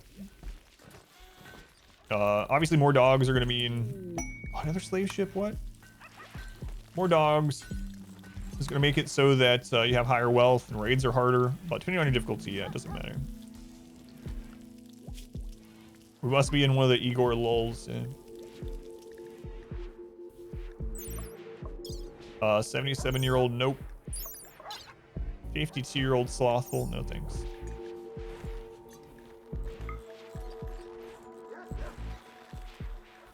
Yeah, I mean, you can use dogs for hauling. You can eat them as well. You could use them in combat. So I mean, there's no like hard and true answer for what's the best amount for dogs, but 50+ tortoises. Whenever you got raided by pirates, they'd always shoot rockets at tortoises, resulting in massive friendly fire. So that's one of the things. So tortoises are still one of the things that you don't have to ranch, you can zone them. And tortoises give a net positive as well. So you can actually zone tortoises like in the beginning of your kill area. Just let them breed. Don't put them on auto slaughter or whatever. I mean, unless it gets out of control. But you can just leave tortoises there and sell their leather, eat them when they die. And it's very, very good. It's very efficient. Welcome back. Your steadfast loyalty is greatly appreciated. You have your drug addictions back. How many drug addictions can a pawn have at the same time? I don't want you to have your drug addiction back. I don't know. I don't know if there's a limit to how many addictions you can have. Yeah, they're very tanky too, yeah. Dingar, thank you for the 9 months. Thank you, Dingar. Very much appreciated.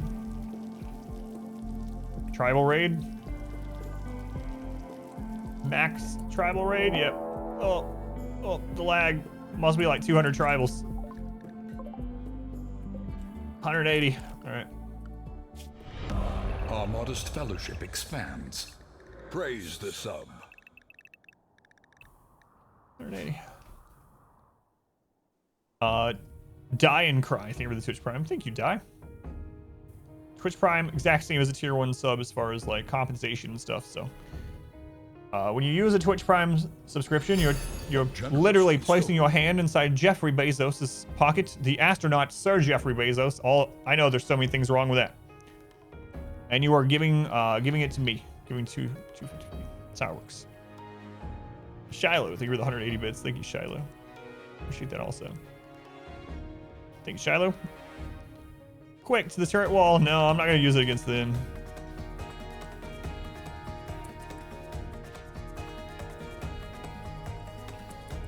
He's not an astronaut. He's not a sir. Yeah, it's time to use the oven. Wait, why are these ones having collision already? What? What caused that? The record number in one furnace? We fit almost 1,100. Yeah. In the last playthrough. Generous bestowal. What changed? That's weird. I have not built anything else other than smoothing these walls. That's it. That's all I've done. Trisha, thank you for the 100 bits. All aboard the hype train. Do the turrets behind the door, yeah, make them have collision? I don't know. Raids give it up. They melted, gave up. I mean, sappers do, but normal raids, that's not good. No, we fit like 1,100 tribals. We've fit this many tribals in here multiple times already. 180.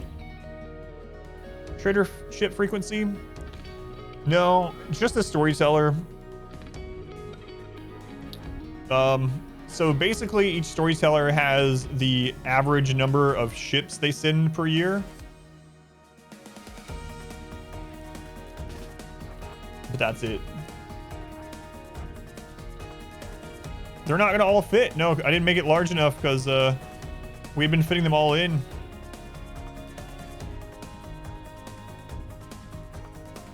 Crazy. That's really weird. I don't know what caused it. It has to be the turrets, I guess, right?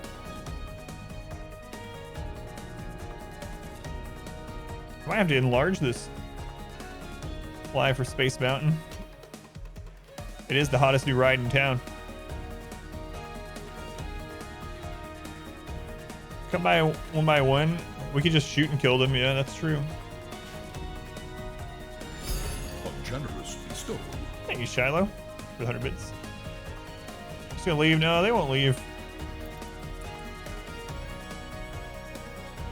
We could get, you know what? Let's just get shooting experience from this. We have a lot of new people, so. I made some modifications to the wall, but that was it. That shouldn't cause collision. It has to be. Collisions cause mainly from turrets. I'm really thinking that, so sappers can see turrets behind a wall. I'm thinking these might be able to see it and it causes the collision. That's weird. Huh.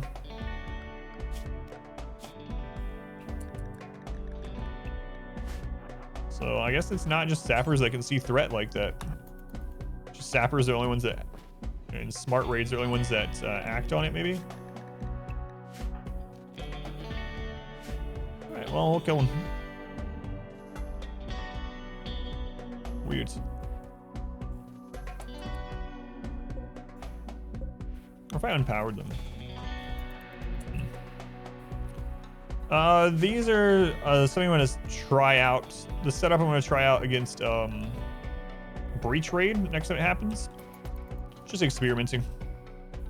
Never done this before, but I'm going to try it.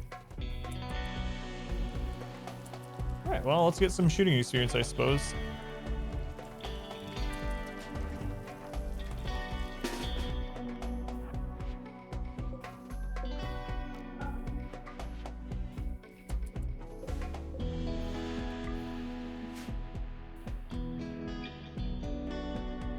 Maybe stronger than it was for because of the spacing. Yeah, it's just that I can't burn them. I need to make sure. How many are fitting in here? About 70. That's about enough to burn max size pirates. So if I want to burn this many tribals, though, I'm gonna have to extend it. Did you try to remove burn box from the game? I don't think so. No. Look how spread out they are with this setup.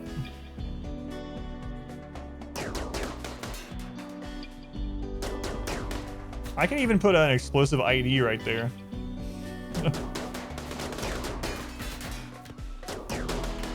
Like, put it back here so it only triggers when they've backed up that far.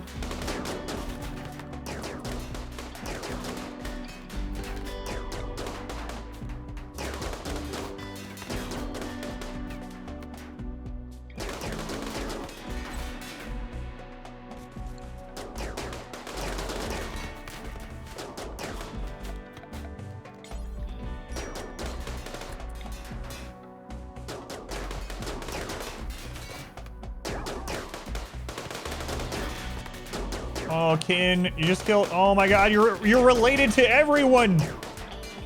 Ken, why not an incendiary one? I don't know. I mean, I kind of want to use some of the corpses. Could do that, I guess. I have to make incendiary shells. Ah. Yeah, with this setup, we have to stay on the line a long time too, yeah.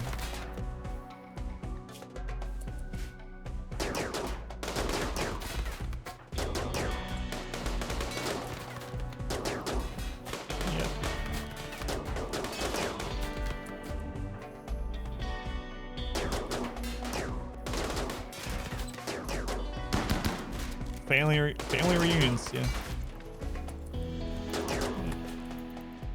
And this means we have to replace. Yeah, that's actually crazy.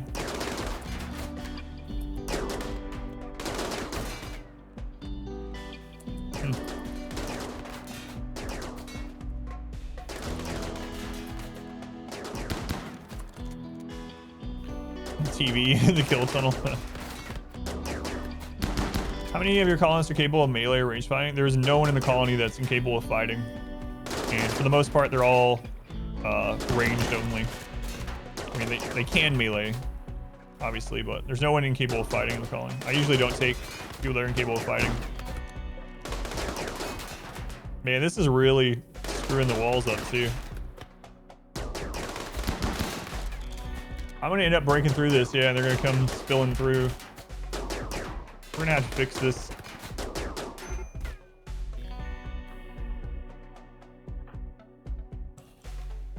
Come on, BMO.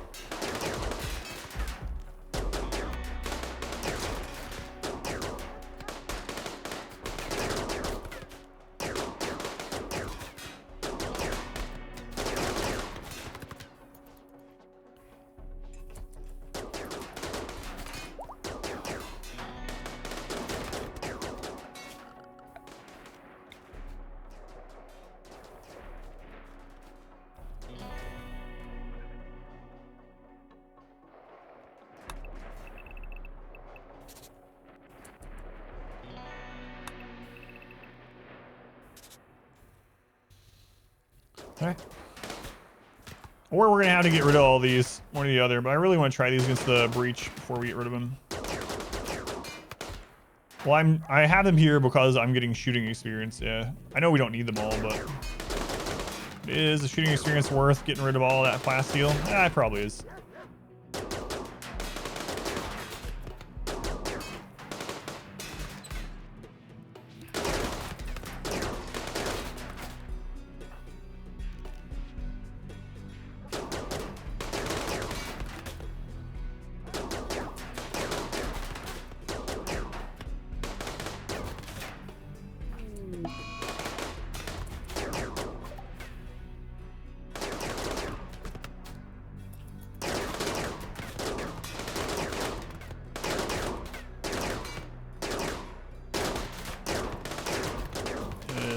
Forever. I think the turrets probably finish the rest off. Oh, Domenico, you need to get out of there, man. Don't break. This is one of the good things about the biphasic schedule.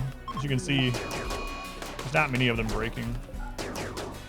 Just the people that already break, so. We're almost done. Just worried about Domenico, basically.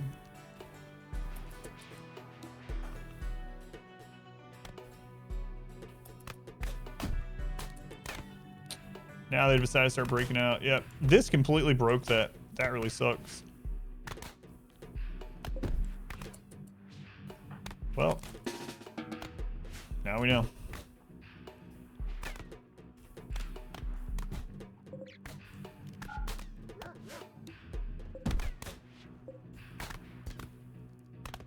That needs fixed.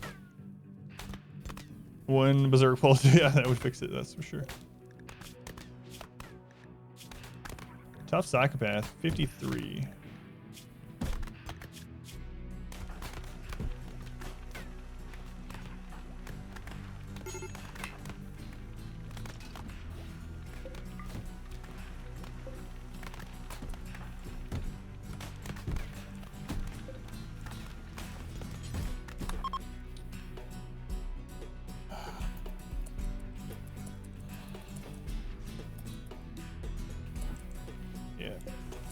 I think it's the turret. That's the only thing that's really different. So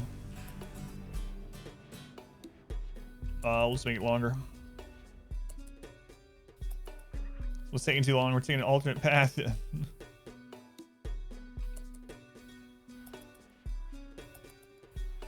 Do always try the turrets? Well, I mean, it's not really a good test of if it'll work against breachers. I know they'll shoot, but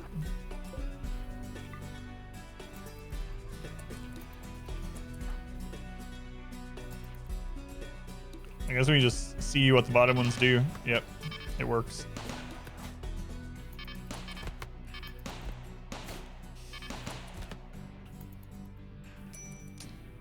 It works.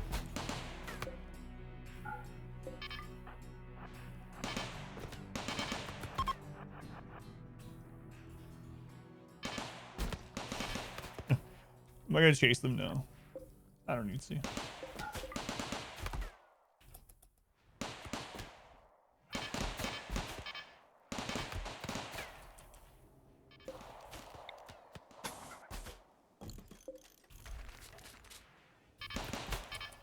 Thanks for coming. They're fleeing slowly. Very slowly. Man, turrets on this mode are so insane. It's really weird that happens. Enemies are a certain distance from a colonist or turret, independent of colonist range.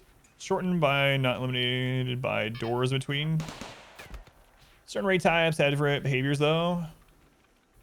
Done lost testing. Oh yeah, so it's interesting. I didn't know, so I knew that sappers, like I know how sappers work and how they try to avoid turrets and what you know, the pathing and stuff is like for them and how you like map the pathing with developer mode and stuff. I just didn't know it actually happened with normal raiders. So that's good to know. Yeah, thank you.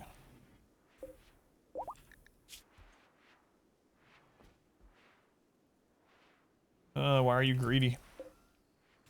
We're all greedy. All right.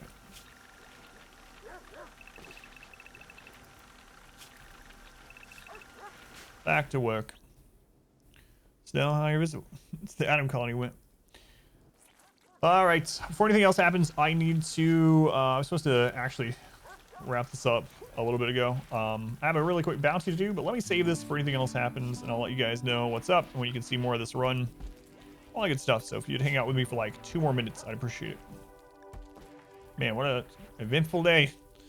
Can't wait for the next time we play so I can test out the turret thing against breachers. Is why we built it. So